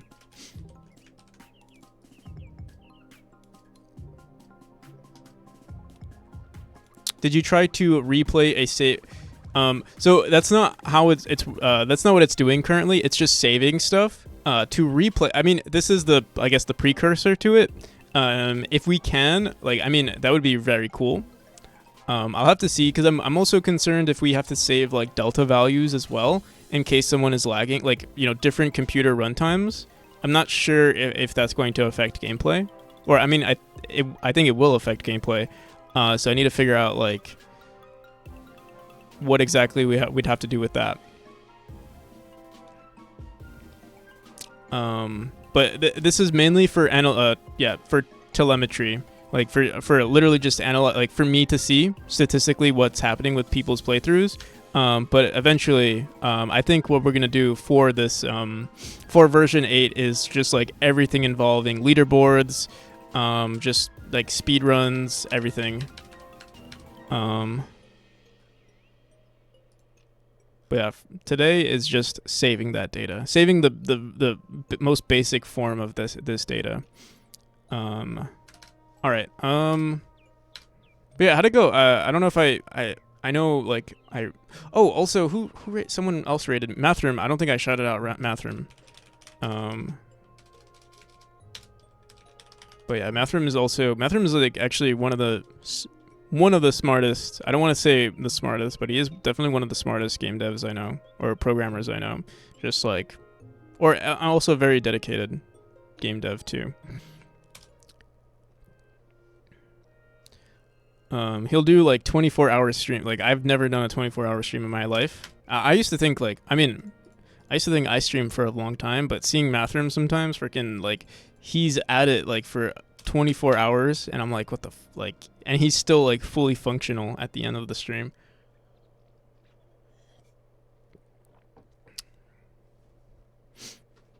Same with Irod. You guys are like kind of crazy. Actually, a lot of people are. Now I'm thinking about it. Irad, Mathrim. I'm trying to think. Also, TG, who was here for a second. TG Khalil will stream at like at least 12 hours.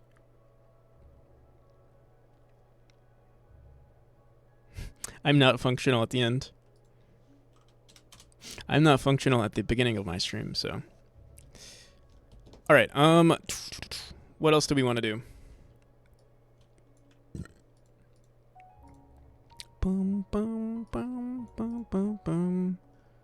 Oh, we wanted to update the names, right? So we only need to say session, or sorry, states.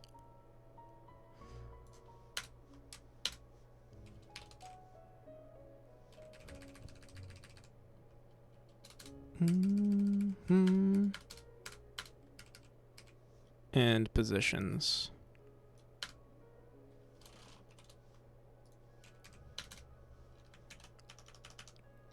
And then save to JSON, session, file directory, input. All right, cool. We are saving this. I wonder, like, we are technically saving this JSON every time we enter a new room, which can be annoying. In fact, instead of saying save to JSON, I think eventually we will want to do something where we append to the JSON instead. That we're not rewriting the same shit over and over again. Actually, wait. We would also need to reset this array, these two arrays. I'm not gonna work on the like efficiency of it just yet. The underscore in front. Oh yeah. I'm not gonna worry too much because at least like this is the most important part in terms of like collecting the data. We don't have to worry about about that just yet, unless someone plays like the same room for like 10 hours, then I feel like that might like do something. But yeah, like you would have to intentionally like I don't know, maybe even run a macro to like just like really have to mess with the game. All right. Trying to think. We can do this, right? Like that. Mm-hmm. All right.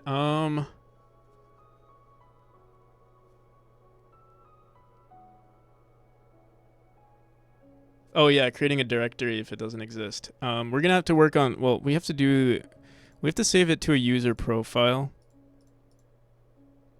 Right now, currently we have a max of 4 profiles. Like you can't create more. We could just create the folders automatically. Because also we don't have a feature for deleting these sessions. The sessions will always exist. I might just make it right now. For now, I might just make it here. Just because I don't want to deal with deleting these profiles and then creating new ones. I might just leave it the way it is, or I might just do. I want to, but like. Yeah, I do want to release. I do want to release something today. So here, let's just. Whoops.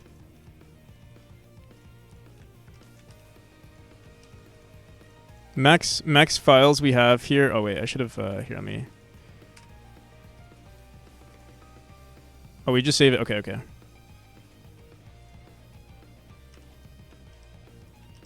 We will do it eventually, but just not today. Where the hell's my rename?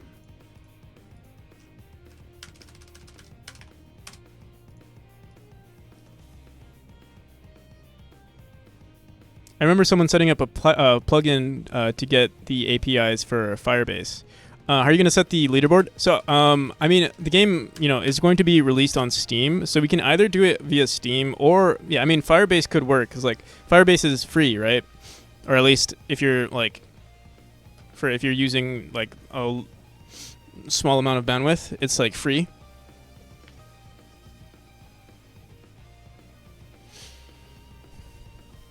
And is that plugin for 3 or for 4? Because that's also an important question to ask. Originally, I was thinking because we're working with Steam, communicating with the Steam cloud would be. But the thing is, I'm also releasing on itch, so having something that maybe isn't Steam could also work out. Or we might want to separate the servers. If we have it set up for like Firebase or something, I know someone mentioned you can also do it with Google Forms, apparently. Something like that. Don't quote me. What's his name? Sekirath mentioned that. I have no. There are a lot of tools out there. I feel for like specifically for like sending this data to a server.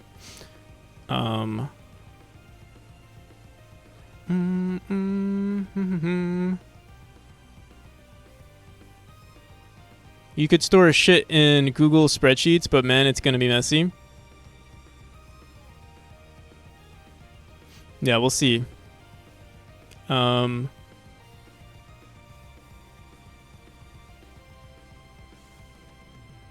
Use spreadsheets as a cheapskate database. I mean, if the game we'll have to see. Love to see it though. Yeah, I mean, it would be cool. If it works, it works. I'm not if we have a way to like read the data, it's not really, and it's honestly a non-issue, but would be kind of cool. All right. So yeah, everything saves here.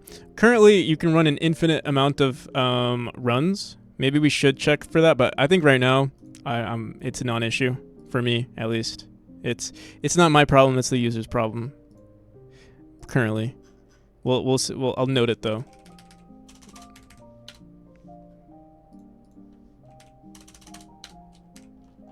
Yeah, we'll put a telemetry issues.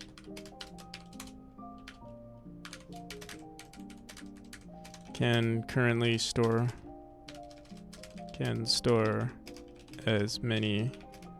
store infinite sessions.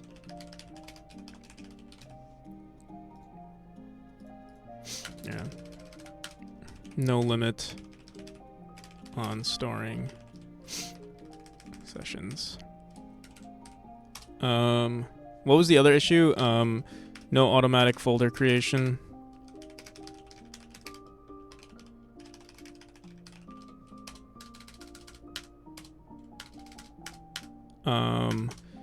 Inefficiently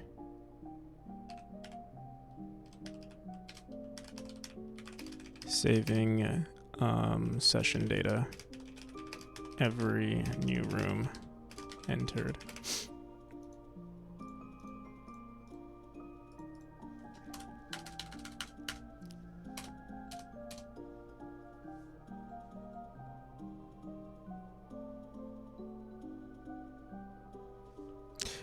And since you're calling it telemetry, I would note that none of this data is uploaded automatically, and in that case, you're right.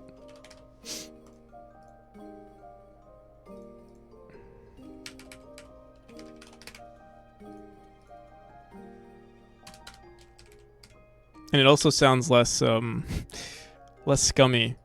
I feel like I mentioned it sounds like there's like a negative connotation with telemetry.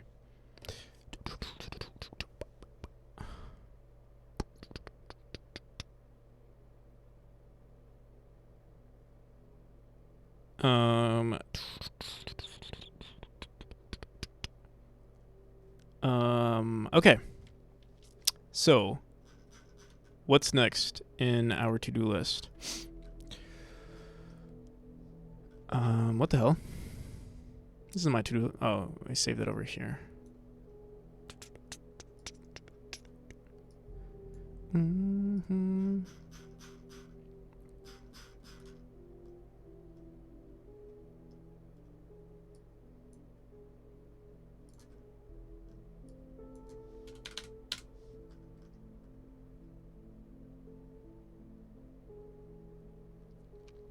So we did improve the format, right? Okay.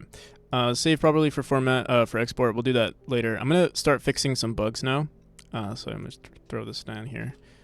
This is, I think we'll save this for the last, because we'll have to work with we'll have to test exporting the game. So yeah, might as well leave it for the last thing. Chapter 3 crashes when ending the scene too early.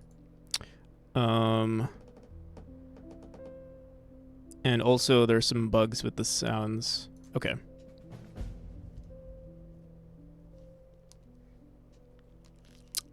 Jay Chidam, thank you for the follow. Okay. I don't plan on going to sleep anytime soon. I'm thinking I should take another caffeine pill.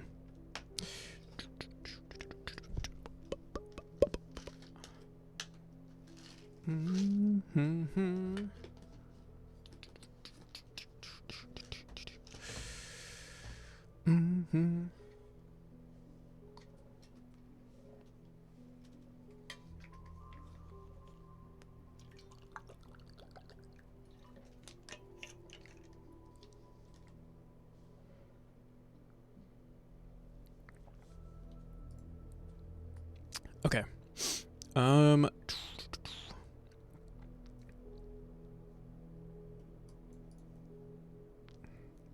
Chapter 3 crashes. All right, let's go into that chapter and see what's going on.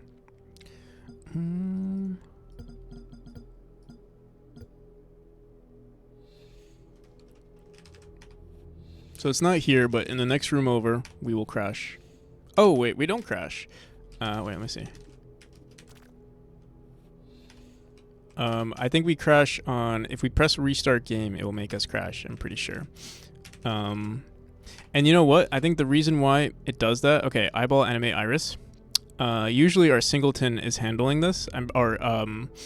What's it called? The level manager. Let me look at our level manager when we leave a world. Whoops.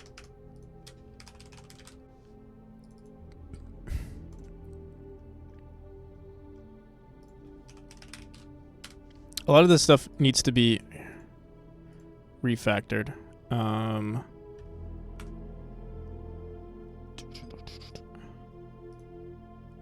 Especially exit world. Okay, exit world sounds that exit chapter, transition to next world.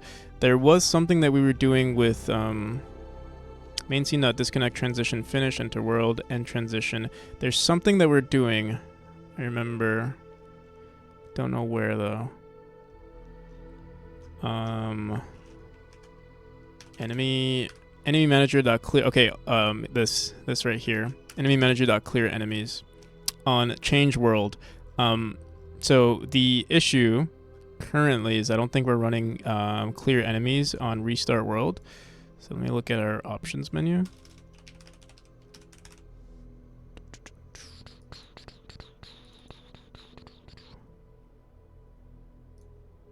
Not our options menu, our escape menu. Restart game.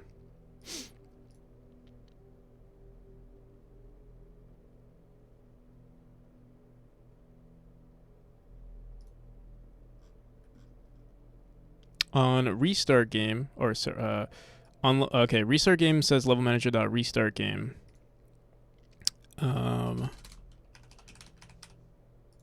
Restart game says level manager dot current world load chapter 0. Level manager dot load chapter 0 and then reset current profile stats.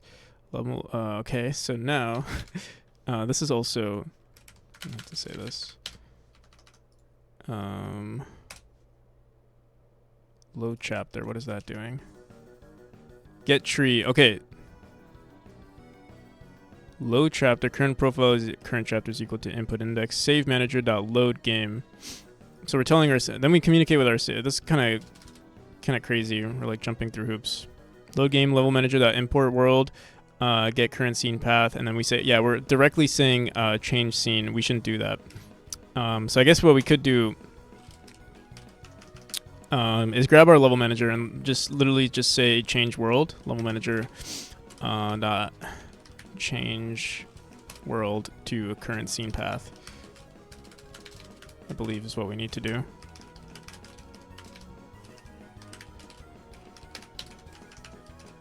Wait, here we're saying wait, oops. Current scene path. Current scene path. This is level manager dot current get current scene path. Manager.current scene path, current world.current chapter. That is weird. Get current scene path.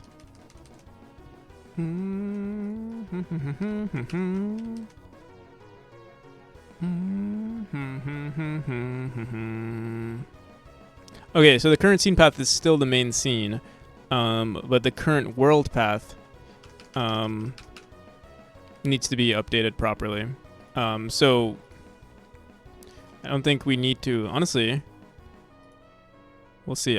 We might be breaking something, but let's see. Change world. Usually we use change world. I'm pretty sure.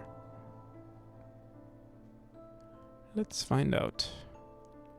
Another thing we could just do is also just throw like literally the only bug is the enemy manager was messed up, but I'd rather do it this, like I'd rather switch between scenes the right way. Let me see. Oh, change world, free all rooms. Okay, so we're currently saying load world. Okay, go. Maybe we want to make something unique for so this load game specifically is like starting the game from scratch, and that's why we have to say get tree that change scene. Whereas for the escape menu, instead of saying restart game, let me look at level manager one more time.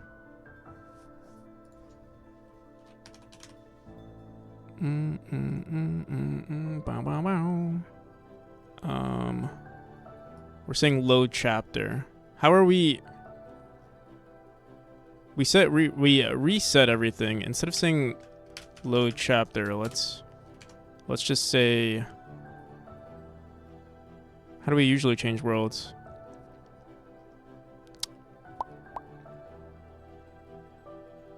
Just change world.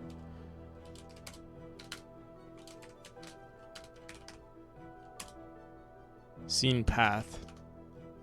Dude, I'm like jumping through hoops trying to figure out what I wrote earlier.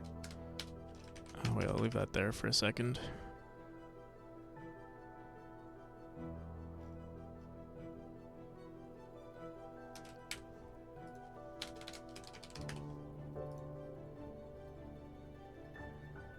Let's try this.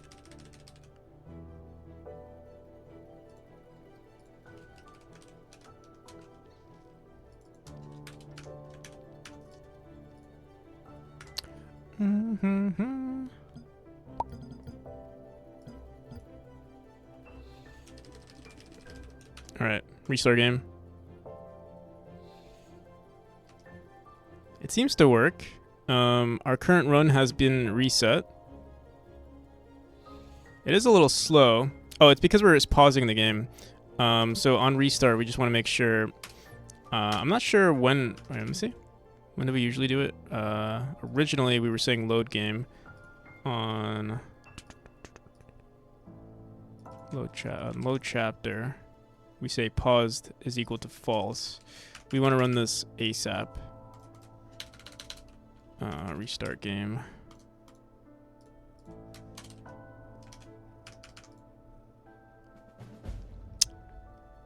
STZCA, thank you for the follow. Dex 269, how's it going? Thank you for the cheer. I don't think I even read Dex. I just knew it was Dex. Maybe I did, but like I want to say subconsciously I didn't actually know it was Dex.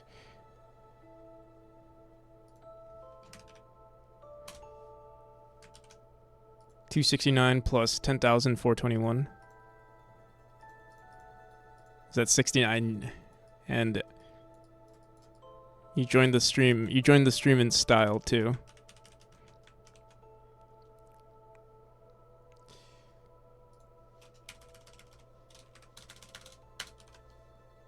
There it is.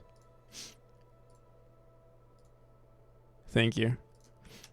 Hope you're doing well today on this fine Saturday.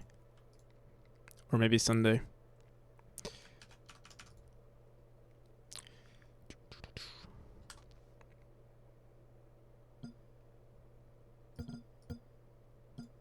All right, so I think we fixed the bug.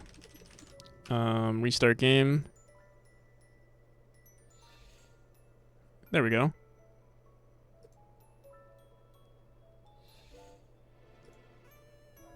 Oh, we're still paused. That's the issue. We want to make sure we get rid of the pause button, or like the pause on our screen here. That's why I was like, what the hell's going on?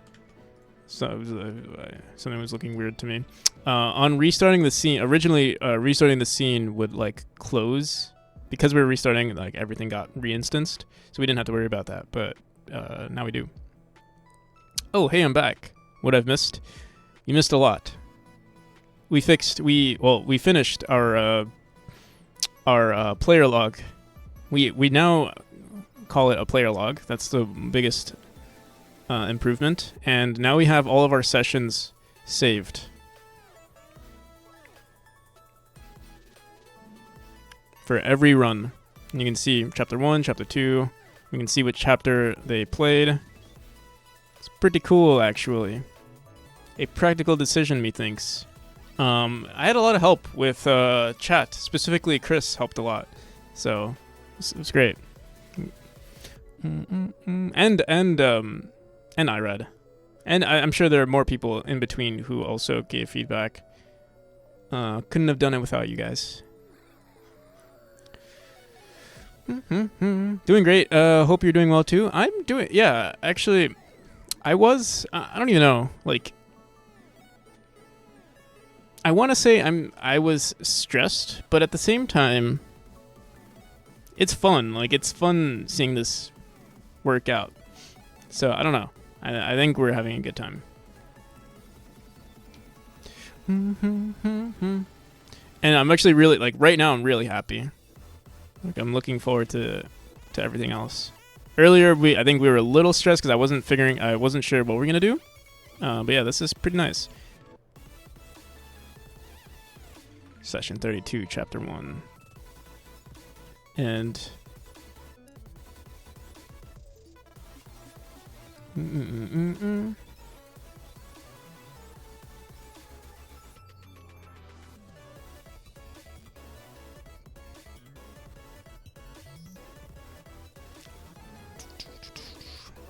Does it usually open up every... I guess that's a new feature with Notepad from Windows 11, is that it keeps all tabs open. Alright, whatever. Also, this data is also saved, like the session. It's always continuing from the... like, even if we delete this, it'll say 39 next session. But that's a non-issue right now.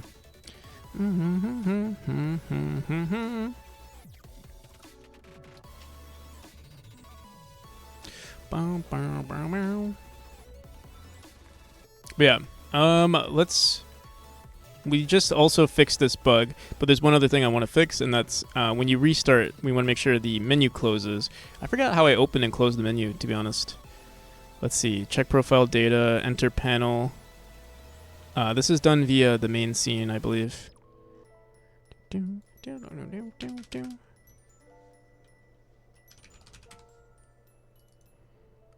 me see. Open menu. Unhandled input. Open escape menu. Open escape menu. If not visible. How do we close the menu? Go to preview. We say escape menu that go to, we tell the escape menu to go to previous panel. And go to previous panel. So yeah, we just want to say go to previous panel. Honestly, we could throw it here. Level manager dot change, not level manager dot change scene. No. Where is it? On on restart game, instead of saying dot paused and visible, what the hell? Wait, no, this is restart. We want on restart game, we'll say go to previous panel and then restart game. Gotta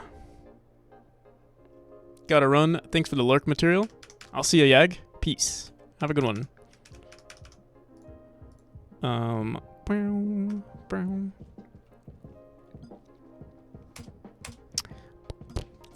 Doesn't matter which one we start and restart game. There we go.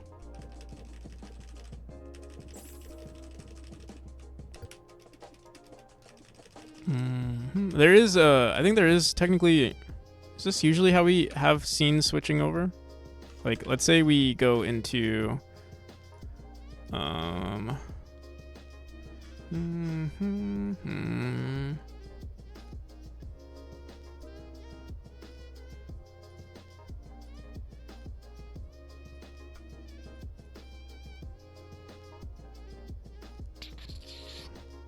Super not meat boy.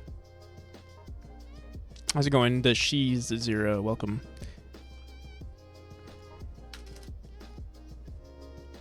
I'm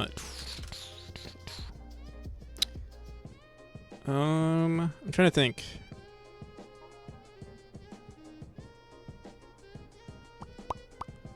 Oh yeah, I wanted to see what happens. Let's push our player to the next scene over, because it looked weird to me. Go and find drunk as fudge. Hell yeah. Saturday night. Honestly, I'm jealous. Although, I don't know, dude. I've been like, every time I do drink, the next day, I'm just like, I feel like shit the next day. Love platformers. Hell yeah. Oh, whoops. I forgot. Okay, so we go into the next. Oh, this is usually how we do it. We just eventually I think we'll create a transition, but because we're still, I think we do have a transition somewhere, but because we redid some of our stuff, it just doesn't work at the moment. Was thinking of playing this. Playing The End Is Nigh. The End Is Nigh. It sounds so familiar. The End Is Nigh. The end is nigh.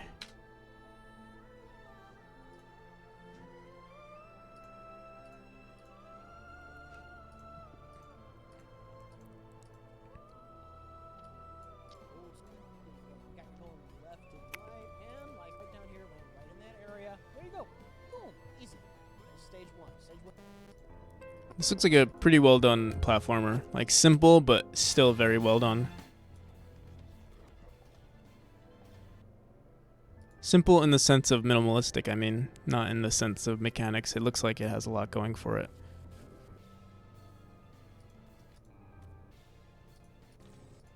Looks actually pretty good. Maybe I'll get it myself. The End Is Nigh.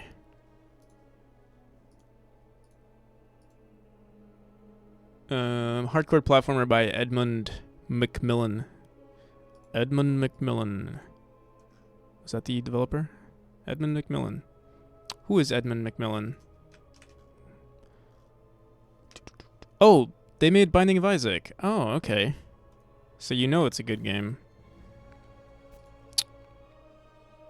I have one friend who wants this game. Yeah, it's interesting. Out of all my friends, I don't know. I guess maybe it's my friend group. Like none of my friends have this game. I mean, it's not like near it. It was from 2017 too. I guess also came out around the same time as Celeste. I think the genre did. I want to say maybe the genre got more popular over time. Super Meat Boy. The same guy who made Super Meat Boy, Gish Binding of Isaac, and a lot of Flash games. Like Time Fukuk. They also made Super Meat Boy? Under a different title maybe? Or is it from Tyler Glale? No.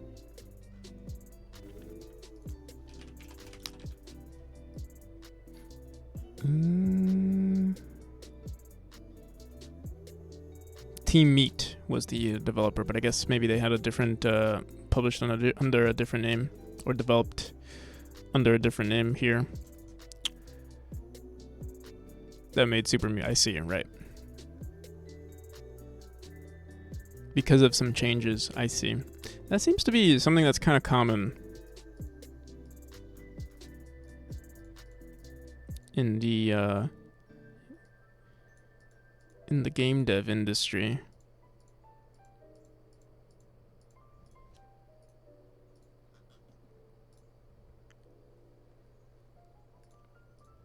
All right. I think we fixed. Okay, so it's not a bug at the moment. It's just I don't like the transition that we do when restarting the game, but it's like really it's like just it's an issue of not polished, of the game not being polished, rather than an issue of like a lack just like, you know, something bad. So we'll fix that eventually. For now, so we fixed this.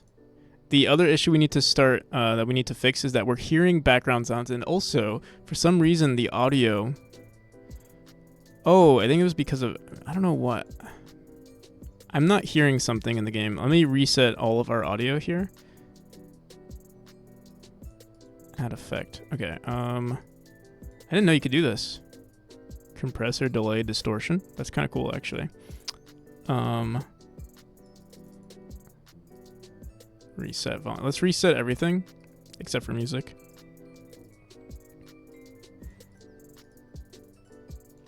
Something, I don't know why the audio sounds so quiet. I'm not sure why. We'll have to see.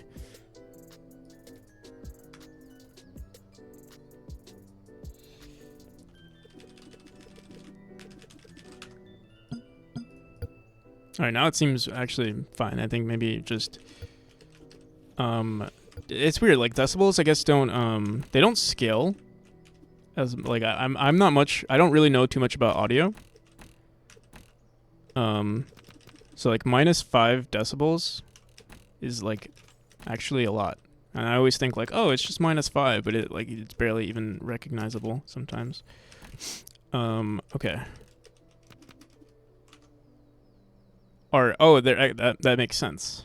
That would make sense. That's why I didn't hear anything. Or logarithmic, I see.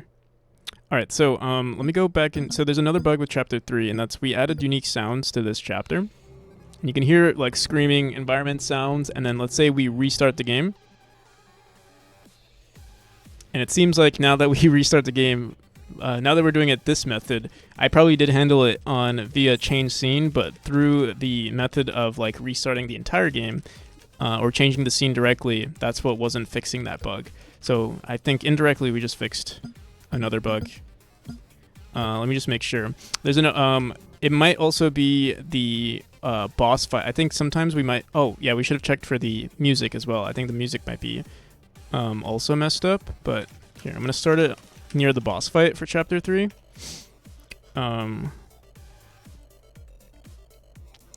We'll see what happens there.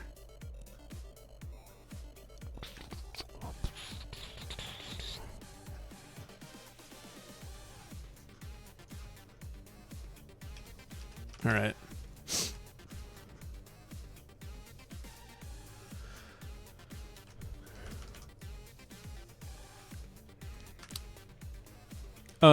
SMB, Super Meat Boy Forever was meh game, so thinking of N is Nigh is a spiritual sequence to SMB. Sorry, I didn't recognize your message at first. But yeah, I've heard. I think it was because it has like some sort of procedural generate. Like they try to make it infinite, right? And that was the issue. All right, so we hear shouting from our boss, and also if you go into the options and we turn on. Let me know if the audio is too loud for you guys. I can. It is pretty loud for me. Here, I'm gonna lower it on our. We need to hear it though in just a bit. For our music, I need to make sure we hear the music.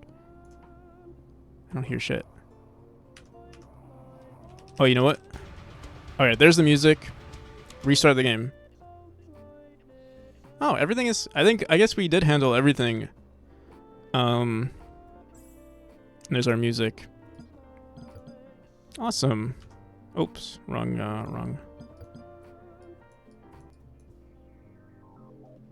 I'm happy. Past me had a few brain cells to spare. And solve that issue.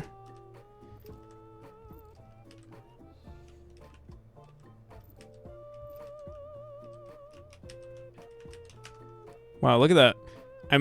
We just did all of this. Oh, we do need to fix this. Boss, we didn't do this. Okay, so this is all done. Boss, rubber banding. Man, I have to fix that. This part might be annoying because I remember we had a crash for this. And I kind of just like, not necessarily a crash on the rubber banding, but the solution I had to the bug I didn't want to solve. I was just so late. Like, we'll have to look. I honestly don't even remember what the issue was. So we'll have to see what's going on there. As for hide boss on previous room exit, this should be relatively easy to do. To show how extreme decibel level changes can be, here is the common noise and their decibel values. Above 85 decibels. Painful and dangerous, 140. So, faint leaves rustling, 20.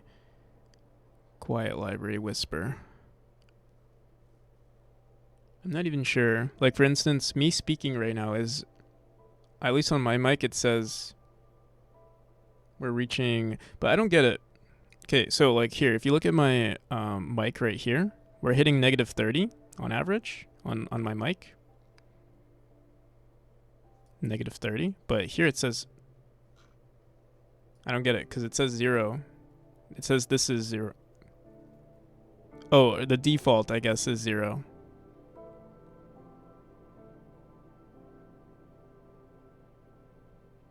Yeah, I don't understand. I'm too smooth-brained to understand, really. That's the problem.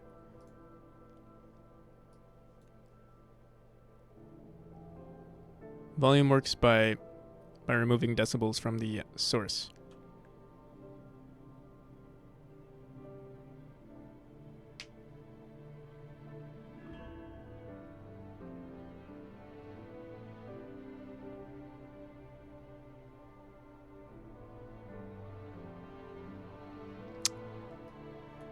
Removing decibels from the source.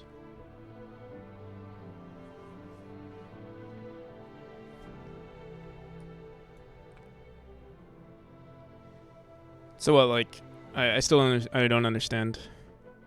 So it's, so we're like, if we're going from negative 60 to negative 25, that's 35. I'm reaching 35. Which is a quiet library? Is that how that works? Or I don't know. It's because that's not really measurable. I see.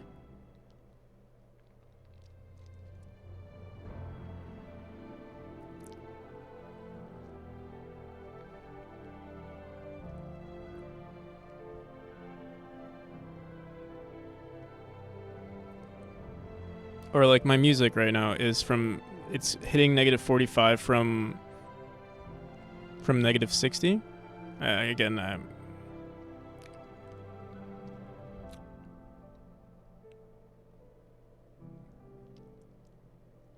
0 is the maximum peak. You're up 30 decibels quieter than what OBS allows, I guess. Mm-hmm.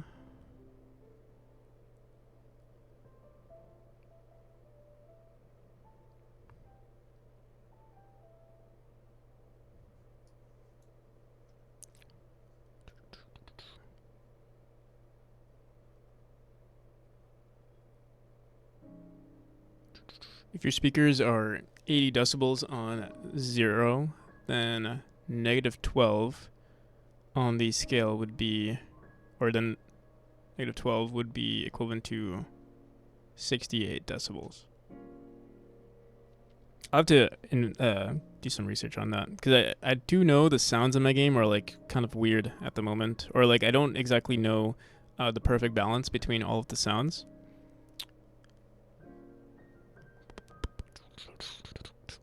So I'll have to look into that. But okay, let's fix this. Hide boss. This should be relatively easy to fix. Let me see. This is on our... Are we actually saving this on our enemy? We might not be. Let me see. Block of flesh. Mm-hmm.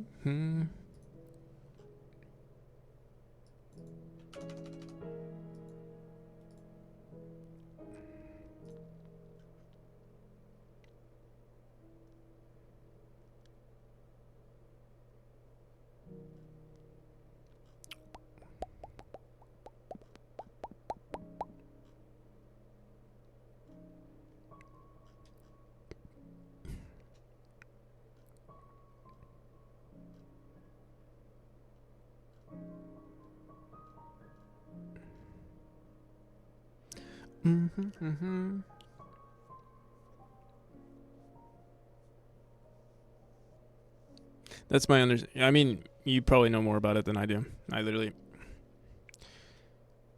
just mess around with the I have like no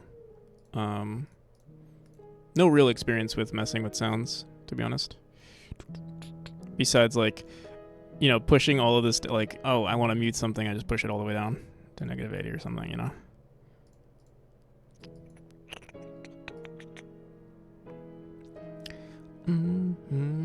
All right.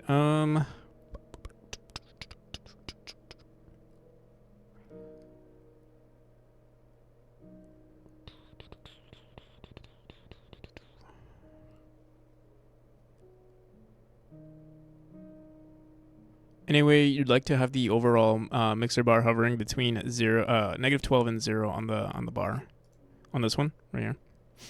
The thing is, you can also mess with the decibel via the sounds themselves, and like sometimes I set some of those manually as well. So I need to find the perfect balance. Like I think I would want all of them to be set to 0, and then mess with the sounds individually. For them to all be standardized, and then when the player messes with it, you know, via the options menu, if they want, you know, like the UI to be quieter, they can.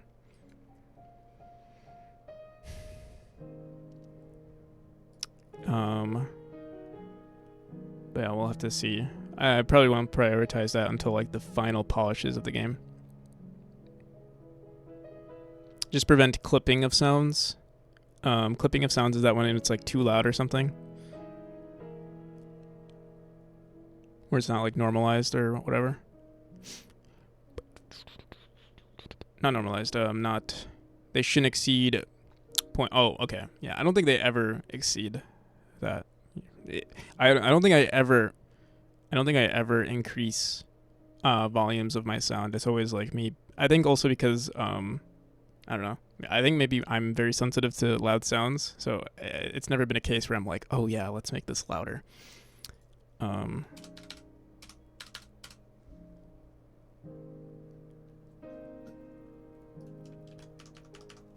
All right.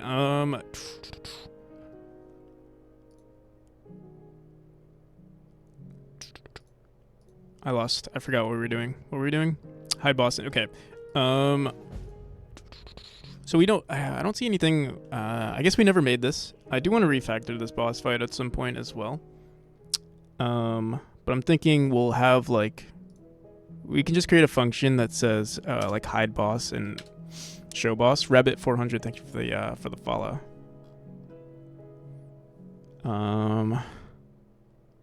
Honestly, wait. Visible is set to false on every run. Okay, so yeah, let's just do this.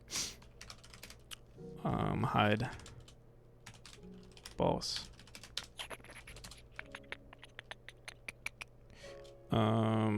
Pass. Or we'll just say visible to false. Show boss.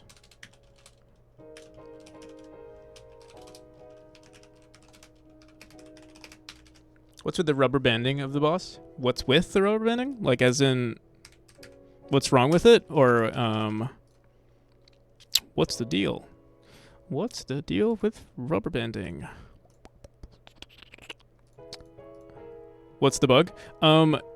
It's there's no bug with necessarily with the rubber banding. What I was doing, I think, at a certain point was I was setting the global position. We'll have to see. I actually have no idea what the issue is, or like, I don't remember what the issue is. Like, what I don't know what the bug was. I disabled something, and then I was like, all right, we'll figure this out another time. So it might be a quick fix. I think it'll be a quick fix. It doesn't sound difficult to add rubber banding. It's not actually rubber. I'm not even sure if I want to add rubber banding. The main issue, it actually rubber bands fine. I think the main issue was that, well, we're setting a max velocity, so rubber banding would actually solve the issue. What I was doing initially was I was just reposition, like if you died in the middle of a room, we would reposition the enemy or the boss, and that was causing some bug. I think that's what, if I remember correctly, that's what was causing the issue. We'll see it in just a second after I fix this first bug. Not this one. Hide the boss. Here. When are we saying visible is equal to true though? Visible. So we might not even need. On set initial variables. So when are we calling this? Oh. Edmund Macmillan still in our set initial variables. Func set initial variables. Object. For room in spawn chains. Temp floor. What the hell? Current boss, set initial variables. On room entered, we say boss that set initial. This is on room entered. Do we have a room exited? We do have a disable enemies too, which I think we could do it here. We say if instance valid. I think this was the issue originally. Current boss dot stun on clear enemies. Yeah, I'm not sure which one it is. Disable enemies or clear enemies.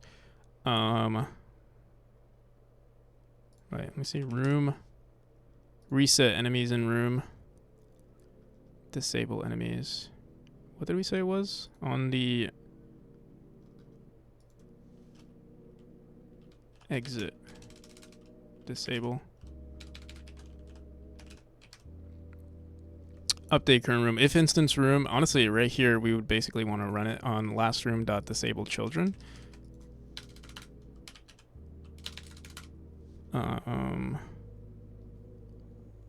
So let's go into our room real quick. On disable children, we would just want to. This is usually how we do it, right? But we don't really need. Enemy manager dot clear enemies. So that's I think what we need.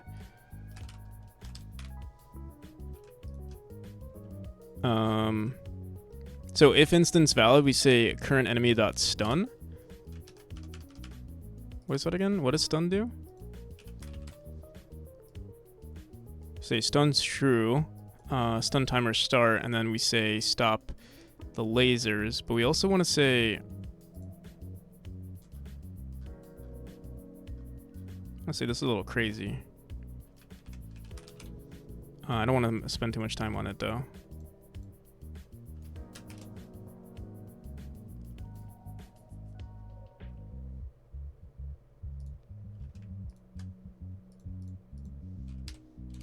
Current boss.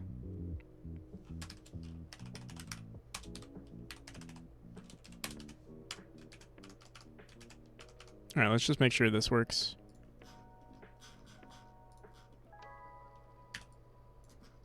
And I think once we'll have to see. I think but I think it's fine.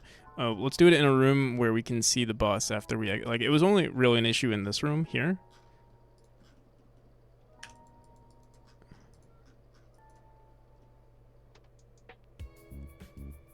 Wouldn't you just need to pick a new boss fight position? Yeah.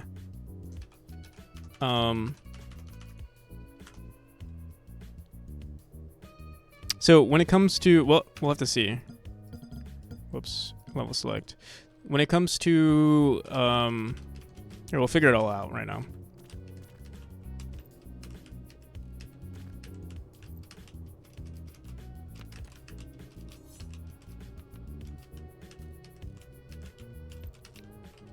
I think specifically for the boss fight escape sequence too, we shouldn't have the player should never have the ability to go back, because that would like ruin the immersiveness. So when you hit a checkpoint, the thing is we have checkpoints allowed, and like let's say here we'll hit a checkpoint pretty soon.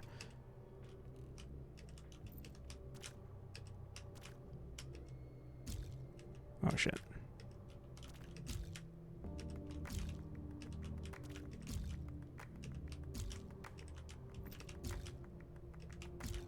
Alright, so there's a checkpoint here. If we restart, the boss is still chasing us. Eventually he'll catch up.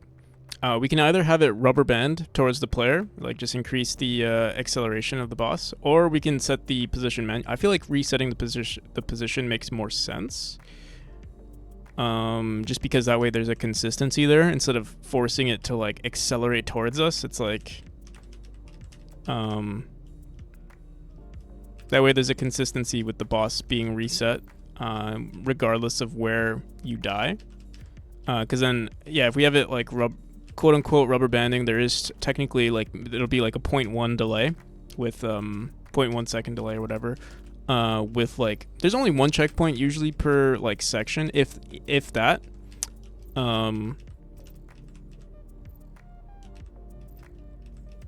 Like you'll see there's never actually, no, I think in this one there's actually two, but there is something unique about this one too, and that's if you progress, like the laser is the boss fight in this part, where like you're not really concerned with the enemy, at least in the current designs. I might change that later. So the position of the boss doesn't actually matter here. You're kind of just traversing, and then like eventually he will catch up if you take your sweet time. But yeah, the main threat is the laser. So I won't really care about, at least not right now. Maybe we'll make some updates in the near future. Oh shit, I think we might die. Oh, no, we're good. So all we need to do is just reset the boss's position. And right now,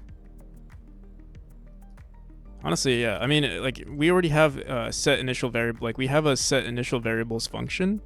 We just set it to be, maybe it's not even that difficult. We would just say, here, let me see, set initial position. So on our block of flesh, we have the set initial variables.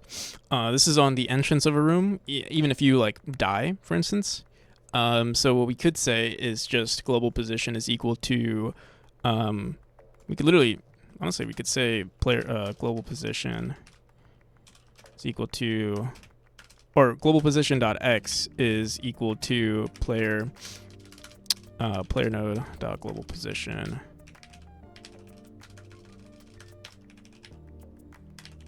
player node dot global position dot x minus, I don't know, like 200 pixels.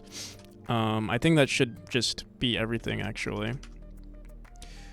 Some of this stuff could be fixed, but again, I'm not going to worry about it right now. So let's see. Oh, except on the y. Okay, so there's two. There's a problem here because we have it traversing negatively and positively. Or I'm sorry, we have it traversing, on the x and y axis. So sometimes we don't want it to do that. We want it to be based on its rotation. So global position dot like times whatever. So with the vertical rooms, it doesn't matter because with the vertical rooms, we have 0 checkpoints. So I don't think I have to concern myself with the checkpoints, but we just have to grab the rotation. I don't remember. I don't remember what I do with that. Let me see. Set the third. I don't know, like what I don't remember. Like how are we moving this guy? Move. Move. Vertical movement. So we have this. We have a variable called vertical movement. That I assume we call, like, we just set manually. So if I'll just say if vertical movement is equal to false, I'll just say that. Otherwise, it doesn't matter. Or sorry, if not vertical movement. And that should be it. Got a lot of delay. You rubber chickened it before my question made it to you. Oh.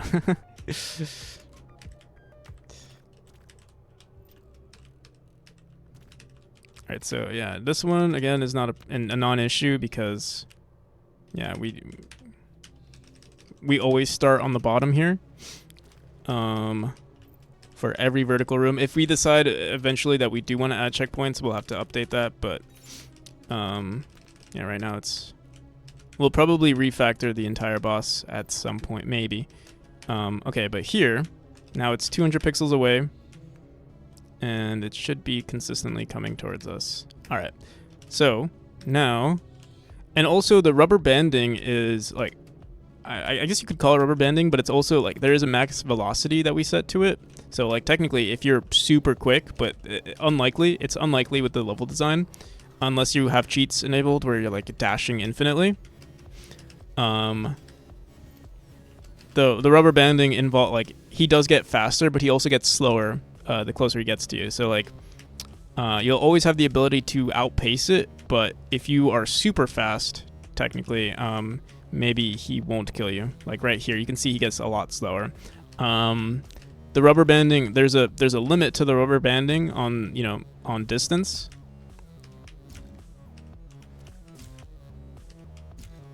He won't go like if I'm on the opposite. If for some reason I teleport to the opposite side of the screen. Also, I don't like. Actually, I think that makes sense though. If you die, he's right there. You know there's a threat. It's your fault for dying. You see him right away. I kind of like it. Where are the water levels?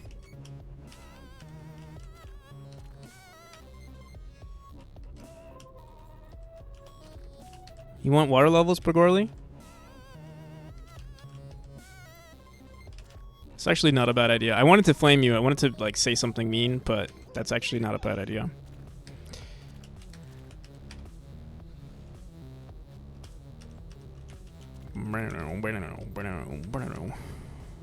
Won't be for the demo, that's for sure. But having a water level,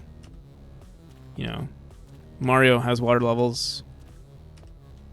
Guess that's all there is to it. If Mario has it, then we need it. All right, dude. I'm so happy. We're solving so many. We've made so much progress in the last couple of hours. Mario. Is this a Mario clone? No, it's a Celeste clone. All right, we are almost done. Wow. I can't believe it. There's still some. Oh my god, there's still so much to do. Never mind. I forgot we have to fix this. Hover button is still broken. Okay. Demo versus playtest we'll still have to do. But yeah, this is like tedious polish stuff.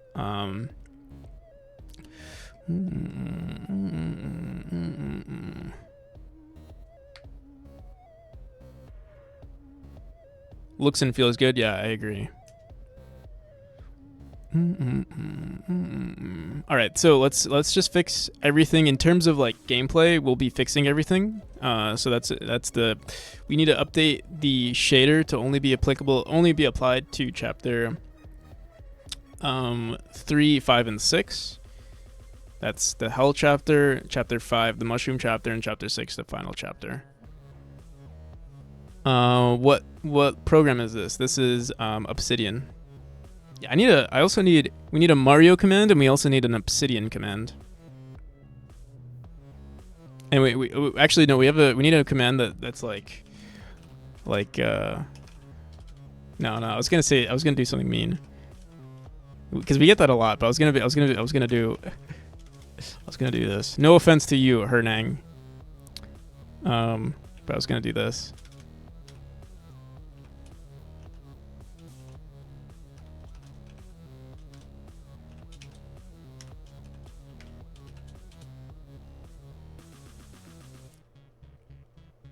That'd be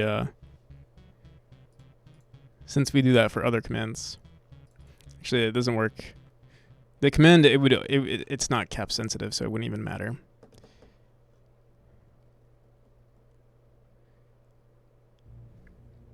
Mekohuit? What? How's it going, Rabbit? Is that hate speech? Hate speech? What are you doing here? What are you doing here, Half Moon? You said you were gonna leave a while back. It's a wooden weapon. Are you talking about the inspiration for the enemy? Or wait. I'm whooshed. This is like the Aztec weapon, right? Or something? Or Aztec? Oh, obsidian. Ah, I see, because it's using the obsidian stones and stuff. How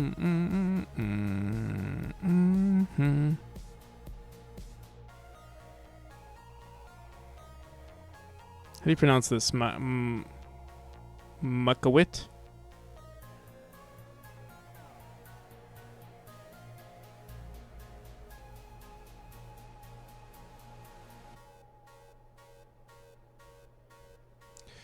It was re-obsidian, but great inspiration for ... Yes, and I did, but now I'm back. Talking to friends for today, so I can unmute your tab. I see. Well, welcome back, Half Moon. We are almost done. What's the date? Today's Saturday. Okay.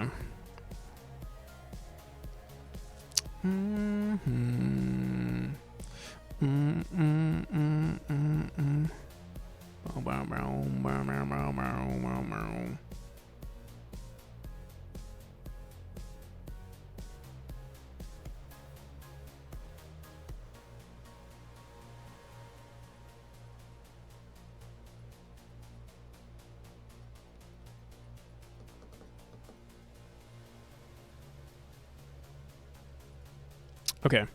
Sorry, I was reading some chats. All right. So the shader. This is gonna be slightly annoying. Only slightly though. So we have to update textures for chapter. Actually, we don't have to update the texture for chapter 5, but we do need to update it for chapter 3. So let me grab that. We have to open up a sprite as well.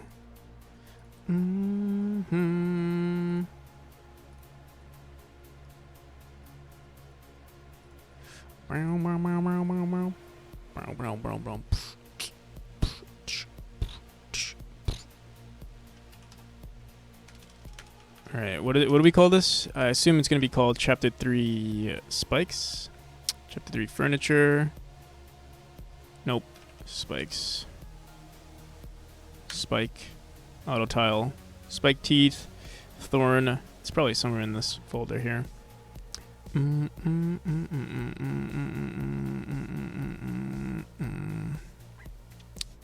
Teeth spike. Or teeth spike back. Okay, it's this one right here. We're gonna have to update this texture. I'm wondering, let me also open up what we did with chapter 6, or what did we call it? Heaven chapter or something like that. Chapter 5, Heaven Spikes. No, it was this one. Chapter 6 shader tile map.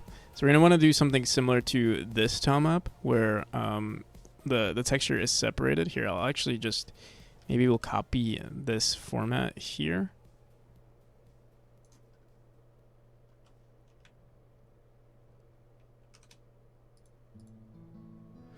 And we'll go back to our teeth spikes. Copy all of this. Make a new layer. Alright, so also I'm gonna turn on this grid. So we don't need any of this. You know what? I'm gonna So these are fine. I'll delete all of this for now. Do we have any variety in our text? It doesn't seem like it though. I was gonna say maybe we want some more variety. So this one was a lot closer. We have to move this. Yeah, seems like this is, oh yeah, not in increments of 16 by 16, but in 8 by 8s. Hack and slay in Godot, asking for a friend. The difficult part, hack and slash, can you give me a reference to a type of game that would help me understand how difficult it is? I mean, on the surface right now I'm saying, oh, it's not that difficult, but yeah, I feel like if you give me a little bit more information, I can answer it better.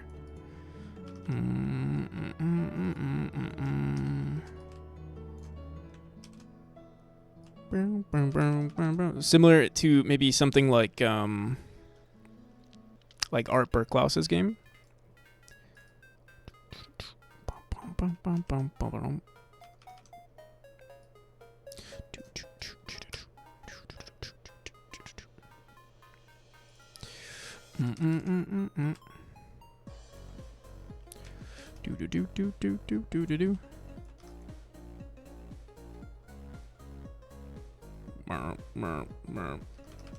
More like the good old, more like the old God of War or Spyro Dawn of the Dragon.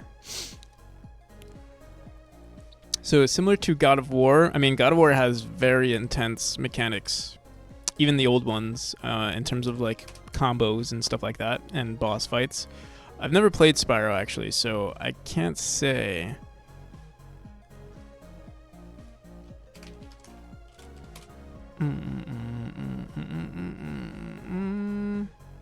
In terms of okay, I'll say in comparison to another engine like Unity, you'll the amount of effort that you put into it will be the same, or the amount of work, or like the capabilities of Godot can make the game for sure. In terms of like how much work will go into it and like, you know, how difficult it will be, how hard do you think? So how hard is it to make it in Godot is across the board, it's going to be the same difficulty as any other engine, I would say. For the most part, if you're familiar with the, you know, your engine of choice. As for gameplay wise, or like making this into a fully fledged game, like how much effort it requires, it would be a lot of effort.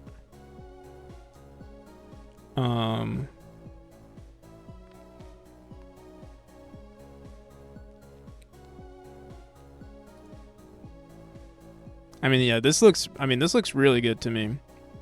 You said, wait, did you say Dawn of the Dragon? Okay, yeah, Spyro Dawn of the Dragon.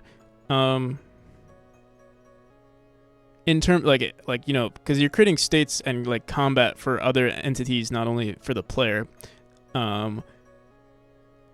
So in terms of like, and combos for the enemy too, like this is a very like in my opinion, it's very sophisticated. Like the player states are going to be very sophisticated, so are the enemies, and to make it very polished as well. How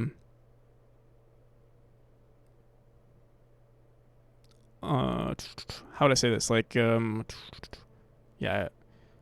In terms of, well, like I'm trying to think of it like on a scale from 1 to 10. If we say my game, let's say the difficulty of creating a platformer is 5, which I don't think it is 5, but let's say it is 5. I would say this is a 9. In comparison, because there's just way more things. Also, I mean, the amount of detail, like again, if you're making it like maybe, you know, non 3D elements, or let's say it's just a square, or a box, and you're only creating like different states, not even like the 3D modeling aspect of the game. Yeah, as a solo dev too, that's another thing. I would, from my perspective, I would say it's very ambitious. I don't want to discourage you, but like also if you want me to be honest, I'm trying to be honest. I do know but I will say I do know a developer who is a solo dev, who is making. Here, I'll show you the game actually. And I think they've been working on this game for the same amount of time as I have, and they're working on it in Unity. Here, let me see if I can find it for you. Which I know you've worked with Unity, so like again, I don't know with Godot. I mean, going for a 1 month all out on it starting next year. So please be honest. Yeah. So I do think it is pretty ambitious to even have like the base game, but like I mean, if you know. I won't say like don't do it. Like definitely try going for it, but just know that from my perspective, I would say it's very ambitious. And here I'll show you a game that maybe doesn't reach the same intensity that you might be looking for in Spyro, but I know it's probably Spyro inspired. And I'll show it to you right now.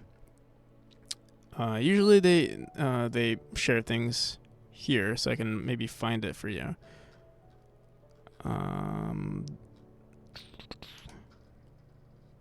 The developer, let me see if they're even online.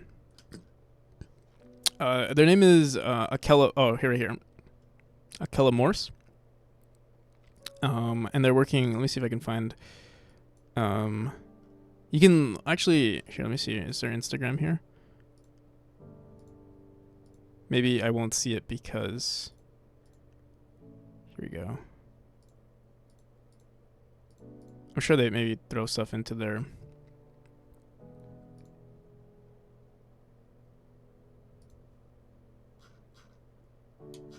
I'm trying to show you gameplay. There you go. So here's some of their gameplay, but like obviously it includes other mechanics other than just combat. You'll see here like they do have like fight sequences in their game. They put a lot of effort. So it's not impossible to work on this as a solo dev. Here's like some of the combat.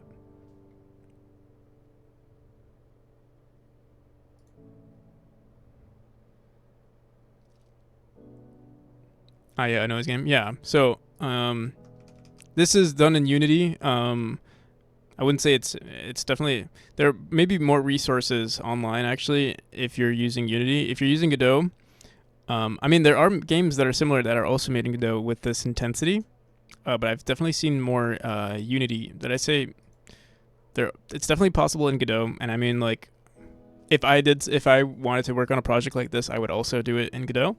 But that's because I'm familiar with Godot. I definitely know it's possible in the engine, but I haven't seen too many people that are making something as this with this amount of effort, or like a 3D type adventure game like this. And I don't know anyone. Not to say that there aren't people, but yeah, you can see they're very dedicated. So yeah.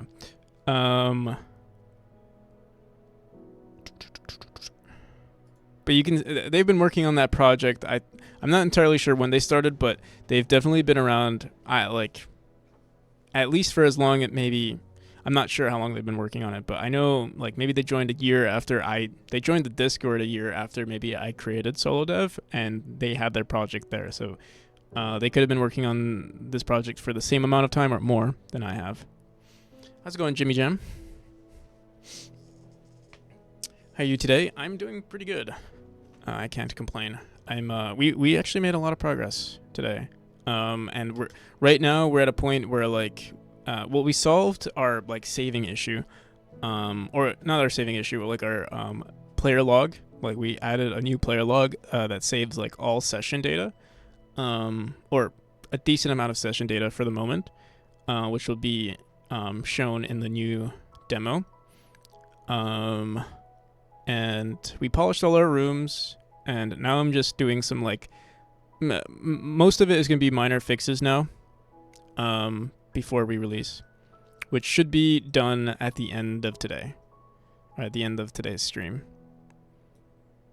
as long as I don't know, unless we encounter some big issue. It's not really meant to be a game. I stick to for the next 6 months more so to get good a grip on Godot and have a goal again. I see. So I think if you are just trying to like, get your feet wet, I mean, you can explore like working on something like that if you want to. But the thing is, like, I would set the scale much smaller so at least you can finish the project. Instead of having something half complete, you can have something that's decently done. And in that case, maybe can you figure out a smaller, like a different type of game that has a smaller gameplay loop, that doesn't involve creating a world and maybe not having too many different enemy player states. Maybe it's just a player with one or two attacks, and then an enemy with one or two attacks, and then creating like some sort of arcade room.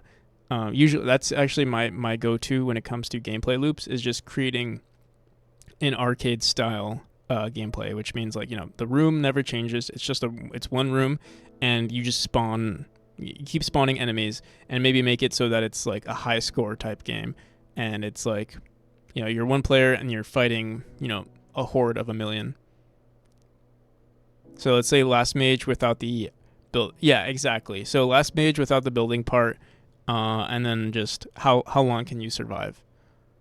How many waves can you survive? Do you have an idea of how many more levels you want to add? I'm aiming for 400 in total before release.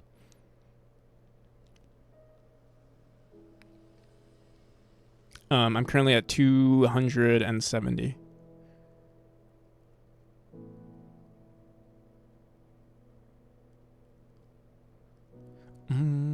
270 rooms. You said levels. Yeah. In total, there are what I call rooms. I have rooms and chapters. So there's 6 chapters in total, and currently 270 rooms in total. 270 rooms built. In total of rooms created. In total of rooms used, it's like I think maybe like 150 technically. There have been a lot of rooms that I've kind of just we build rooms and then we just remove them. But in total, I want to have 400. That way, on release, there'll be at least like maybe around 300 rooms. But I do plan on expanding on that like after development or after version 1 release.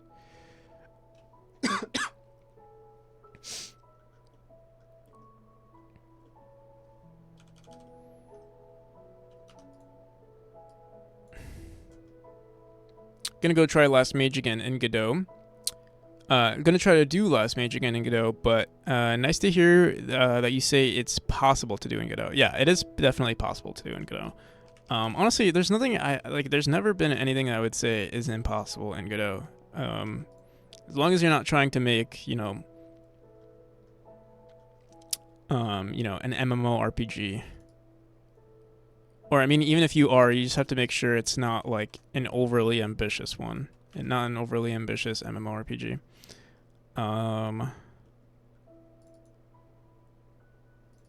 Okay.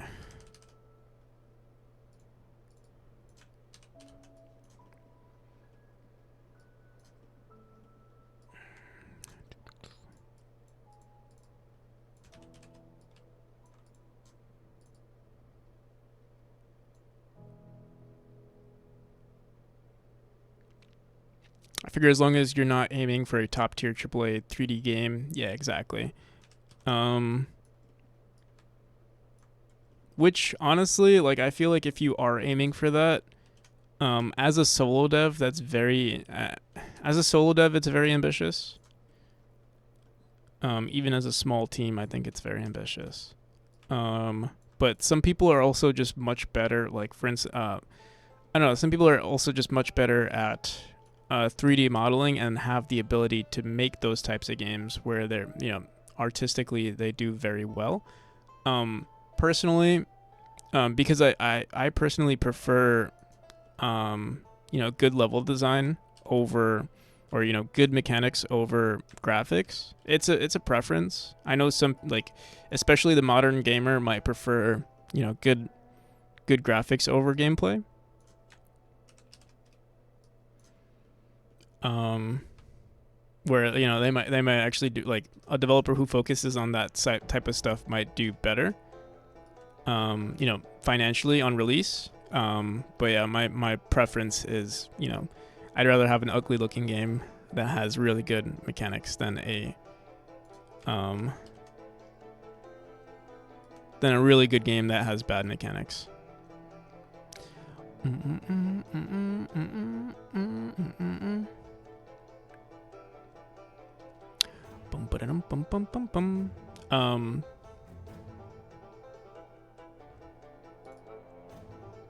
And again, as a solo dev, I think that it's important to realize, like, how much work can you actually do, or how much work can you actually accomplish as a solo dev. Focusing too much on graphics will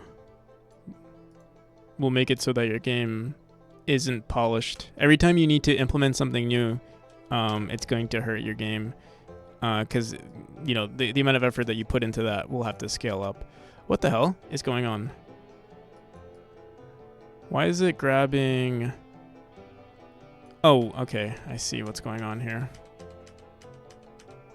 This layer. All right, there we go. I think we're good now. It's the same. We were talking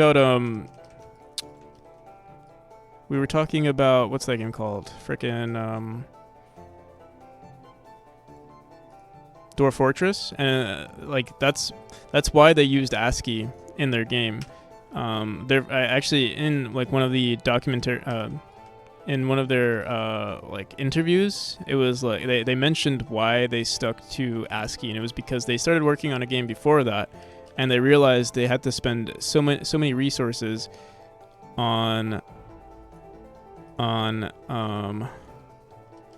graphics, and then they were like, you know what, let's scrape the graphics and let's just make what they thought might have been a good game, and that's what they did. And then, you know, several years later, now they have a really cool simulation game. All right, I think we are good now. Let me see. All right.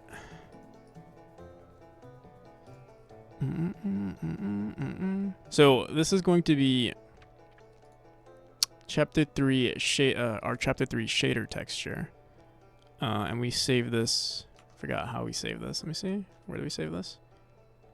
Save this as, you know, let me just do .png. Yes, and then I think if we do this, it'll automatically go here. Okay, so chapter 6.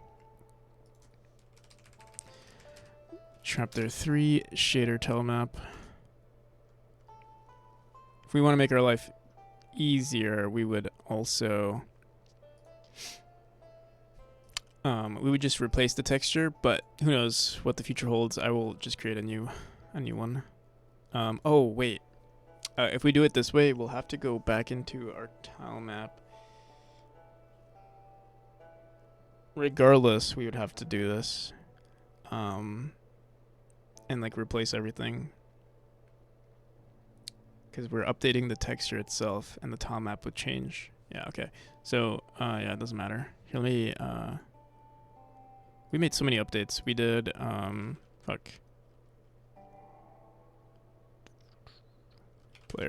working player log, fixed boss, fixed chapter 3 boss. Oops.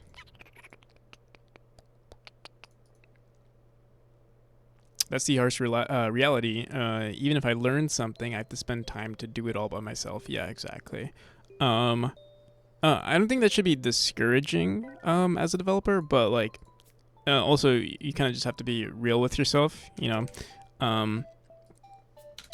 For instance, for my game, it took a very long time for it to be noticeable, like for me to not necessarily be proud of it, but for me to I think I was very delusional for a very long time, and I don't know, like I was very delusional for a very long time where I thought my game was better than it actually was, and I feel like that's gonna happen a lot. for most game devs. I think it's okay, maybe, as long as you are also... Yeah, I don't know. Like, sometimes confidence is good in your project, but then at a certain point it could also hurt, right? Because like you could be like, oh, my game is good, why is no one liking it? So I don't know. When Lost Ark dailies are taking more than 2 hours, oh no. At that point it's damn. I mean, are you also satisfying? Are there weeklies in Lost Ark as well? But if you do that every day, damn, that is a lot. Dailies are what? The I know you have those are they called dungeons? The ones that give you the materials, like not the boss fights. Are they called like the Legion boss? I forgot what they're called. Not the Legion bosses. There's like those dailies that give you Chaos dungeons. Yeah. Chaos dungeons and Guardian raids. Those are the dailies I know of. What are the other dailies?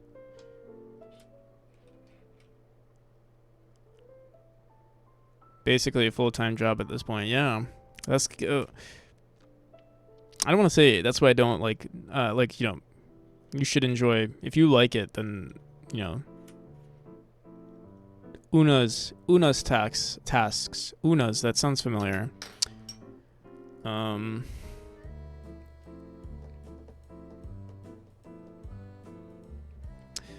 Una's tasks. Is one of the Una's tasks where you have to go to that island with the prisoners and you have to like buy the prisoners, but then you free them or something like that? Is that one of Una's tasks?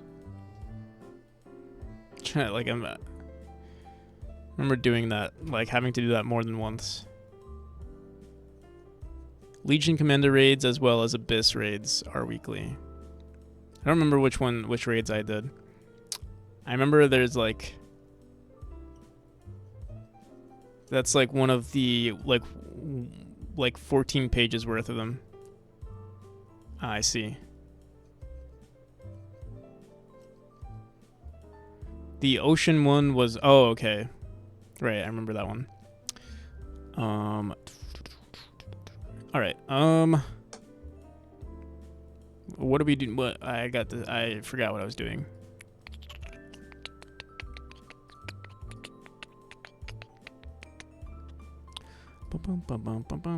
Oh yeah, we were working on the okay, we need to add a new spike here.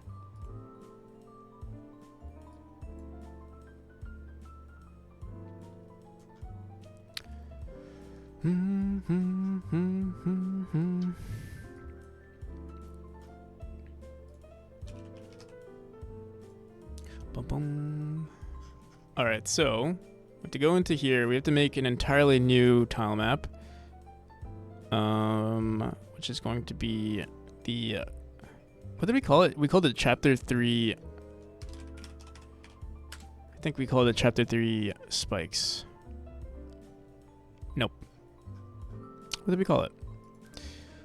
Chapter space 3 is what we called it. How come I don't see it? Maybe we saved it as an A sprite. Yeah, we did save it as an A sprite.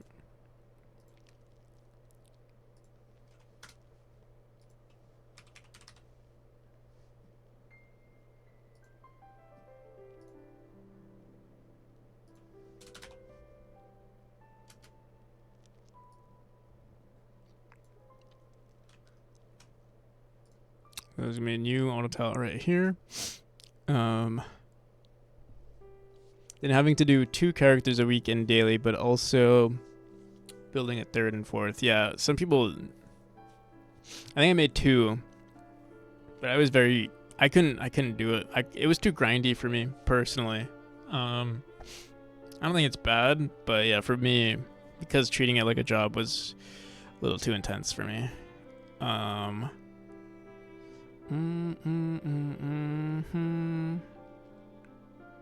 Also, we'll want to remove the pink texture here if we want it to look good.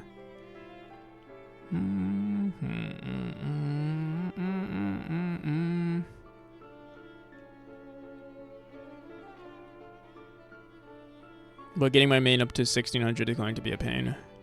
I see.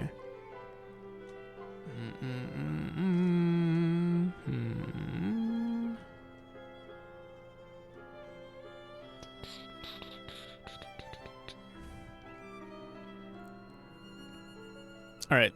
We're just gonna copy this exact bit mask. It's the same exact one. Oh, no, actually, we'll copy it, but it's gonna be slightly different.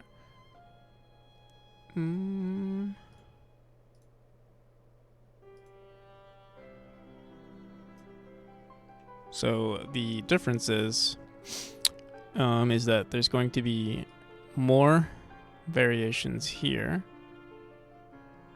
We have all of these spikes.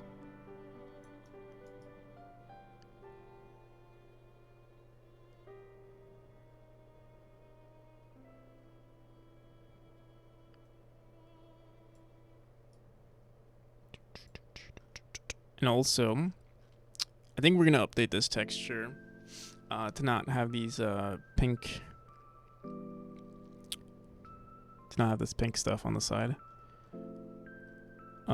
In fact, I feel like we don't even want these corner pieces. I do have corner pieces already. Yeah, I'm gonna remove this. Remove this. You know what I might do? I'm gonna remove this one. Actually, no, I'm gonna keep this one here. So what do we do here? Okay, I think it's fine. I think we'll... What do I do? What do I do here? Bit mask.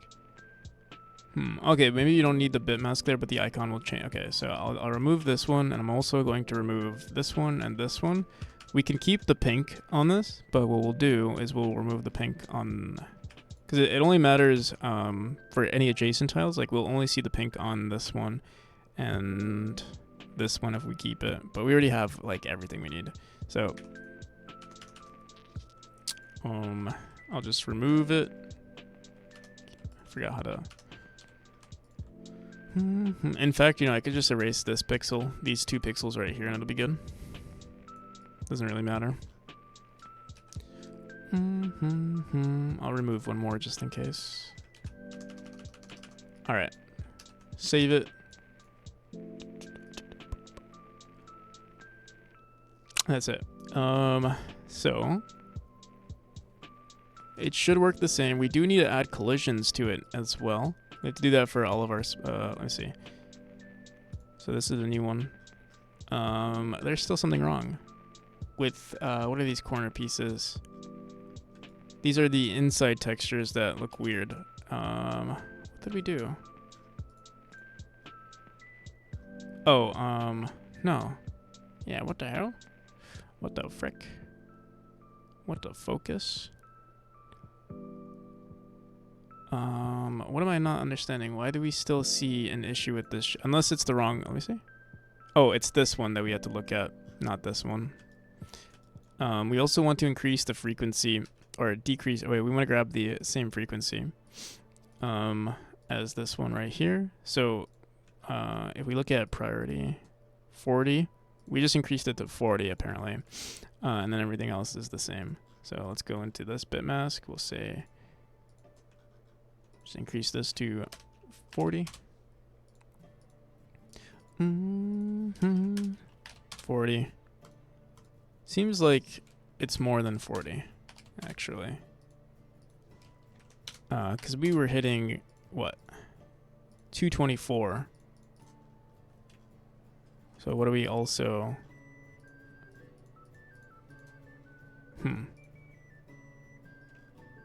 Yeah, it seems like... That is weird. I guess we can increase this if we wanted to like 80. Or let's see, maybe 40 out of 160 is fine. Wait. 2, 4, 6, 8. This is 80 in total. How is it that... What the hell is going on? These are 64, 1 out of 64, and then this is for some reason... Let's see. Yeah, it seems like it's good now, but whatever. Yeah, let's compare the two. There's this, and then there's this. They seem to have the same frequency.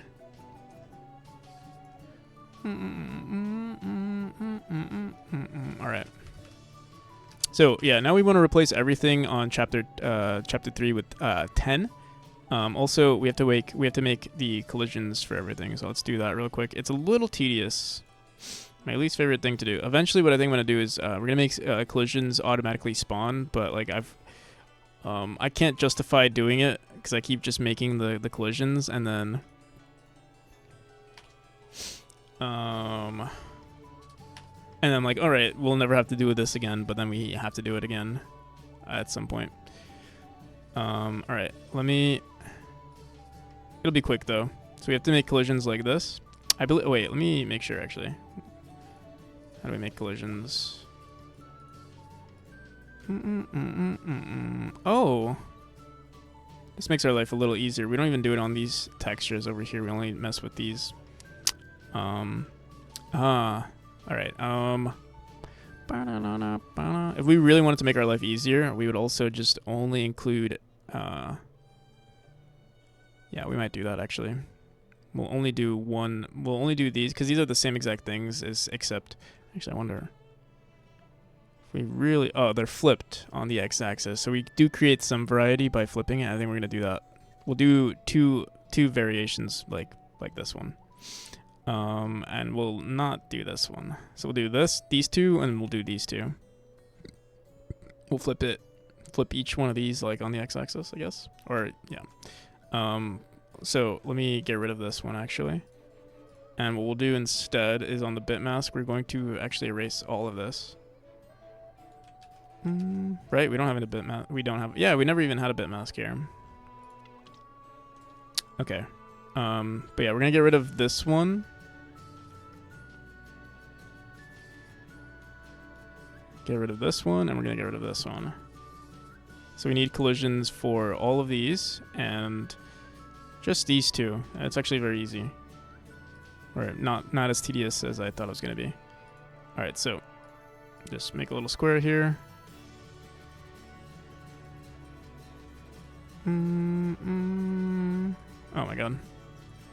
Yeah, we should increase the step here to 8. Oops.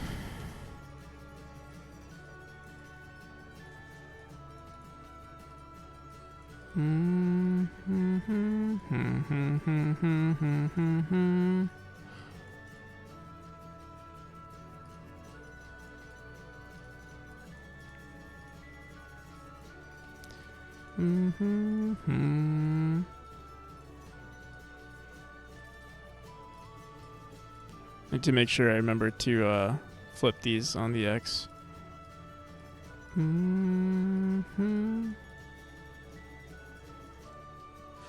Do do do do do do do do do do.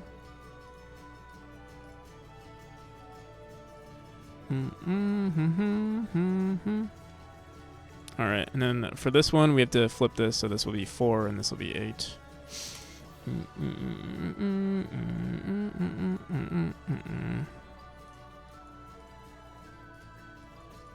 Whoops.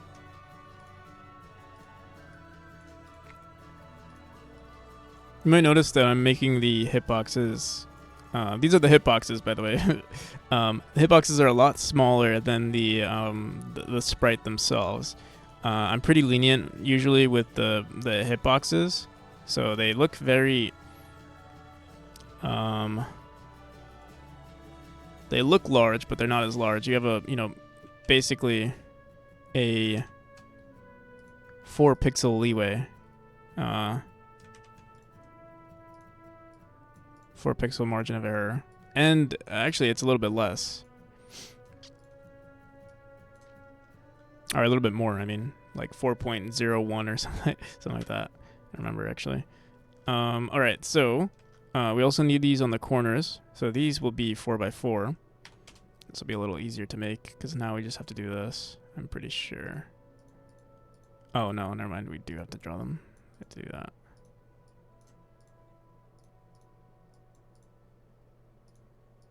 So yeah, it's a little tedious. I'm not gonna lie. I wondered, I might have made these triangles. I think I do make them triangles. Let me see. Yeah, I make them triangles. All right. To be even more lenient, because I'm just such a good level designer. Like I like to simp for the for the players. Also, we didn't add it to this one.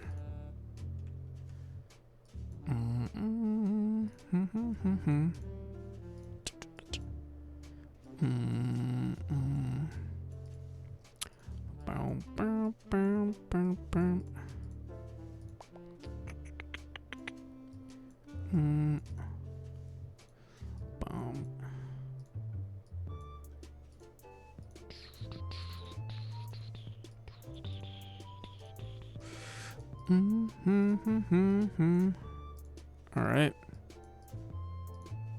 The triangles are going to be a little. In fact, they might be even more annoying to make than this one. But I mean, it'll be still. I mean, it doesn't even take that much time. But we do have to do this one more time for the. We have to do this for what? We have to do this for the. What the hell? I wonder.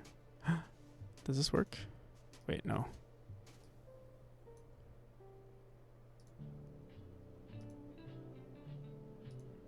I wish there was a better way to do this.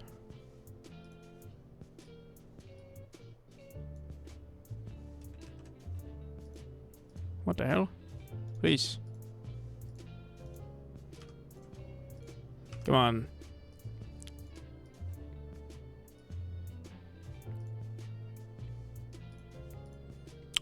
We could actually draw this. If I had more structure to my game, which eventually I do want to do,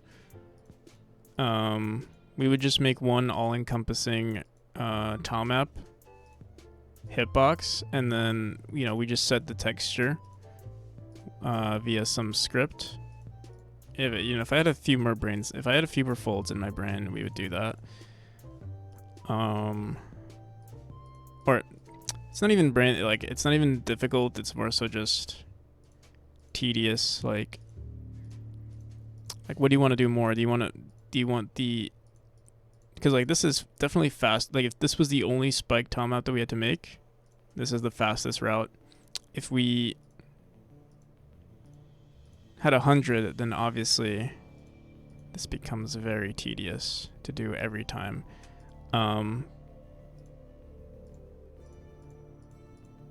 And we have to do it 3 times now. 3 times this amount. Actually, no, never mind. We don't have to do it for... I was going to say we might have to do it for... we do have to do it one more time, not 3 more times. Because the Chapter 5 is also going to have this tile map, or this shader on it. What the hell? But with Chapter 5, we don't have a sophisticated tile map, so it doesn't matter. Like, we don't have to do this. It's literally like 5 single tiles, or like 10 single tiles, and the hitboxes are already created. And them stacking on each other is not nearly as much of an issue as these ones are.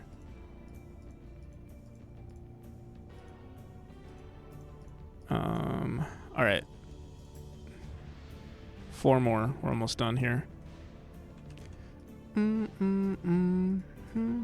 What the hell, bro?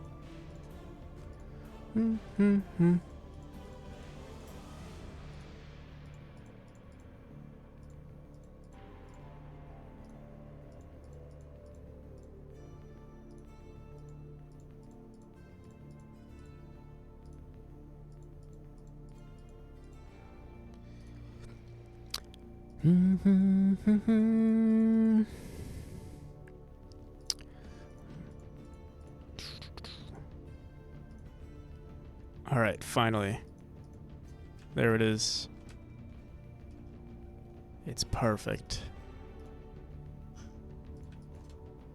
Oh, not this one. This one. All right. So, there is a minor issue I see. It won't look nearly as bad. It's not necessarily noticeable in the editor because it's not perfect pixel art. You'll see like we can actually see that it's not like it's moving the shader a little. It's moving the texture a little differently. All right, so we have to replace all of the spikes now in chapter 3. I think we have a script for this. I'm gonna back everything up real quick.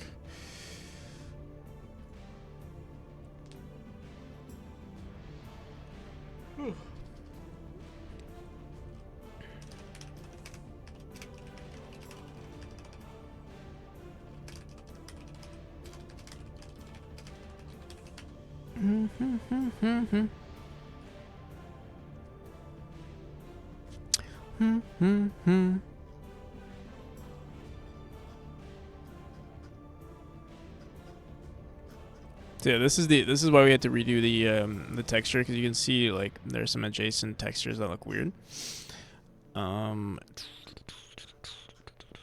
So I think we have a spike index. I think, what was this, 10? 10, and then we say reset spikes, or let me see.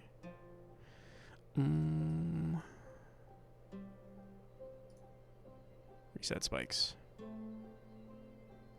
Doesn't seem to work. Spike index, that's double check spikes, 10. And there we go. Then we just say save rooms, save for sure, save rooms. Boom, boom, boom, boom, boom. And there we, okay, these textures still look slightly weird. The corner pieces. Let's see what it looks like in game though. It might not be too bad. And if it's not too bad, I might ignore it.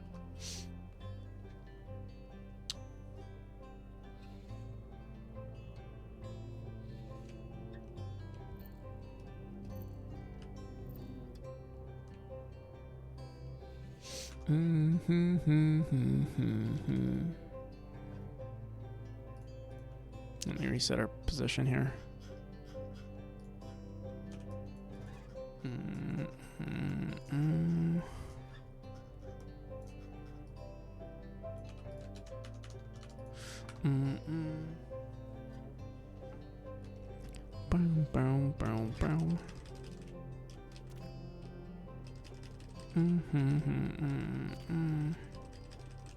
Yeah, it looks pretty good. I'm trying to see what are any of the corners looking weird. If they are, I'm not seeing anything wrong with them at the moment.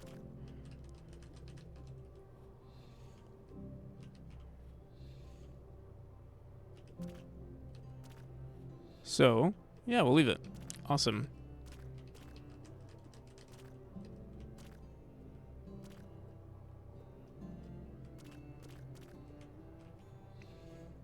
There's a little bit of it here.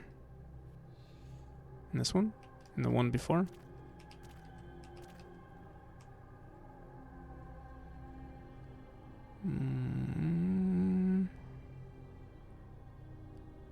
In this one or one more back?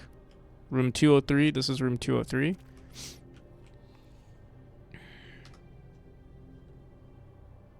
By the top eye.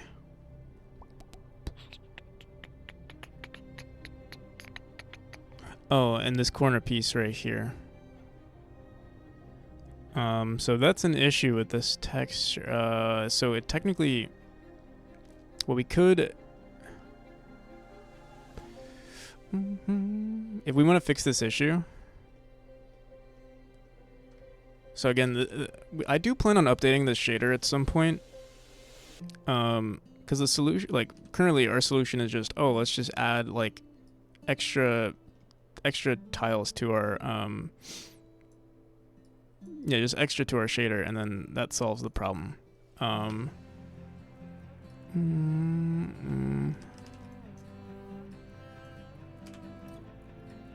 But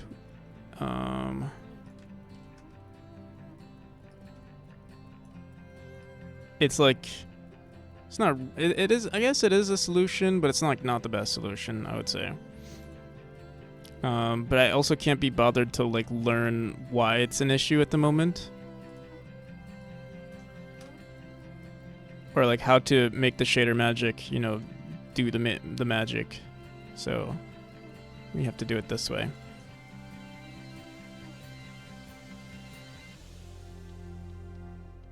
Not sure if it. I mean, we might as well solve it. There's one issue though, is there's one other issue, and that's, you know, I don't have it on the left side, but I think there's something accounting for that in the shader itself. We'll see if anything happens on left side textures. If it does, I probably will just leave it the way it is. But yeah, this will solve the problem, at least for you know, what is this? For 75% of the cases of left, you know, like of these specific tiles. Which, wait, actually, I just realized something. Oh, hydrate.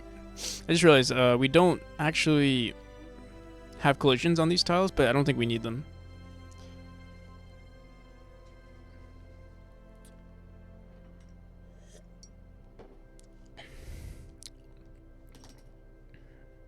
All right, save it. Let's see.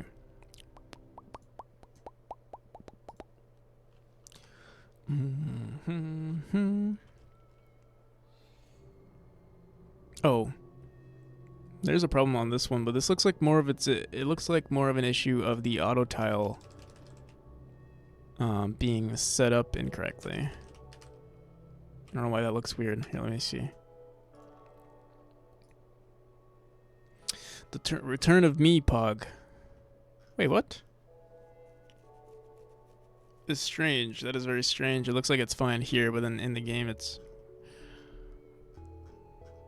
looked like it was flipped, or there was like an extra random tile there. What's that about?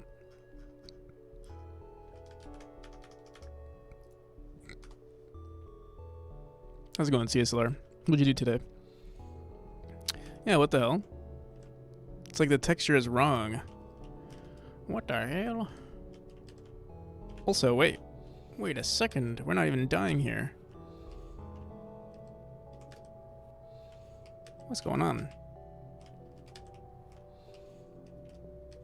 Here, let me look at that room.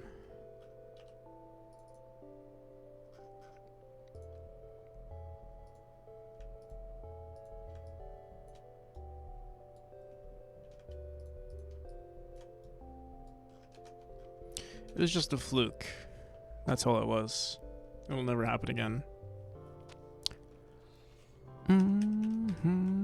Alright. Oh no, what the hell? Okay, you know what it is? I think I know what it is. I know what is happening here. The auto tile, the function that we're using here, this I think I know what's the problem. When we do reset spikes, we have to technically run it twice.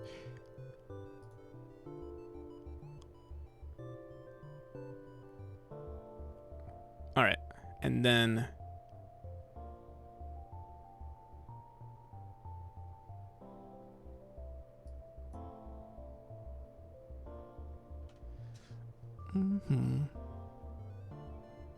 where's our save? We also have to close these rooms the rooms that we're not using.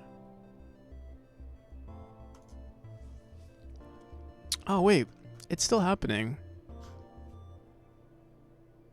Maybe, did I set it up incorrectly? That could have also been the issue. Wait a second. What the hell? Let me close it. Save and close. What the hell is going on here?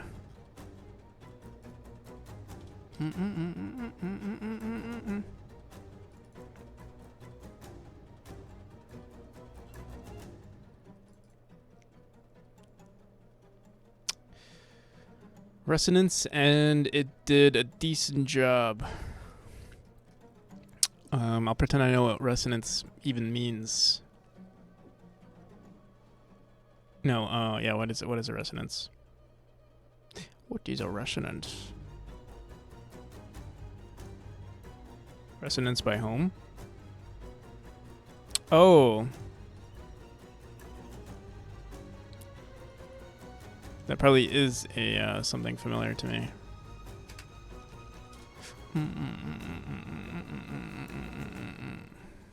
What's your warning on the spike tile map? The warning is that I'm creating an auto collision tile map. And it's not. There's no. It's not a child of a tile. It's not a tile. It has no, like, it's not a part of a static body or anything like that. We do it on the ready function. We add an area 2D, so we add collisions afterwards. So yeah. Tile map with the parent collision 2D. So yeah, because this is the parent technically, but we do change it on the ready function. I just didn't want to have a random area 2D in the, like, just when I'm editing stuff, I didn't want to mess with like opening up an area 2D, so I wanted to leave it like that.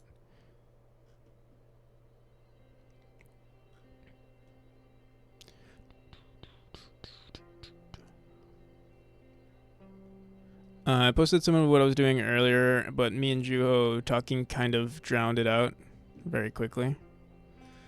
On videos? Nope. On off topic? This one right here. Assuming you meant...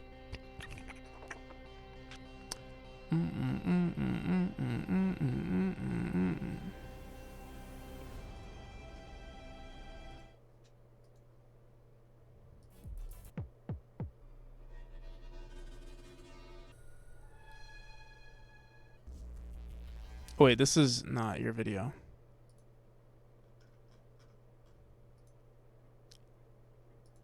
If you know, you know. Hey, is this Resonance by Home? Maybe?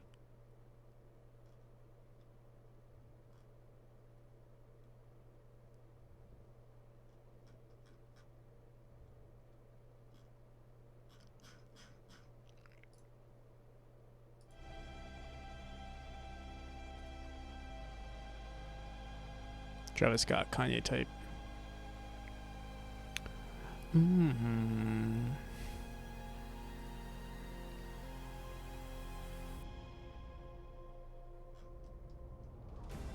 Alright, so I'm not sure what's going on. Reset auto tile fixes the issue. I think it's with our... something is wrong with our script.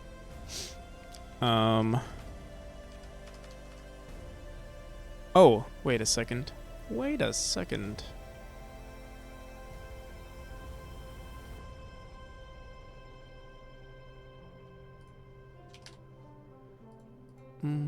Oh. Wait a minute. I think we just messed up with our auto tile.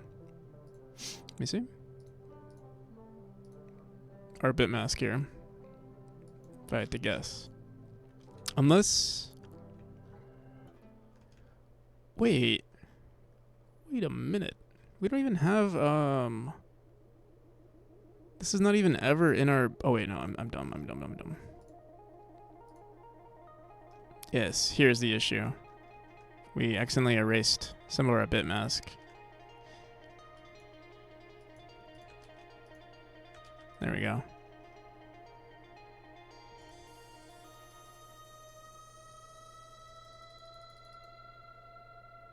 Got the synth very close to the original. Out of messing around with it. Nice. I actually don't... Here, let me actually... I don't even know if I know what this is. Oh, speaking of home, this is home right here, head first.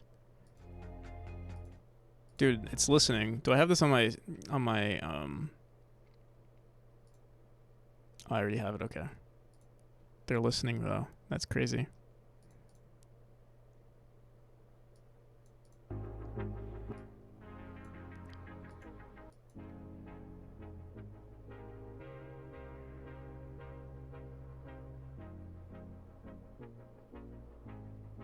Is it the beginning part that you tried messing with?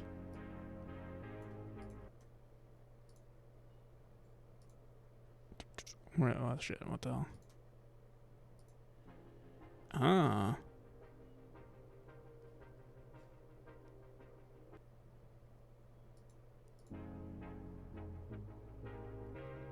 The whoop whoop whoop whoop whoop whoop.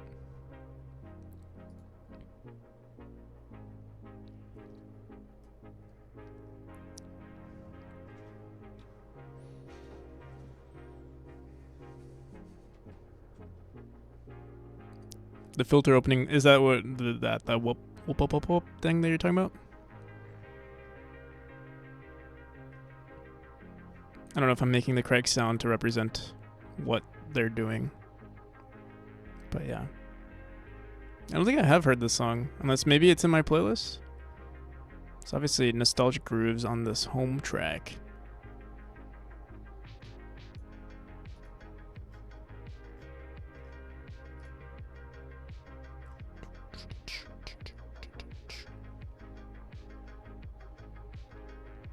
Resonance. Maybe I did hear it. I just never maybe. I wonder if it's even. It might even be in my playlist. But no, actually no. This doesn't sound familiar to me. Now that I'm thinking about it. Let me see. What are my liked home songs?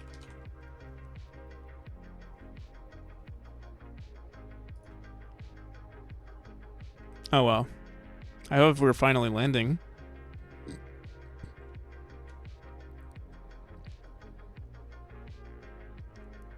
I'm surprised this one's actually not more popular. This one's my favorite one.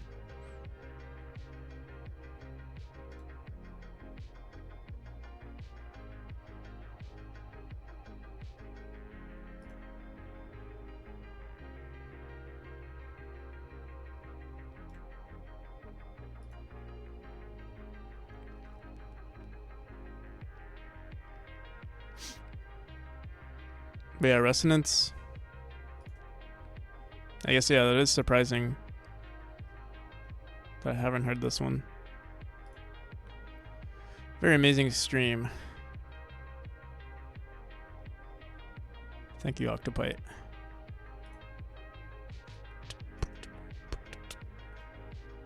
Alright. We're using the wrong auto tile in this room too.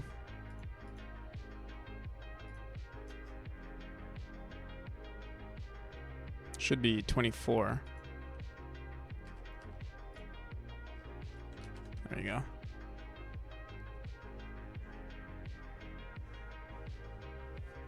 Don't know what resonance is. Only one person I sent to actually recognized it. Interesting. That's crazy.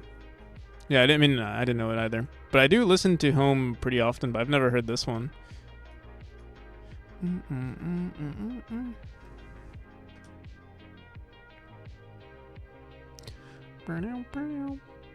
Yeah, actually, I low-key want to start listening to more. I think, well, like right now I'm cool with it, but like sometimes with programming, like We're Finally Landing is pretty good. Like that one pumps me up, but that one was very like chill vibes, like kind of just sit back, relax. Or like even this one's a little bit more.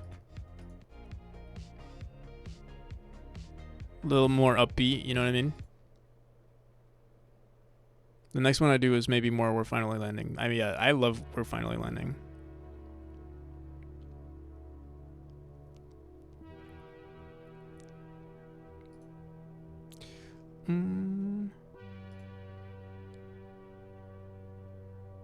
Depends on how much I can reuse the sounds, I see. Alright.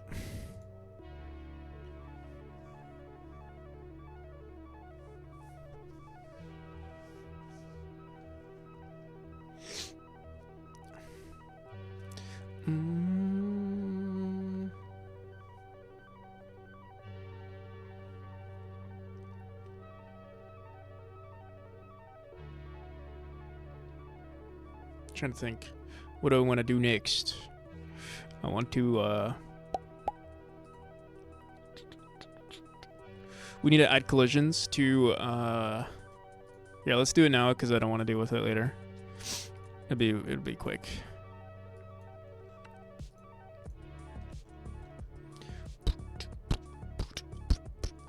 Here, we don't need to do this for now. And we don't need this. Less work for me to do. Also, before I forget, so that we can add some more variety to these textures, I'm going to flip this one on the X. There we go. That way, wait. Oh, they already technically are flipped. That's the variation that I have here, so it doesn't matter. There's no point in having to flip it. Because, yeah, these are the 3 variations. I'm just a little smooth brain. Same with the, probably, see. This one, though, I think we can flip. Let me see. Let me see, does this look any different?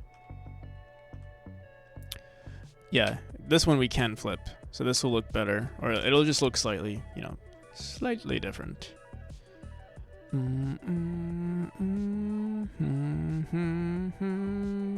Also, actually, for this one specifically, there is a texture for it that's unique.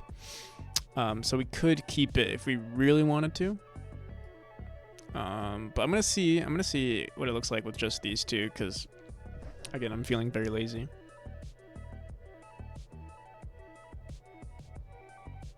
Trying to think what I want to do next. For me, nearly an hour whenever I open up my project directory.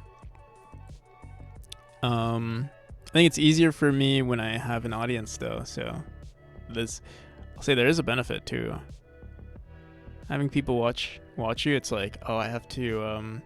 No, I'm not like too concerned with like trying to entertain, but it's like, you know, if I'm just staring at my screen while, for example, 31 people are watching or, you know, lurking, I'd be not much of a streamer.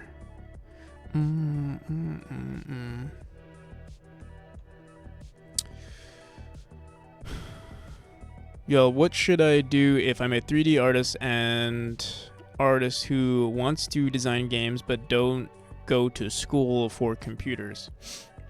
You don't need to.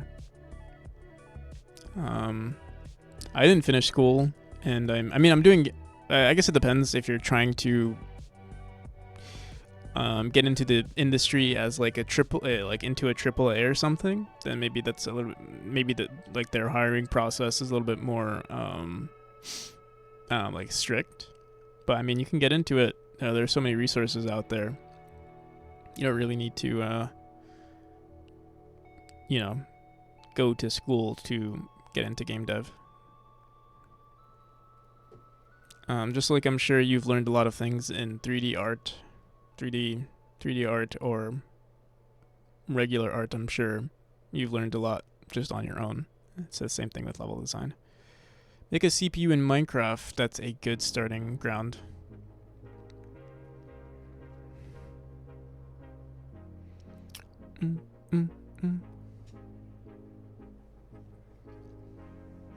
Sweaters profusely.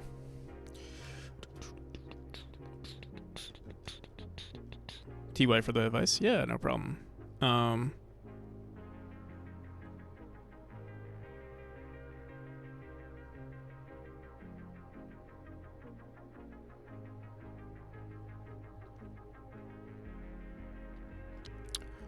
Boom, boom. All right.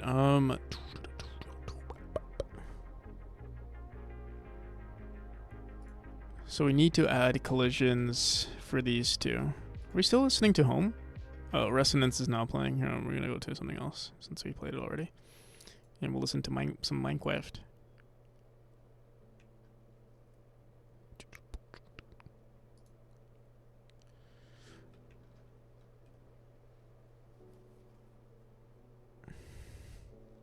Some things feel insurmountable. I'll say from my perspective with game dev, certain things feel impossible, like art. And I mean, I guess what I'll say is, it gets a lot easier. Or like, for me, level design was like my enemy. And now we're actually not too bad. It's not too shabby the things that I can do in level design, and in fact, I take pride in it.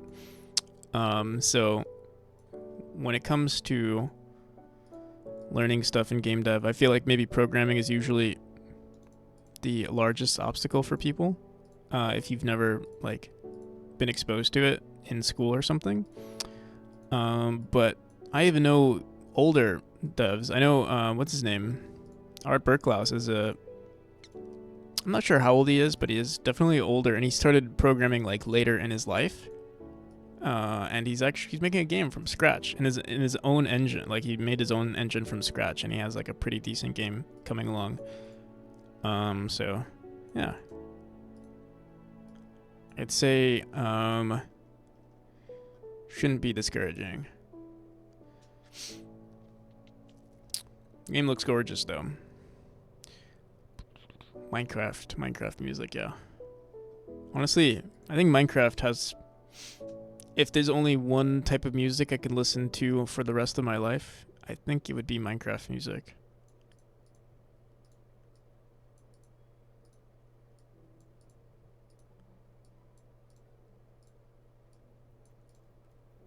It's just so good. It's like, I feel like it's underappreciated.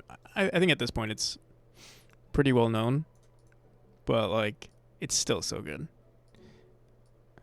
Especially like I think, you know, when Minecraft first came out, or when I first started playing Minecraft, the music was decent, but I think they started adding more and more. And now they're all just really good. Regarding what you said, who is this person? I must follow their progress. Oh, Art Berklaus here. They actually, I think they raided today. /Art Berklaus. I'll give them a shout out.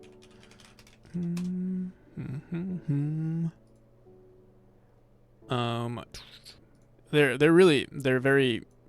actually are artists. They started with art. You know, hence their name, Art. But yeah, they started with art. Like, you know, they've always been an artist, and they, you know, I think they said, actually, I think it was 6 years ago. Actually, they started programming, and yeah, they're making a game from scratch, which is kind of cool. How long do you think it will take to develop a game like Unreal Tournament or Quake? Old school style, no fancy graphics. In terms of, I mean, I'm sure there's already source code out there that can basically give you a template, and that can, you know, to find it and everything like that, maybe like 2 hours from scratch. If you're saying from scratch, again, there's so many resources and like templates out there that you can probably find it relatively easy. A game like Unreal Tournament, in terms of like figuring out like the networking problems or networking, like solving all the networking is probably going to be the biggest issue for you. Hosting it on a server.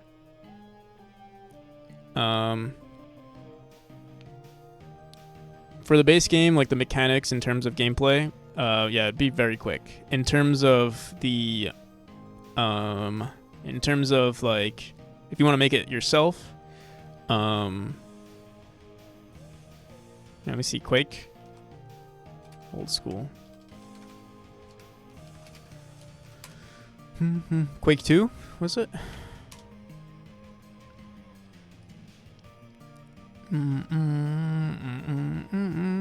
But yeah, I would say it's very easy to make. I'm sure there's already templates for it. Your networking might be a little bit more difficult, but I'm sure there's even projects for that. Maybe hosting it at least on your network first, like, you know, locally, and then figuring out how to communicate that with another server would be another issue. But I think you can, like, if you were dedicated enough. I don't know what your programming history is, but like, if you're familiar with programming, I would say maybe to get something decent and like, you know, fully developed, I would say maybe like 2 weeks. Those graphics are pretty fancy, to be fair. Honestly, old graphics are making a comeback, so yeah.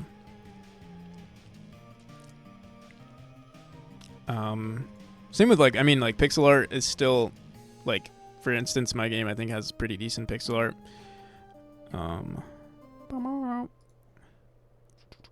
All right, so I think did we get all of our collisions here? We did these. We have to do brother. We have to do all of these corner pieces, which is gonna be the most tedious part, but we'll get it. We'll do it real fast. Speedrun time. Boom, boom, boom, boom. This will be the make collisions for corner piece any percent.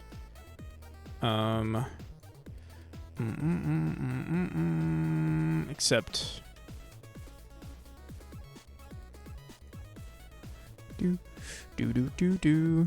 it's taking much longer than I want it to. Familiar with programming, just not games.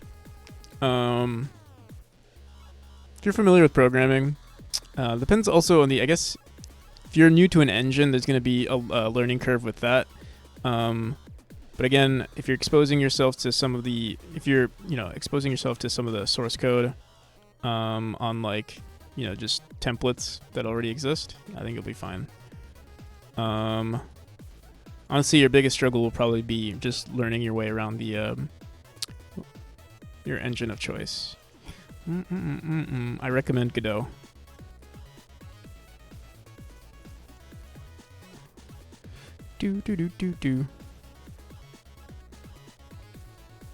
My unbiased opinion is Godot.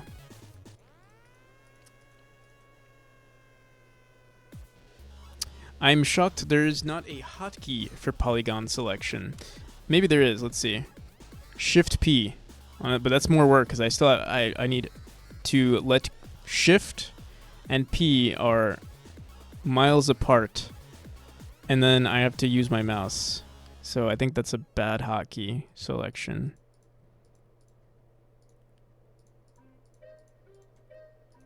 I guess I could do it. I can move my keyboard, but honestly, my muscle memory probably has me working on this one faster this way.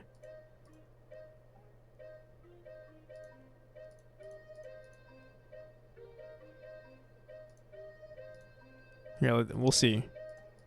Shift P, push and P. Let's start pushing P. Oh my god, this is so much faster. Whoa. Okay, wait, what the hell? Shift P, come on.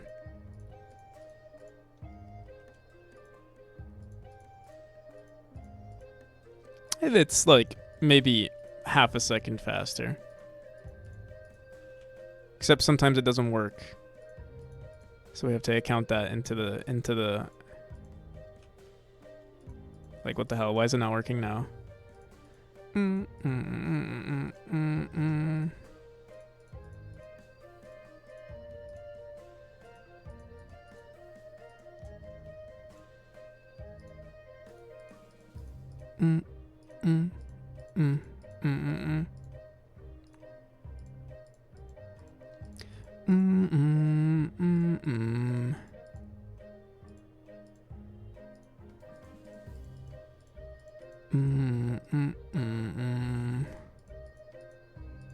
Honestly, eventually, I don't see myself ever changing, ever, because every time we add a new, it's like the only drawback of doing it this way, or like the only drawback is that sometimes every time I'm already done with all my chapters, so it's not like I'll be adding more. I have to do this once, maybe every 3 months, or in today's case, twice, every 3 months. So it's not that much of a hassle, but when it happens, I'm like, oh fuck it, today's that day. But yeah, we're done with it already. Literally, it's only like a 5 minute, not even 5 minutes. That was like 2 minutes. But yeah, ideally, what we should have done, or what we should do, is create a tile map, like maybe like an invisible tile map that creates the collisions, and then whenever we want to import a new texture, we just throw it in. We throw in just the texture on top. But yeah.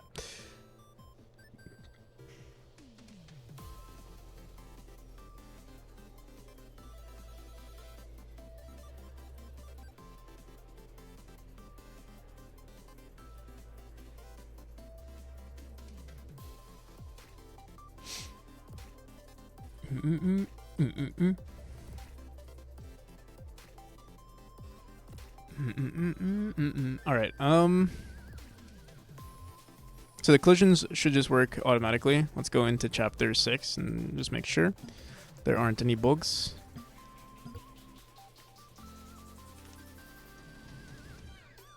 Oh yeah.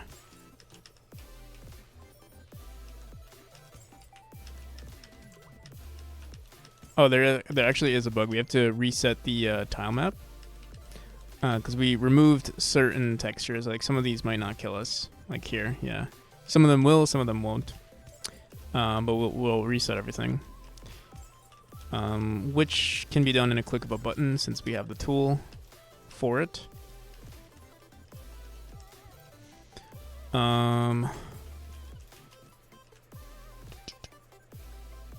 Oh, hey, these spikes kill you now? Yep.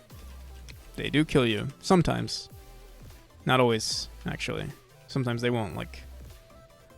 There's a chance it doesn't. It doesn't. Here, right here. We'll fix that right now. All we have to do is... variety is the spice of life. True. But no, we will fix that right now. So all we have to do is go into chapter 6. Let me back everything up. New spike. Chapter 6. Spike collisions.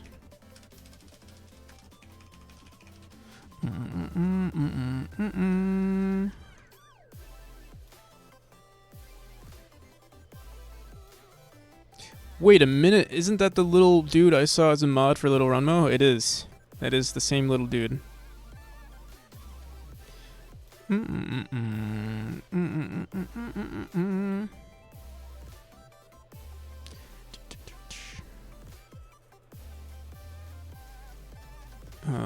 Double check spikes. Let me close all of our rooms first.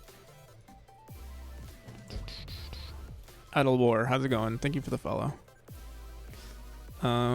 So we do reset spikes, double check spikes, reset spikes. Oh, I think we set the wrong. Oh no, we got it. Okay. So everything should be good. Marmations also, thank you for the follow. Save rooms, save for sure, save rooms, and there we have it.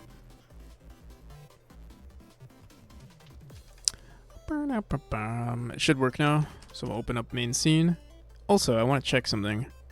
Our profile, session 59, should show session 59, chapter 6. Yeah, this is so cool. I love this.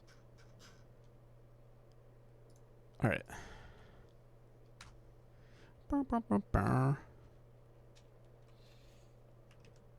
So now we should always die. Yeah, we didn't die there before, now we do.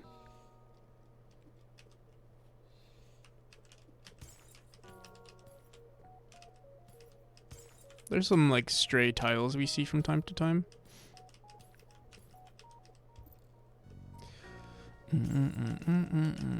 We might want to play through this entire chapter actually before we release, because now that there are collisions, I might have missed something. Like, you know, because we never die. I still want to make a co-op spin-off of this. You know, someone said, like, oh, this game would be so good in co-op, but I think people just want multiplayer games, which is understandable, but I'm trying to think. There is a multiplayer, like, speedrunning game, and it's called Speedrunners. I wonder how it's doing now. I remember my friends were, oh, dude, I'm playing like shit right now. Oh my god, I think we've been programming for so long that I forgot how to play.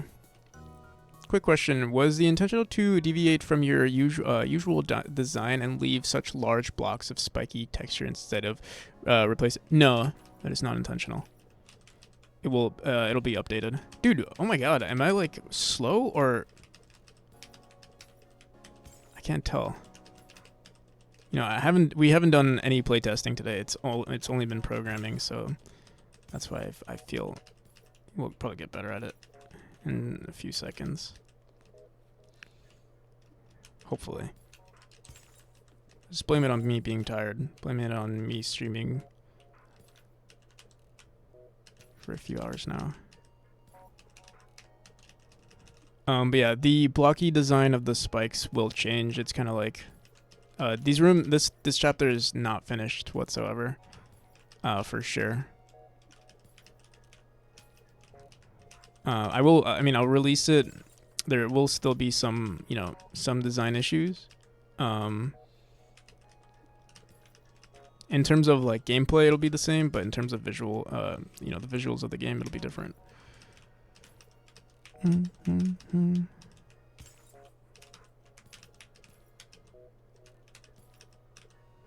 Boom, boom. Missed a lot of this chapter's progress. Yeah, I would love to show it if I wasn't trash at the moment.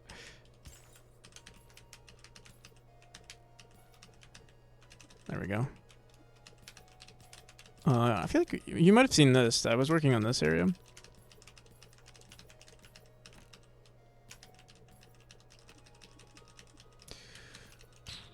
Oh, okay, so right here we die.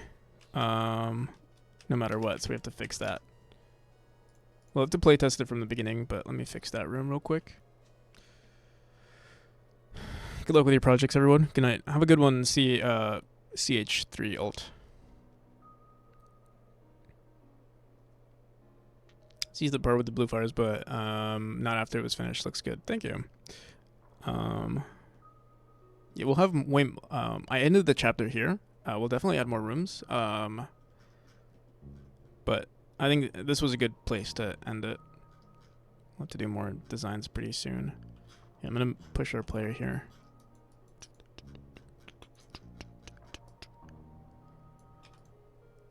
Boom.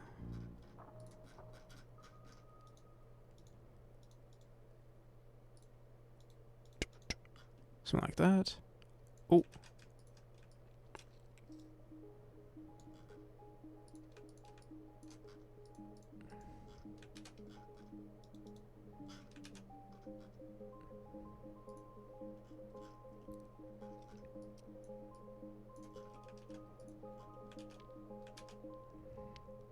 I feel like a better solution for these tiles, instead of putting the walls here, is to add like make the inside texture just darker. That way I don't have to really make too many transition textures, or I don't have to add the walls on top of our spikes here. We would just make it darker, and then it would almost look like it's the wall.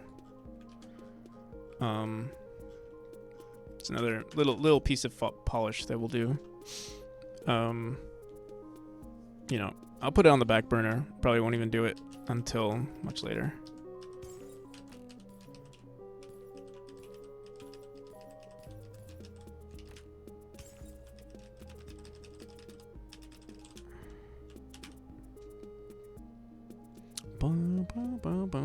So we might as well do a speed run, and all right, let me see. Oh, there's one other thing we need to fix. So we finished the update texture. We need to make sure the spike shader is only applied to 3 chapters. Do a speed run through the credits.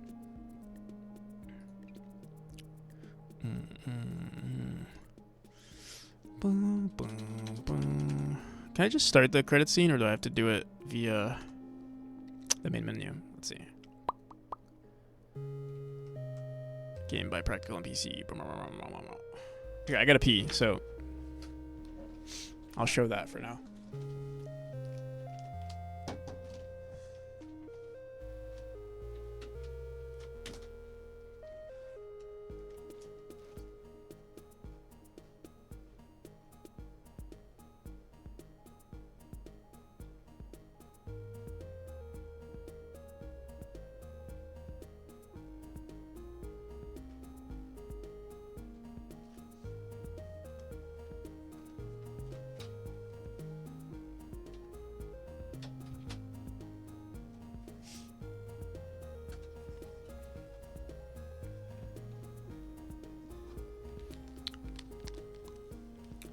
Someone was in the bathroom, so I had to pee on my pants.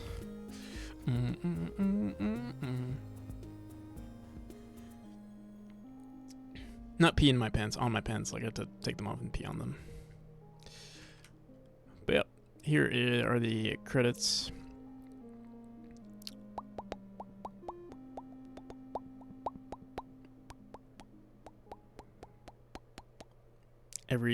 You guys might see, oh, look at that.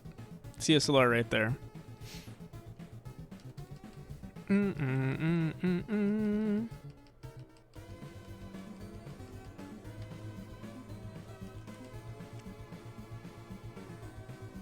Bum, bum, bum, bum, bum, bum, bum, bum. Do. You know, I just realized something I'll have to do. No, I deleted my main profile. No way. Wait, let me see something. Does it? I hope it's saved, or like I hope. No.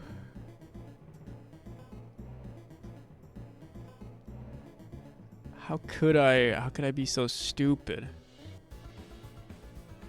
Wait, let me see. Maybe it didn't delete. What time is it? 11:56.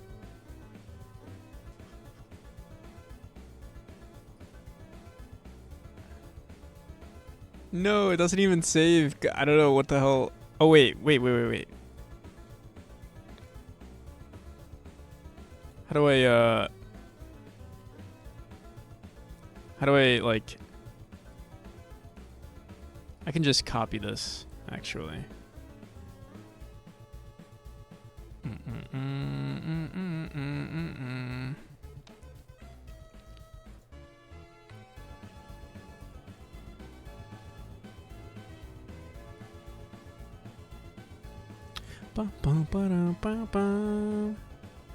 That's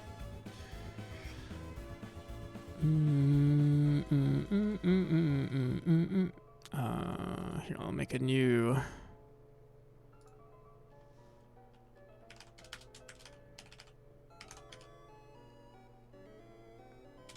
It's a text document though. I want to change it to a what happens if I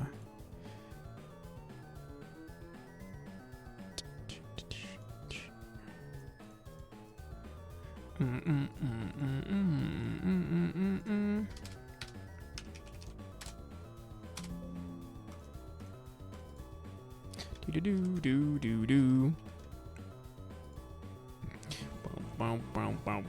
It's mainly, you know, like it's just for the memories, you know, like it doesn't really matter, but I want to keep it, you know.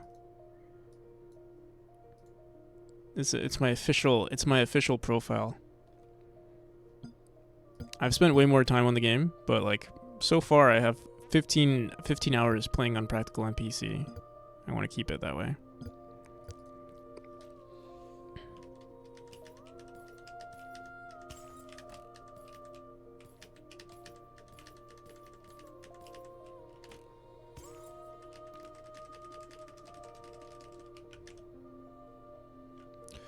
All right. So, what did I say we needed to do? Spike shader only for chapter 3. I think what I'm going to do is in the ready function of our script of trying to think, how do I want to do this? Also, I'll see you CSLR. I don't know if I said bye, but I'll see you.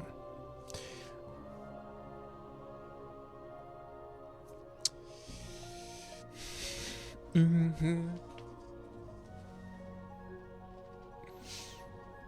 getting hungry. This always happens towards the end of the stream. I'm like, I'm hungry. I'm cold.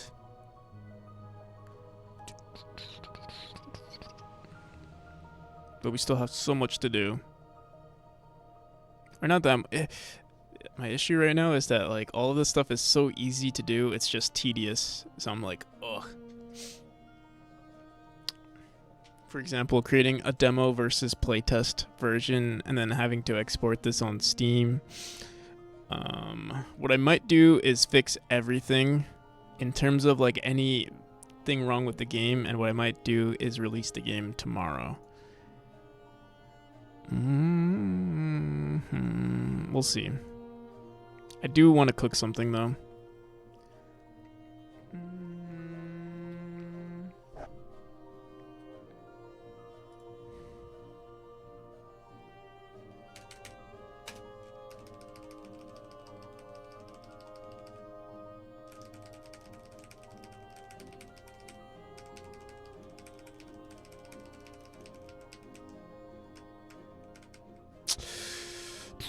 Alright, let's just do this part so we can at least be... Oh, we also have to do this, which is going to be kind of annoying. Alright. Apply shader. I think what we could do on our spike is just check...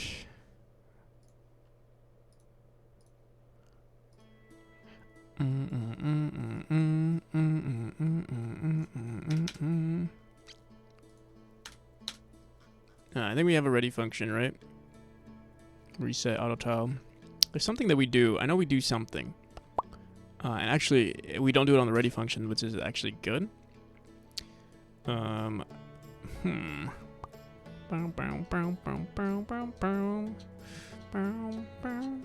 trying to think. We could also run the shader only on the entrance of a room. We check what room we're in, and then we tell the spikes to do their thing. That way, no spike actually has this shader. Unless we're in its room. That way, it's like not doing anything in the background.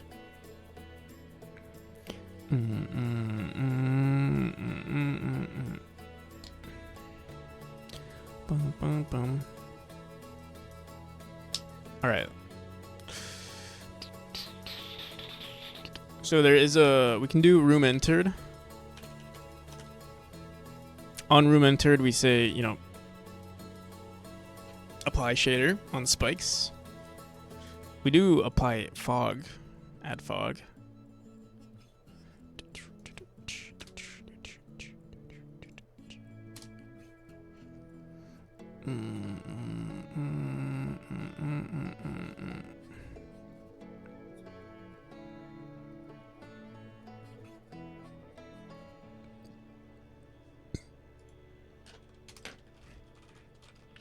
Bum, bum, bum, bum, bum.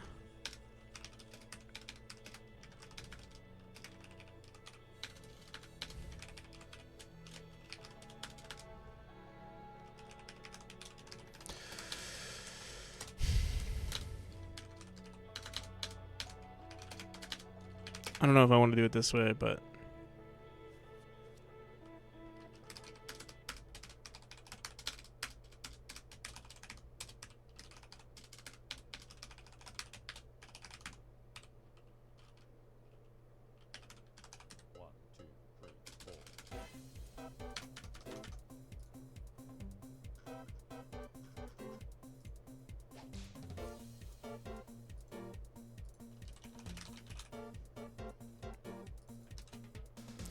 boom, boom, boom, boom, boom.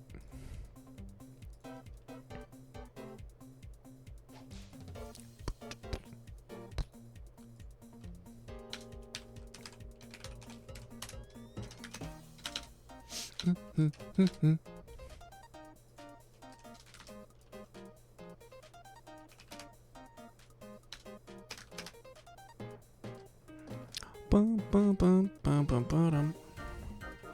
What was it? Chapter 3? Do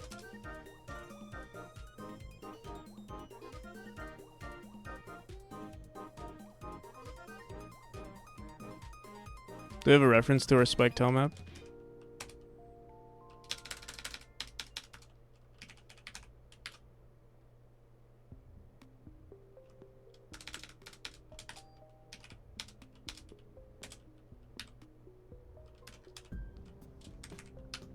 We'll have to grab the 3, 5, and 6. Yeah. to grab a reference or a path to this file.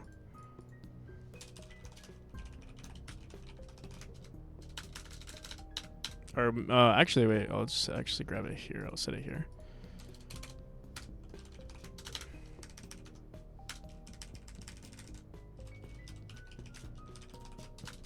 Yeah, we don't need a class name. I'll just say it here. What do I call this shader? Magic shader? Distortion shader?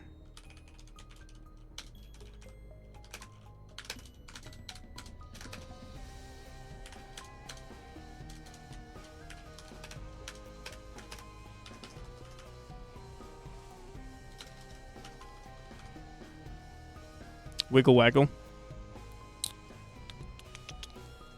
Actually don't have a name for it. Oh wait, actually we must save it as material here. Do I have something for materials? Mats. Scenes. Scene resources. Flame. Don't see anything. I'm sure we have something. We have something. We do have shaders, probably. Yeah, menu shader. Yeah, I'm making a new folder. I'll call it.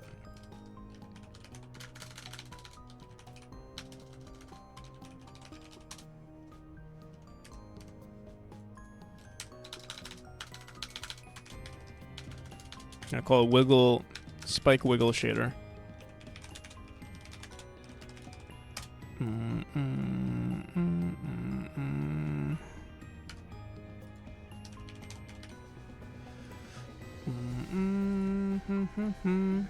Oh, it's not a.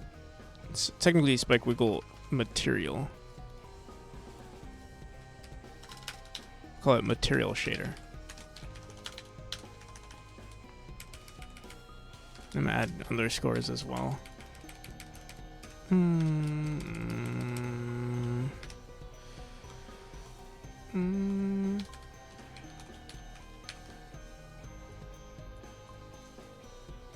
I wonder if I need to preload this. I don't think so. We just load it in.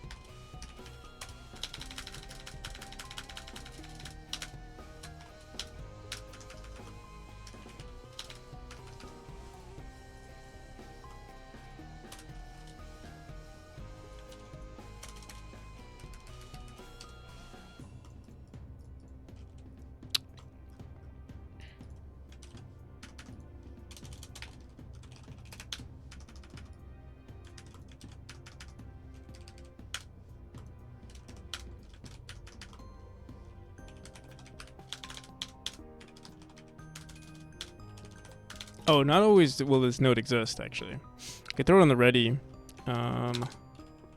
It usually gives us an error if there's not a spike there. Here, you know what?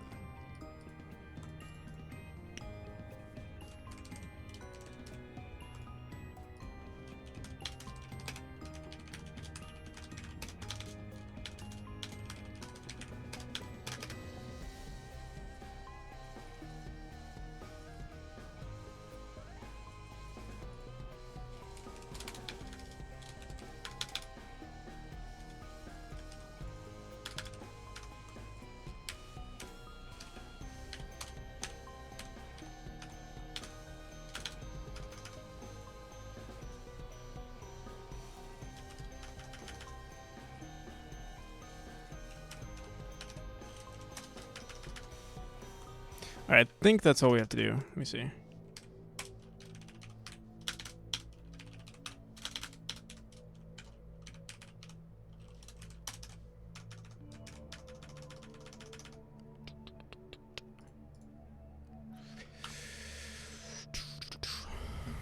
Oh, let's remove it. Because right now we have it on everything. By default, I think we want to have something. Oh, fuck. What did I just do? I hope I didn't just ruin it. Oh, no. Oh, no. No!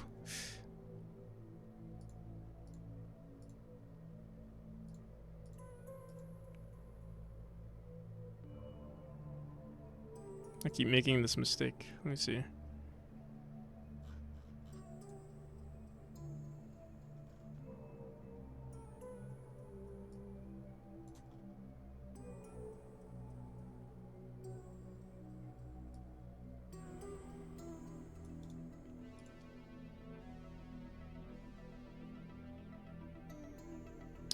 Boom. Oh no, we also have to. Oh wait, if I write discard changes, will this bring it back? Gandalf. Gandalf.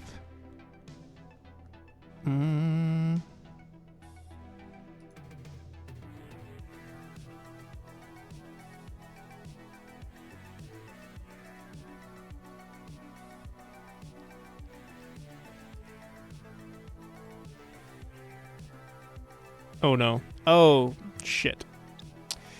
What did I just do? We deleted the saving of it.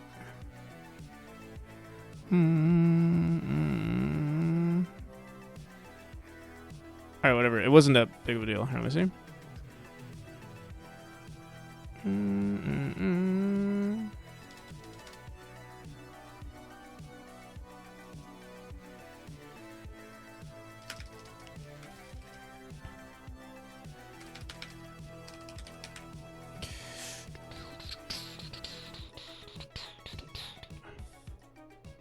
Oh my god, I got scared for a second. It's this same shader though. Oh, we did mess with some parameters though. I don't remember what it was. I think we did like time divided by 2 or something like that. And or divided by 0.2 or 2.0. Okay. I think there was something else we also did. We'll find out.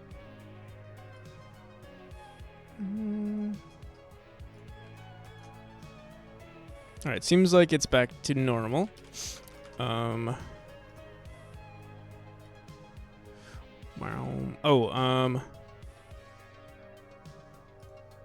I think we're good now. Cycle bin time, yeah.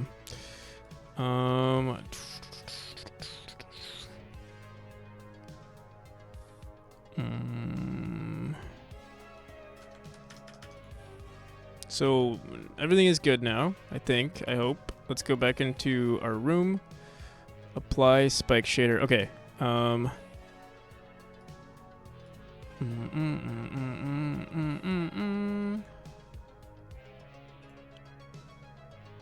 So introspect helm up now. Let's remove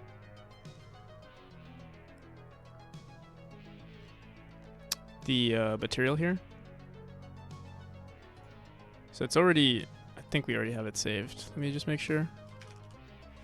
Okay, spike shader material. Let me just make sure. Okay, cool. So we'll clear this.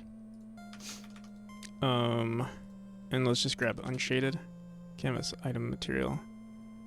It's usually what we do. So that's what it looks like, you know, all boring, no shader. And then we run, for example, oh, what the hell is this? What?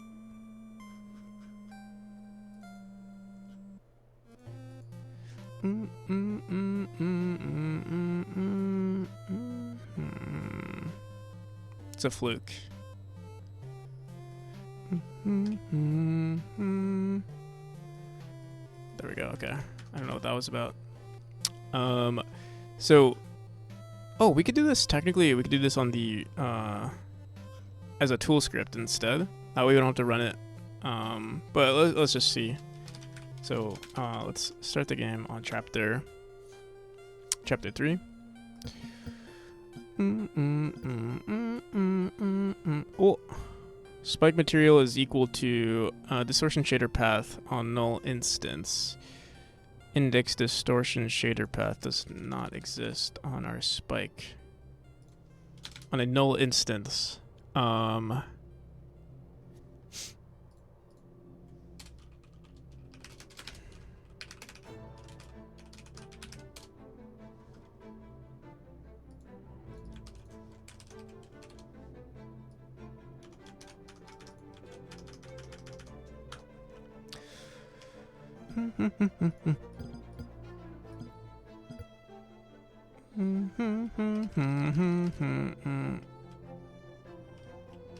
So there's no shader currently on the spikes. Why? Why not?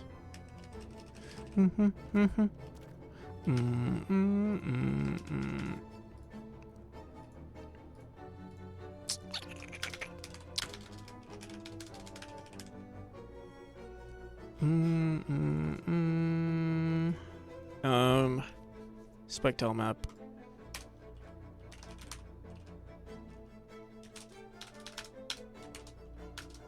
On room entered.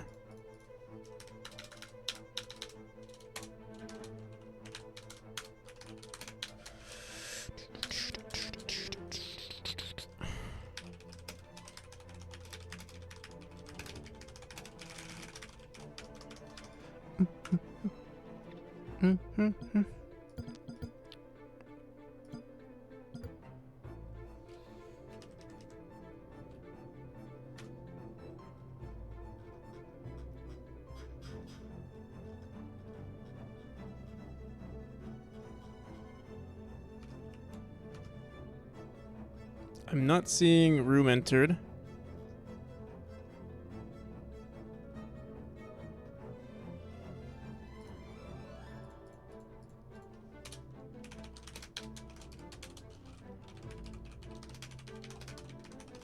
Level manager. Current role. Chapter ID is equal to 3.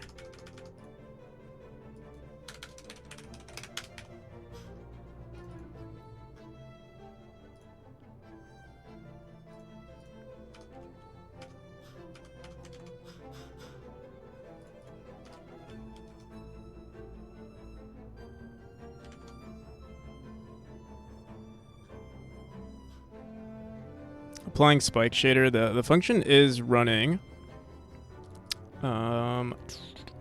Applying spike shader var spike tile map. If instance valid.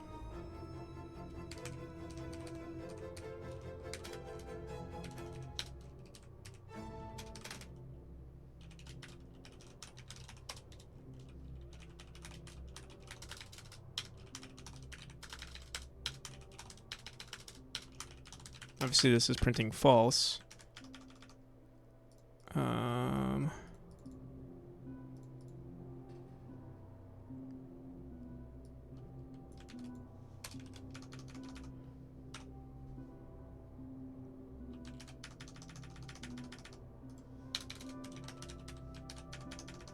Not sure why.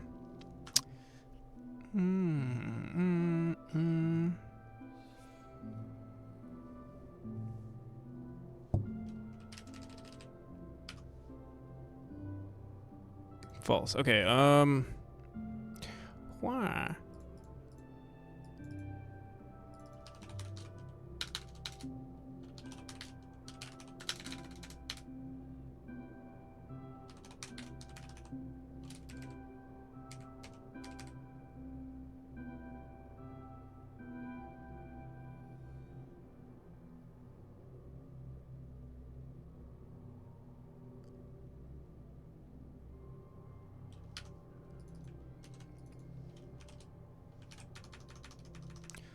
Let's see what happens there.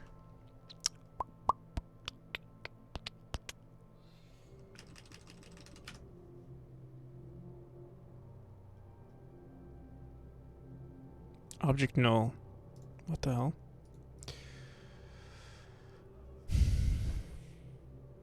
Oh, whoops.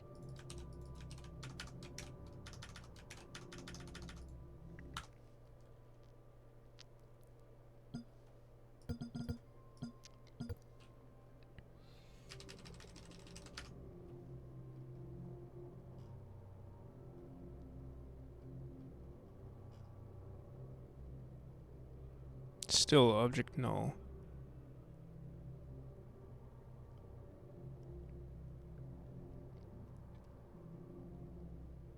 Why?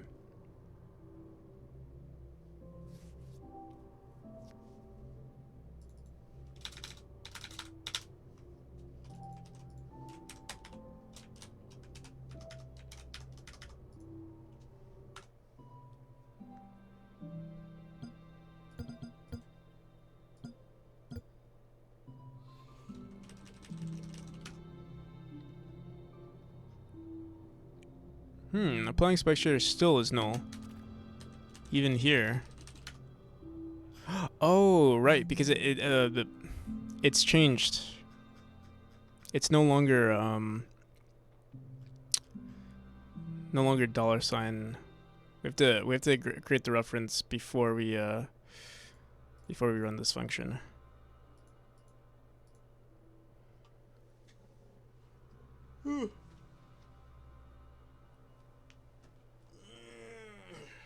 Okay.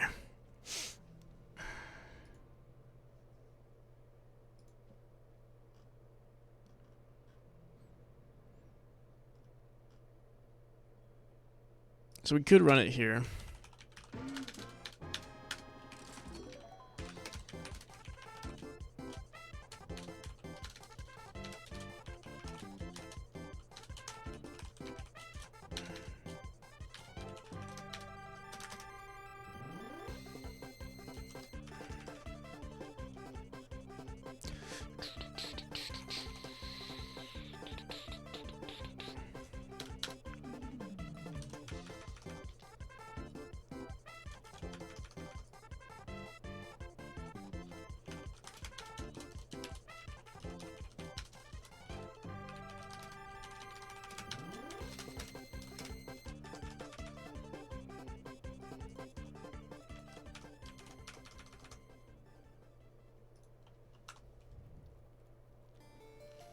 My camera's so blurry.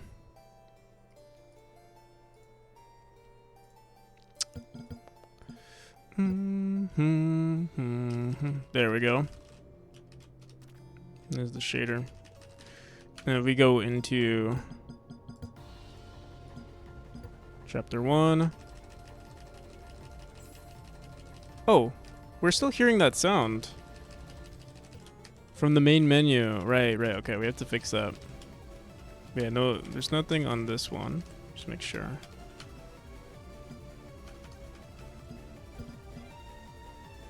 Oh, we have to fix that. If we go from the main menu, we have to make sure we disable those sounds yet again. Here, let me write that down in case I forget.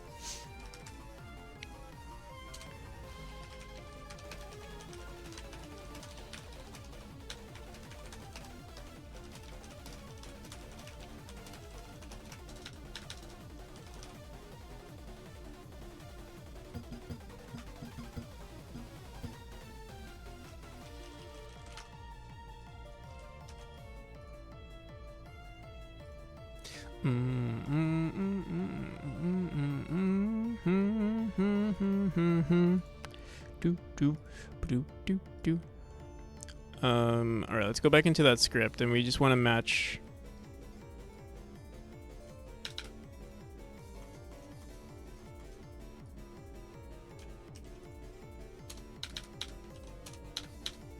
Just gonna do this.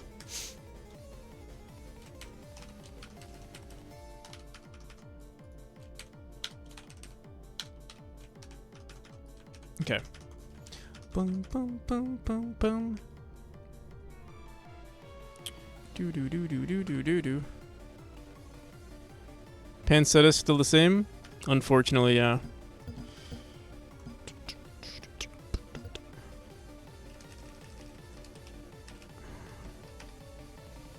Yeah, how's it going, Pixis? How's the debug analytic tool coming along? It is done for the most part, actually. Yeah, I think we finished it. Finished it like a couple of hours ago, actually. Now we're just doing some more like minor fixes. I think I want a shader on a lot of our like, for instance, on this spike would be nice. Just not the same one that we have on. Let's see what it looks like on chapter 5 actually.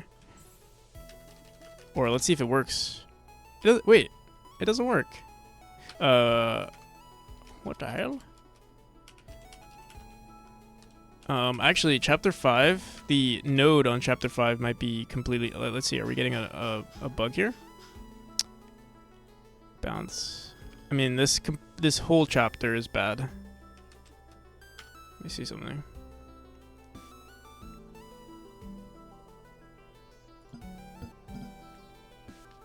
You see?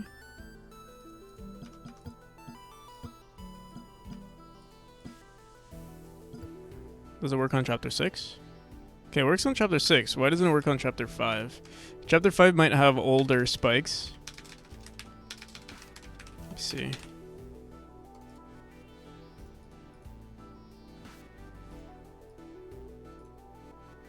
Spike tile map. No, it seems like it's the right. No, it has the right. One, it has the right chapter name. We said chapter 5. Chapter ID is 5. So what's going on? Why is it not working?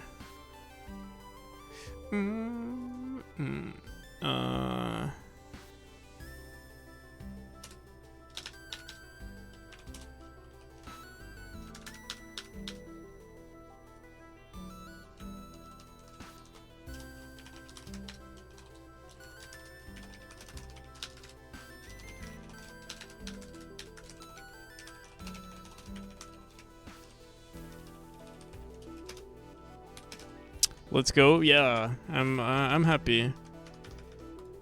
I might not look at, because I'm already like, again, so exhausted from doing this all day. Whoops, wrong chapter.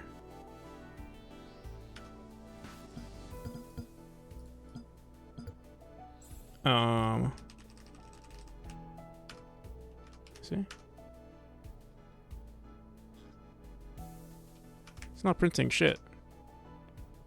Oh, chapter 5. Yeah, we are in chapter 5.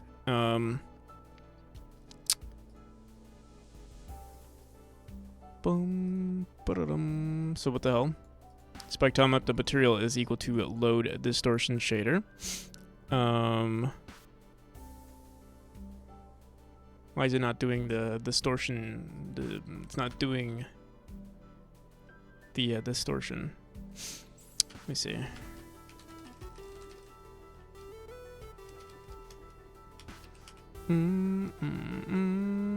Also, let me write this down. We have one more bug. Because we renamed our chapters, we have particles on chapter 5. We have chapter 6 particles in chapter 5.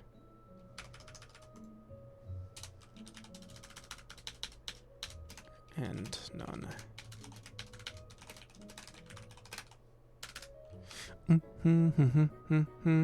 But yeah, it is looking better. I'm happy. I can't complain. What the hell is going on? I can complain about this though. I don't know why. Our reference is incorrect here for some reason. Let me see. I'm not surprised. Maybe it is like just an older tile map. Or like how we handle it is different.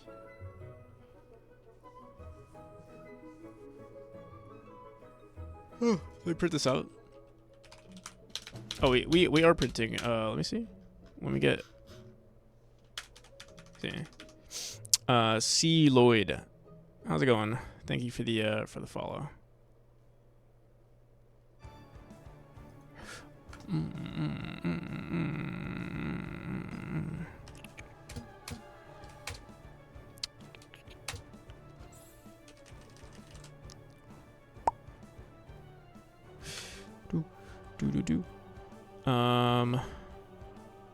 Applying shader spike time. We are grabbing the correct reference, so why is the it's just not working for some reason on this chapter. Bum bum bum bum bum bum. Ba-da-dum, ba-da-dum. You know, I might even ignore it for now. It's kind of a non-issue, to be honest. I wonder, here, wait, you know what? Let me try this in a random room. I'll try it in the first room. Maybe if I create a new instance here.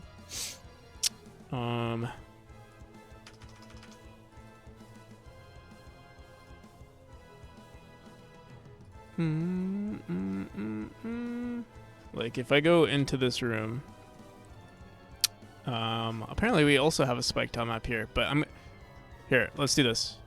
I'm gonna put this in our spikes. I'll put this in the room, run it on the main scene.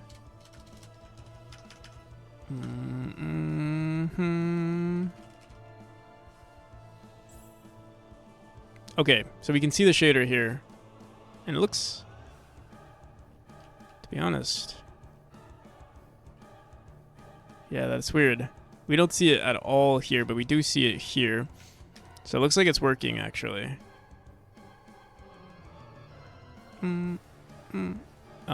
So if I had to guess, maybe.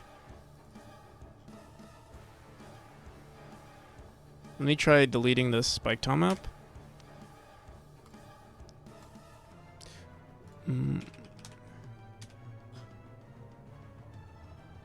Is it this? What is our spikes usually? No. Spikes? No. What is our spike usually called? Oh, it's usually called spike tile map.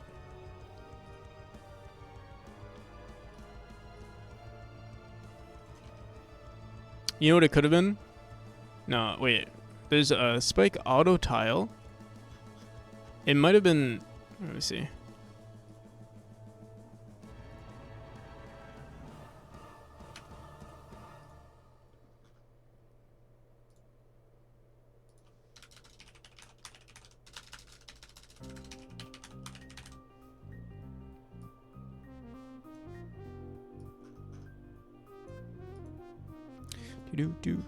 Do.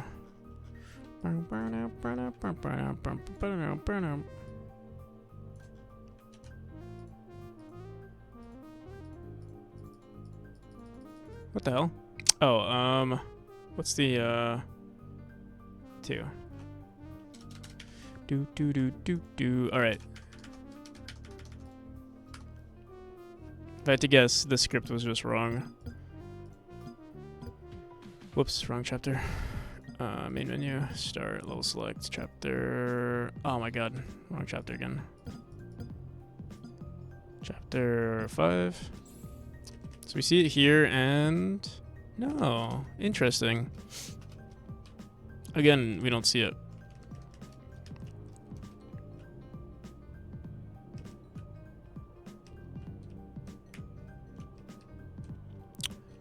I wonder what that's about.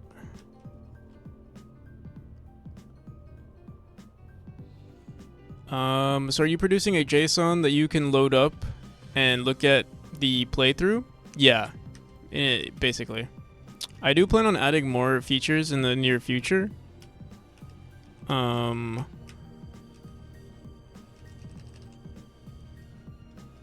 yeah, right now that's exactly what's happening. The JSON only records 2 things though at the moment.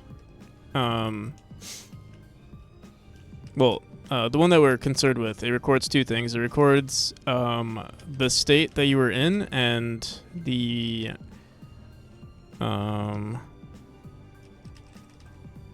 position that you were in when you entered that state.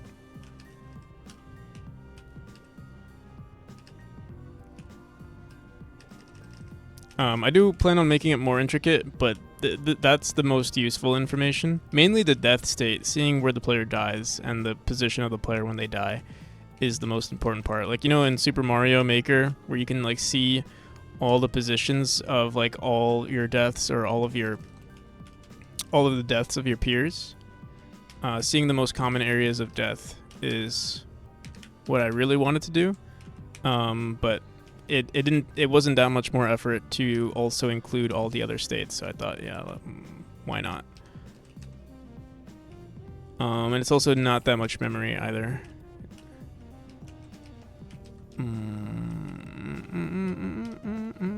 All right. But yeah, I don't know why Chapter 5 is giving us some problems. To be honest, I don't really care that much for Chapter 5 because it's gonna be completely redone. But yeah, it's weird. Let me see something. Boom, boom, boom, boom, boom. Why don't we see it? Maybe the shader is just not... I don't know. Here, let me do this.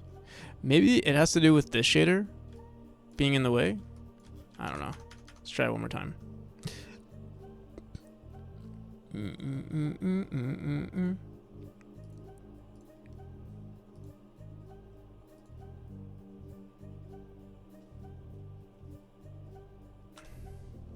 Boom, boom, boom, boom, boom, boom.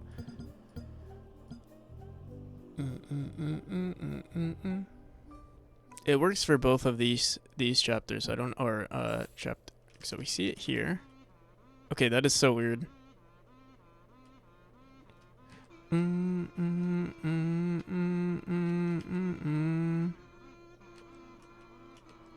right, so maybe the texture. I think I know what the problem is. Maybe our texture is way too small.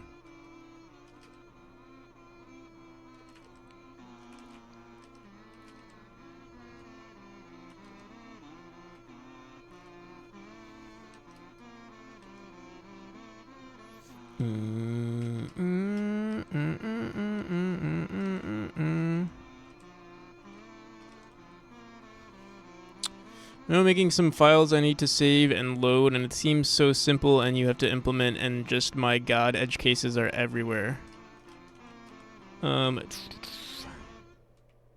God's this song. That is actually I think that's the best song in the in my whole playlist.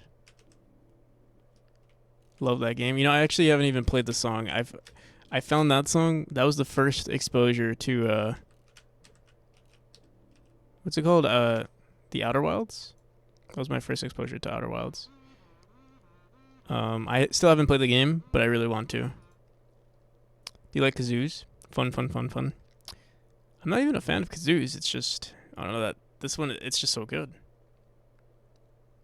I do really want to play Outer Wilds. I have like, all of their songs are the same. It's just the same, you know, the same like melody and everything, just with different instruments and like intensities.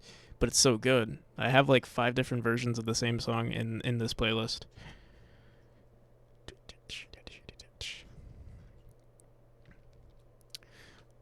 Outer World, yeah, I do want to play it though at some point. But yeah, for the edge cases of I mean my like what I'm like I can show you what I'm saving in my JSON right now. It's not really that sophisticated.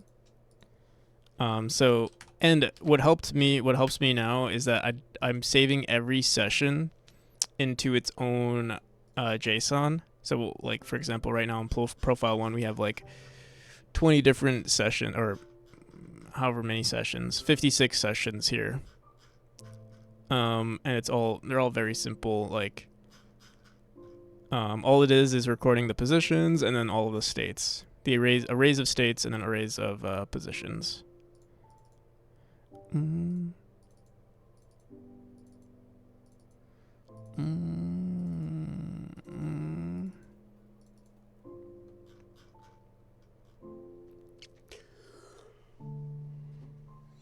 So it's not that bad. And then my player profile, like my profile JSON, just saves every piece of data that I might find necessary.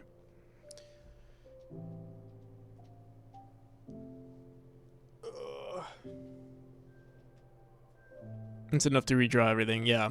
I'm wondering if that's all the data. I mean, efficiency, I feel like it's not like a huge, like it's not a big deal. But if we can like create everything without saving any more data. Like it's just positions and states. I think there is one other thing that we might want to record, and that's like run times, because like people's computers might run things differently, and so their positions might be slightly off.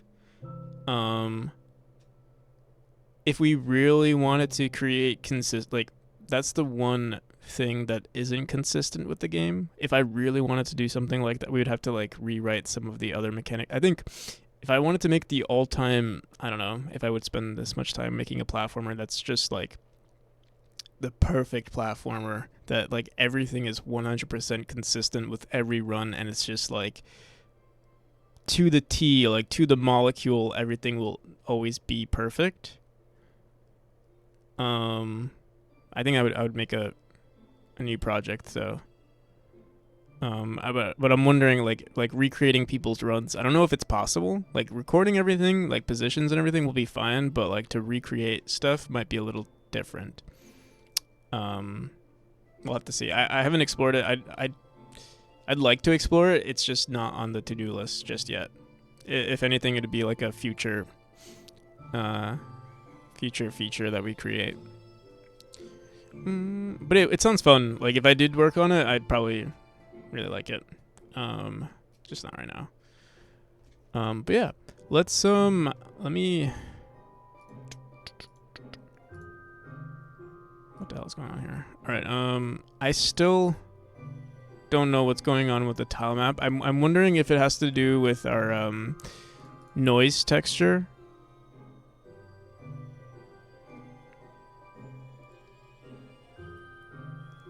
In Braid, that might be relevant. John Blow, I'll check it out. In Braid.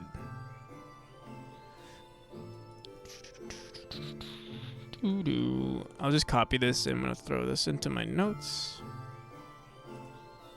I'm gonna start doing this where like if someone says something, I'm just gonna throw it in here for me to explore at some point.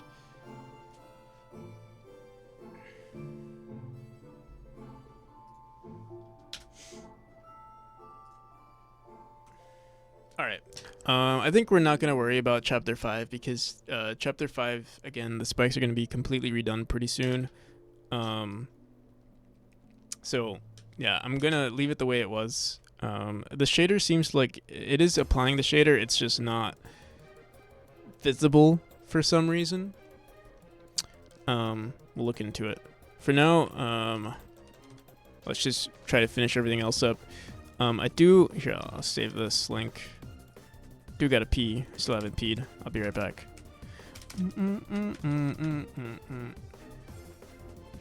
Nice work, dude. Gotta run. I'm in the middle of a D&D session. Don't tell the DM. Alright. Enjoy. Have a good one. I'll be right back, people. Here, I'll turn on my second cam.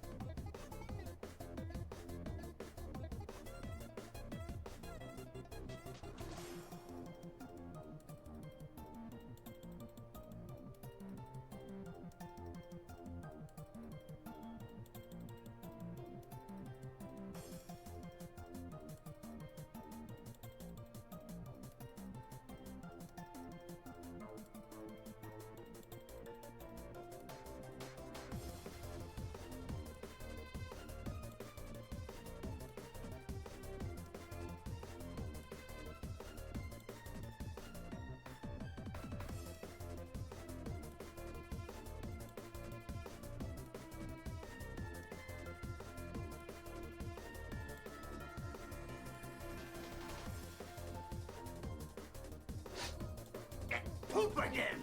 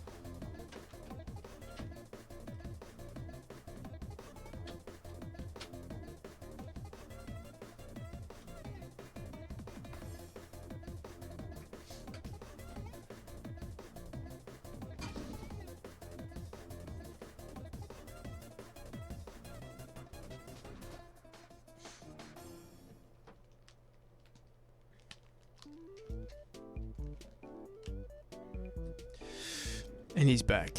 I've always been here. In spirit. Oh my god. 2 back-to-back streams of like me working for so long. It feels good, I'll say. I'm not gonna complain. I'm complaining, but also like it feels good in the long run.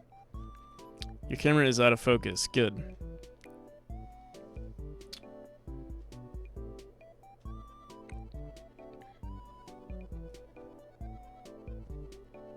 I don't know why it does that shit. Only thing that fixes it is disabling it and enabling it again. Boom, boom, boom, boom, boom. All right, we have to add the old spikes. Old spike, kind of like Old Spice, old spikes.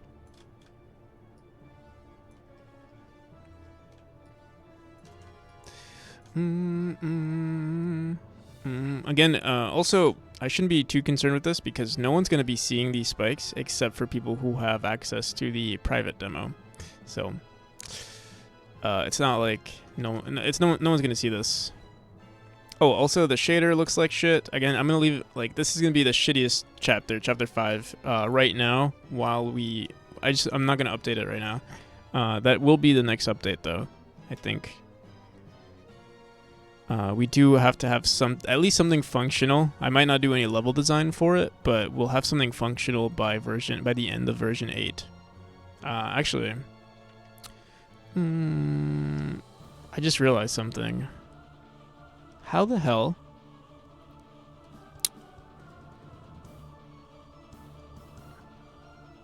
I'll have to see what I do because I'm visiting family in November.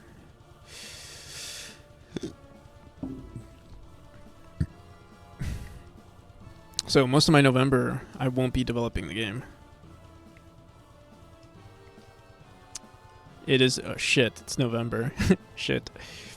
No, on the 20th is when I'm visiting. So I have 15 days actually. 15 days of like more work. 15 days late. Or sorry, 4 days late. I'm running on fumes right now.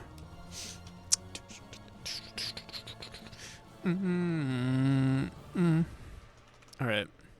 Let me see. So we're not going to I'll write this down as an issue. Non-issue. Here, I'm going to make a back burner.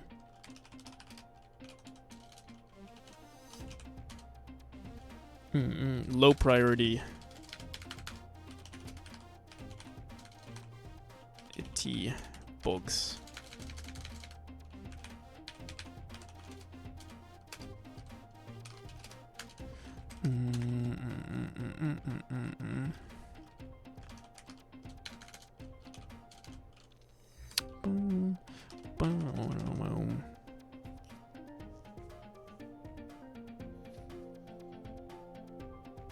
Another question is, do I make an immediate upload or a schedule for tomorrow? Tomorrow is Sunday. Do you care about the video getting popular? Or like the ideal time? If you want the ideal time, it's usually around early morning. And Sunday is better to post stuff. Boom, boom, boom, boom, boom, boom, boom.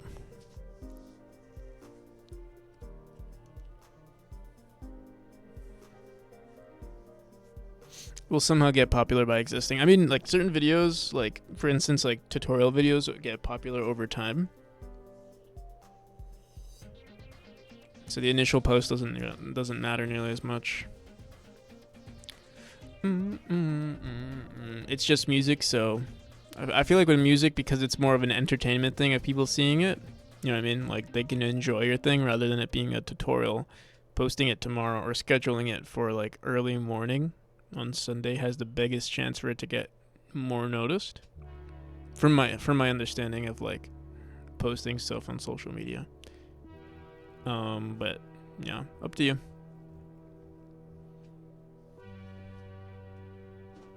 Oh hey, it's finally yeah, we're finally landing again. 8 a.m. tomorrow seems good. Do it. All right. I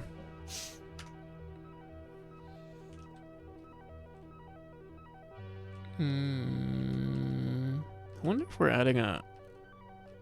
Yeah, I wonder why it doesn't work, but I'm not complaining. Let's well.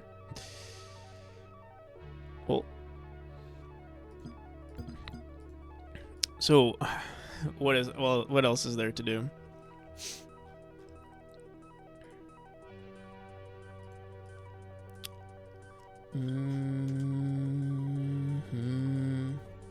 Free Droll. How's it going? Thank you for the raid. And Lion Blue Games, thank you for the follow.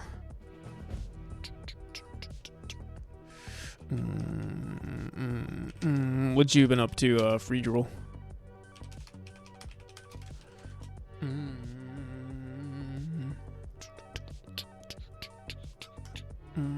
All right. So we did do this. I'll check it off. Oh, did we also say low priority bugs? Yeah, let's spike distortion shader. Distortion shader isn't working on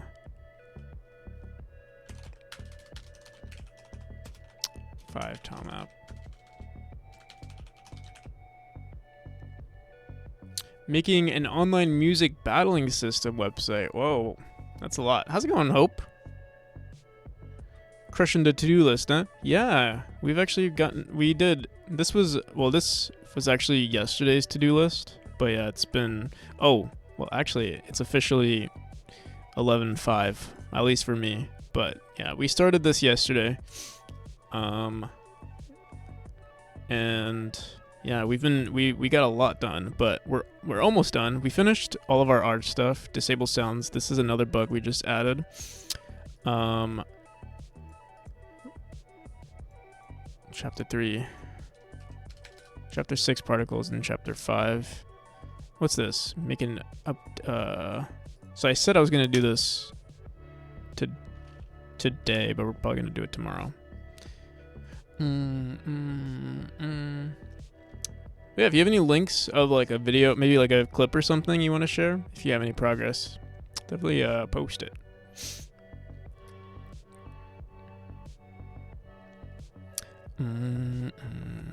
This reminded me I need to work on my VST plugin system still.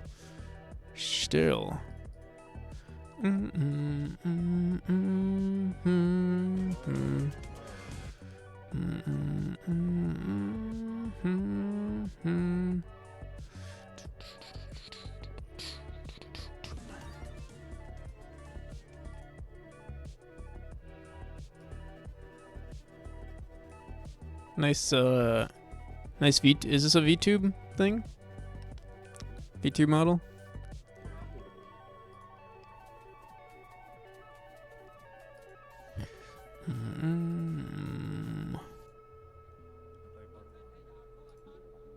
Yeah, hope it all went well.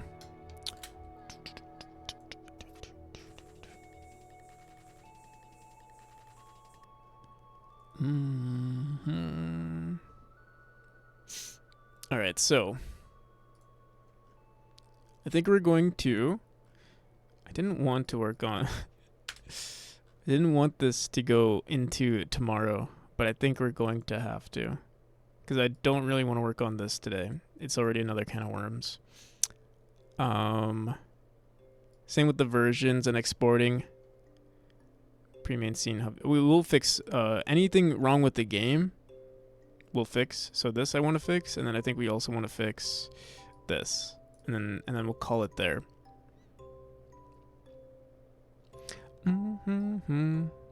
Still Saturday for me. Time to kill my CPU in the best way imaginable. Playing CPU. I was gonna say Apex, but I don't think Apex is the CPU killer, is it?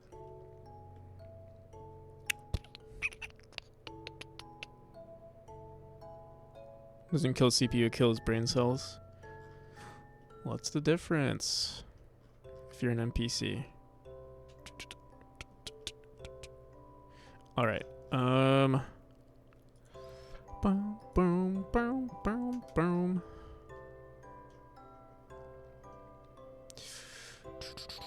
Chapter 5 particles. Okay. So I think we do this in our level manager. Boom, boom. I believe we do this in our particle, in our level manager. Nope, we do it in our main scene.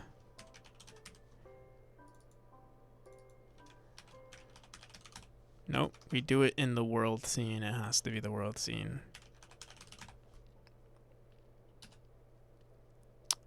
Room particle preload, room particle skull preload, star preload. When do we run this? On chapter 5, we want to change this to chapter 6. Is that it? Is that all we have to do? Hopefully. Let's see, chapter 5.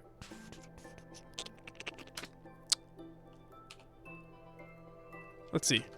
So now we go into our title screen. Time to export the full song. So you finished the whole song? Oh. So the thing that's using your CPU power is processing a video, I assume.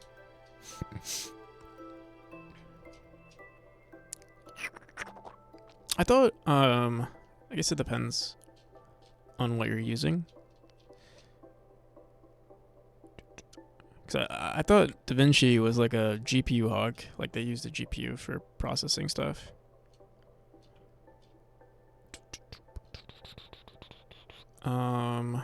What did I want to look at?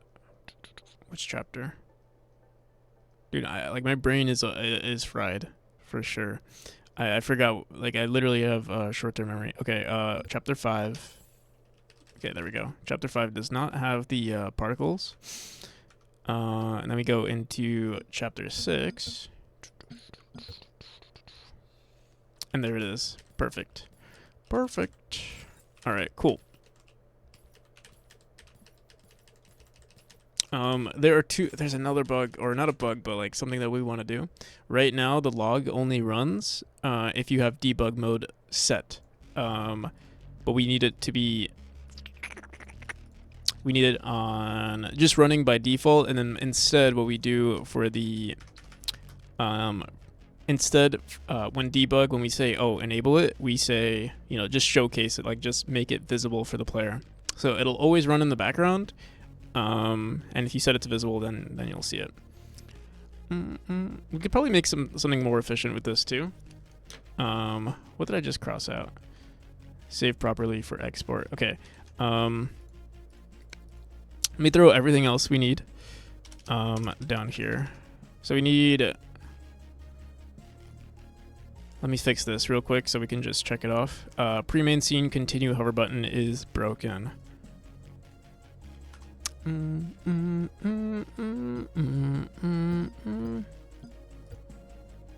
Yep.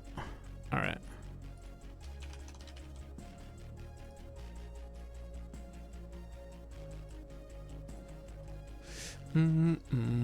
I think we just need to give it a minimum size because I think, yeah, our title screen.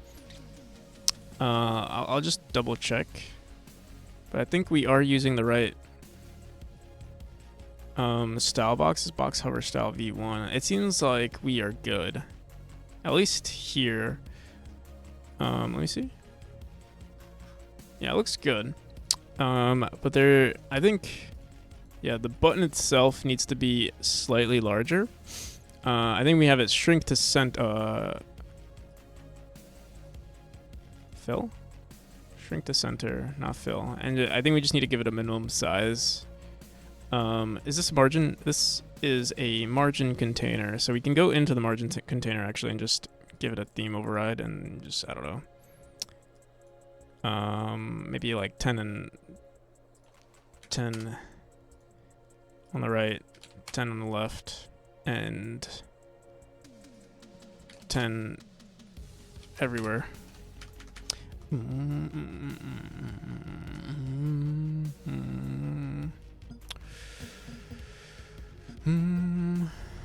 No. Why is it still broken? I don't know. Minimum size on the, let's do, it's weird on the x-axis. Let's give it 100. Oh, that looks maybe perfect. Okay, I think that's good. I think we're good. I don't know why it does that though. I haven't figured it out. We have to do like a whole, once we, I think version 9, I think is when I'll do a complete overhaul of the UI. Or not overhaul, but like, you know, refactoring of the UI. Oh, so close.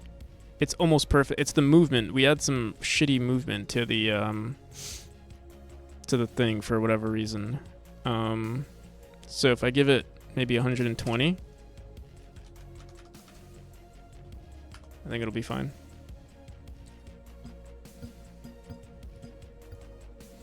All right, good enough. I don't want to spend too much time on it. There we go. We'll revisit that in the future. It's like a non-issue right now. Here, I'll throw it in. I mean, yeah, I already know UI needs to be completely redone. So I won't put it as a, it's not actually a bug.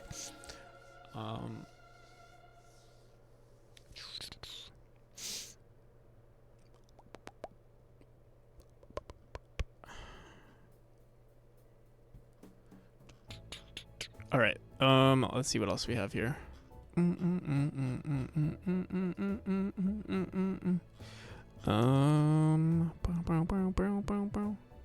Disable sounds from chapter 3 when going back into the main menu. All right, so going into the main menu right now puts us in. We literally just changed the scene to the main menu, and like all information from our main scene is just like lost, or not lost. We do save the game, but there's nothing telling the game like, hey, you know, handle some edge cases of things that might be broken. Specifically, actually, I think there's a memory leak here. Wait, let me see.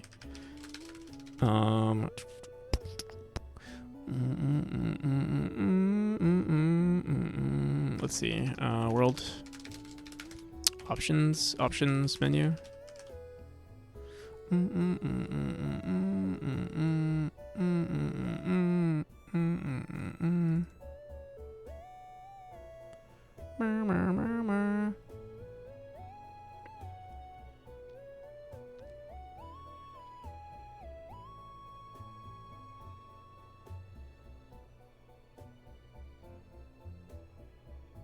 Not options menu, escape menu.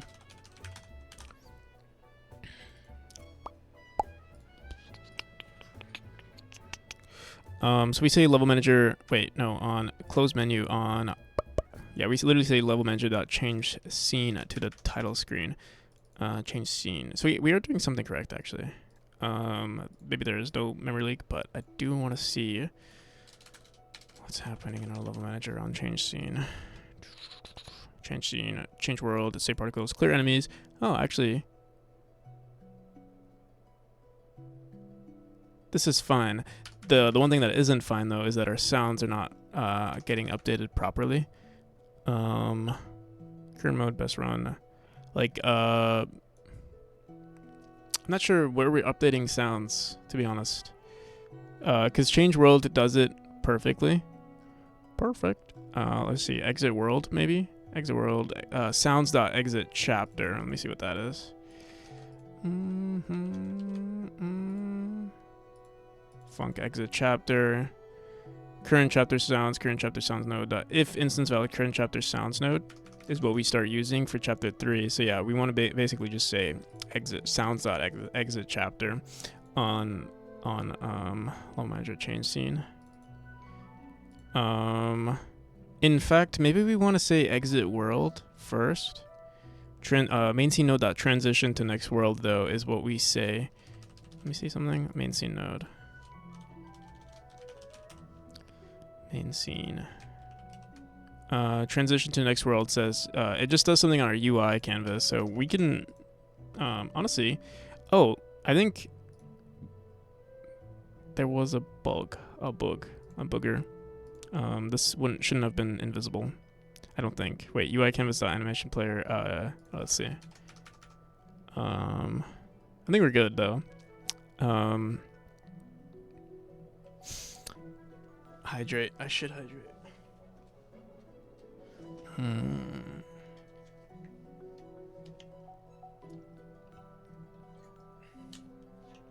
Did you play any Warzone today? I think it's disgusting that you're working at this time. On a Sunday. Have you got nothing better to do?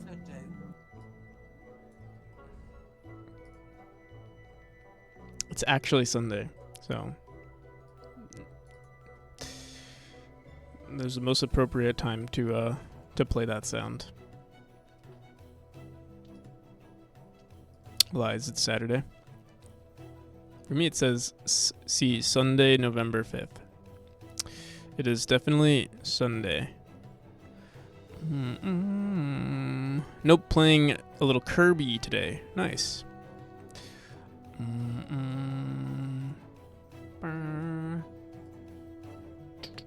Looking off topic. Please, maybe? How about a please?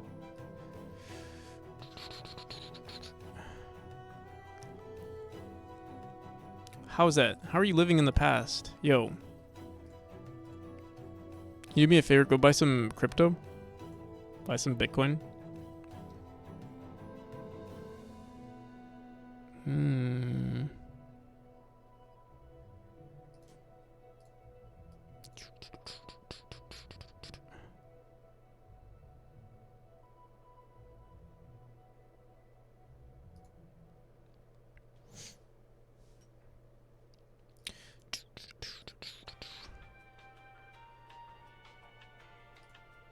All right. Live 2 time zones behind me. It's 11 for you. Boom, boom, boom, boom. See that quick math? What were you, dude? I definitely know my brain is rotting at this point. I have such short-term memory at this point. I think we did so much that I'm ready to I want to finish, but at the same time I'm just I'm satisfied with the amount of work that we put into today. Disable sounds from chapter 3 when going. Oh, okay, we're almost done with that. Let's fix that, and then if there's any other minor issues, we'll fix that, and then but I am gonna save all of this for tomorrow. This is the final thing that we would have to do. Oh, we fixed this. Disabled rooms in demo on menu options. You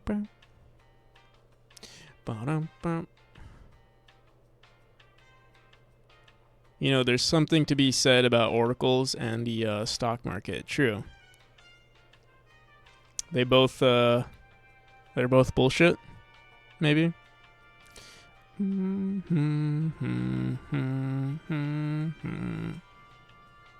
Or they're both. Because I don't know, the stock market technically is what? It's naturally it's random, but it could also be manipulated. Is a joke about the oracle's ability to see into the future. I see. But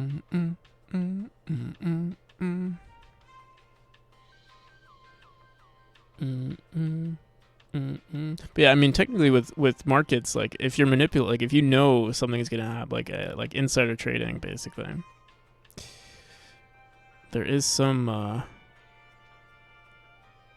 manipulation to it. All right. What did I want to do? See how short-term memory I have? So much. So much short-term memory. It's because you guys keep distracting me, to be honest. The sounds. We keep looking at the sounds and we keep forgetting. Okay, here it is. We say sounds.exit chapter. We could just do this, or we can say, wait, set physics process. Main scene.getChild.queue free. We could actually just run, I think we can just run exit world, and then it would go straight into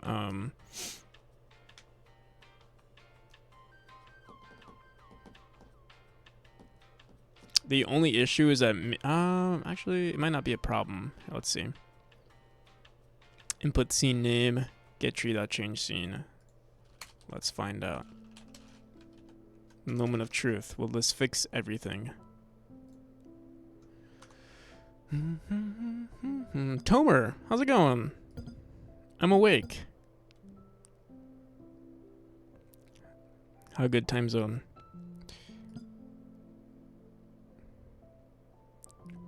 Boom, boom. Tomer, I have bad news though. I don't think I'll be able to finish yet again, but I know for sure next version I'll be done.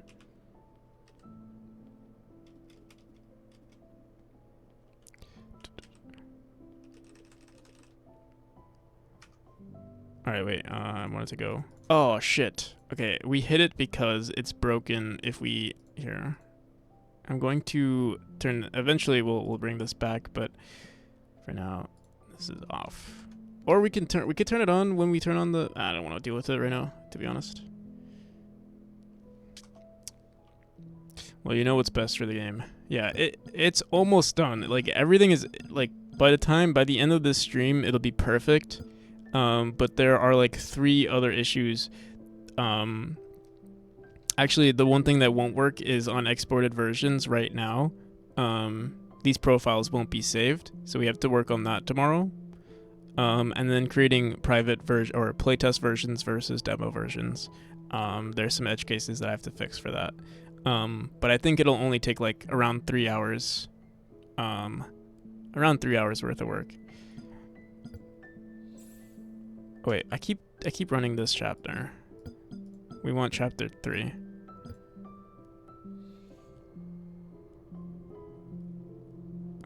Oh, and there's one other issue. Alright,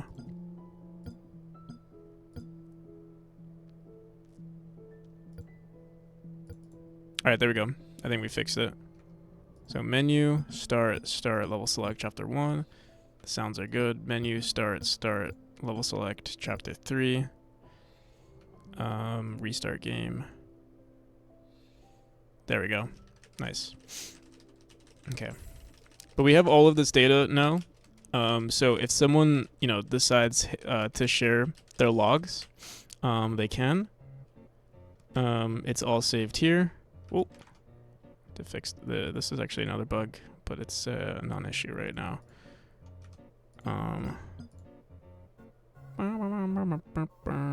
Where is it? So we have all sessions of the player saved. Wait a second.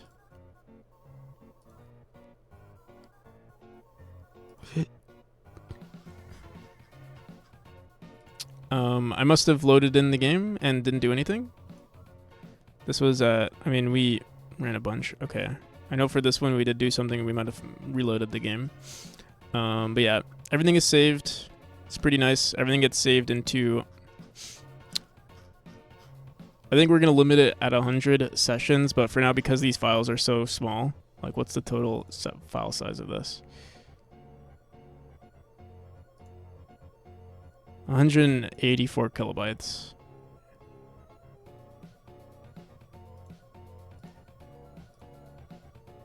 It's not bad.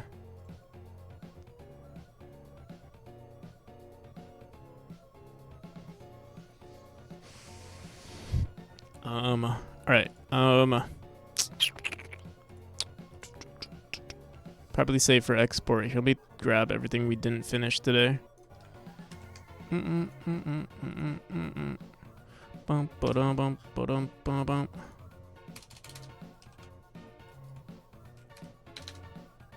All right. Do. Disabled. Disabled rooms in demo on menu options, versions. If in demo, only chapter 3 goes to credits. Then playtest, chapter 3 goes to chapter 4.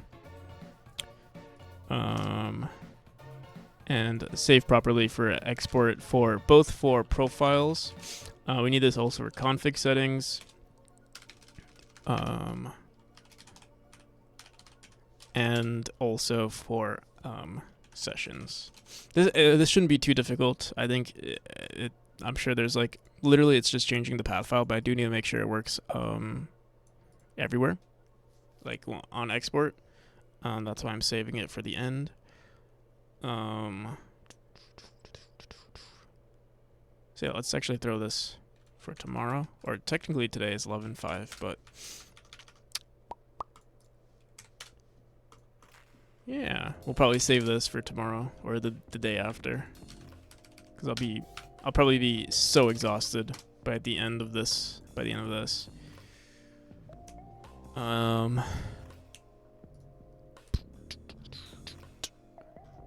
Alrighty, people. I think I will call it here.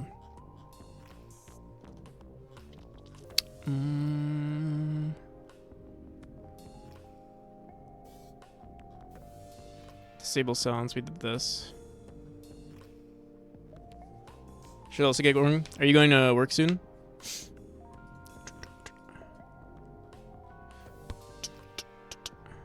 All right. Have a good one. I'll be back probably same time tomorrow. We'll see. I'll see you, Hope. See you, CSLR. Blade Wolf. And anyone else who is currently lurking. If you guys want to wishlist Memory, you already know. I greatly appreciate the wishlist. It helps with the algorithm. And I should, finally, tomorrow will be the release for the update.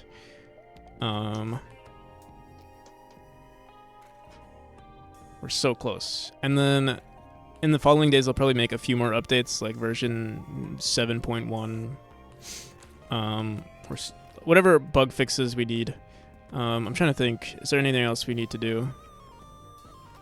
Auto tell tool. No limit on storing sessions right now, but the amount of data we're using is so little, and unless you have like a macro that's like creating infinite files, it should be a problem. At least right now. No automatic folder creation. We have to make them manually right now. And we're technically inefficiently saving session data. It's not bad, but it can be. Maybe it can be bad. It is a little bit like it's literally like max 1, but yeah, like literally every time you die, to save a megabyte would be kind of annoying. It wouldn't be a megabyte. It's like literally like what's their max size? Like, let me see.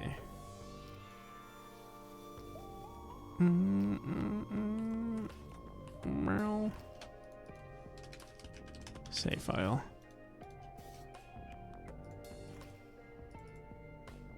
Three kilobytes max. I see 24 kilobytes, 26. But that's as a speedrunner. I think it could probably hit like. It could hit a megabyte or 2 megabytes, to be honest, if someone plays like a chapter for a very long time. So yeah, we'll want to make that update, kind of soon. Definitely like on 1.0, that should be fixed. But yeah, not too shabby. Let's see.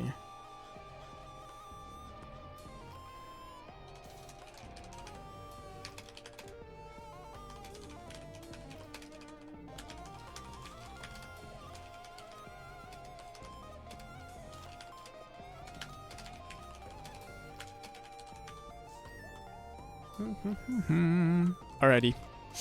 Let's see who's online. We got Arend. I don't think I've raided Erend in a hot minute. I'm actually surprised to see them. I guess I'm streaming so late today. Well, let's see. Yeah, let's go for Erend. I've always wanted to raid Falinir as well. Is that a rack behind you, or is that a green screen? That's a real rack. I'm actually going to I'm way Alrighty, behind. people. I got on super late. We're gonna call it here. Thank you so much. I was watching another dev who rated them. RPG, and Yeah, Erend is pretty cool. One of the fast, and I really definitely a cool dev. He does like deadlifts and squats midstream. It's a lot of fun. Blade Wolf, thank you for the follow. But yeah, I'll be back.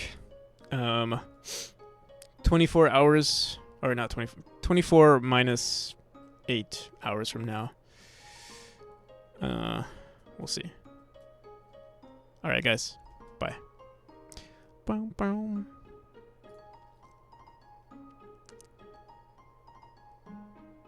Mm-mm-mm-mm-mm.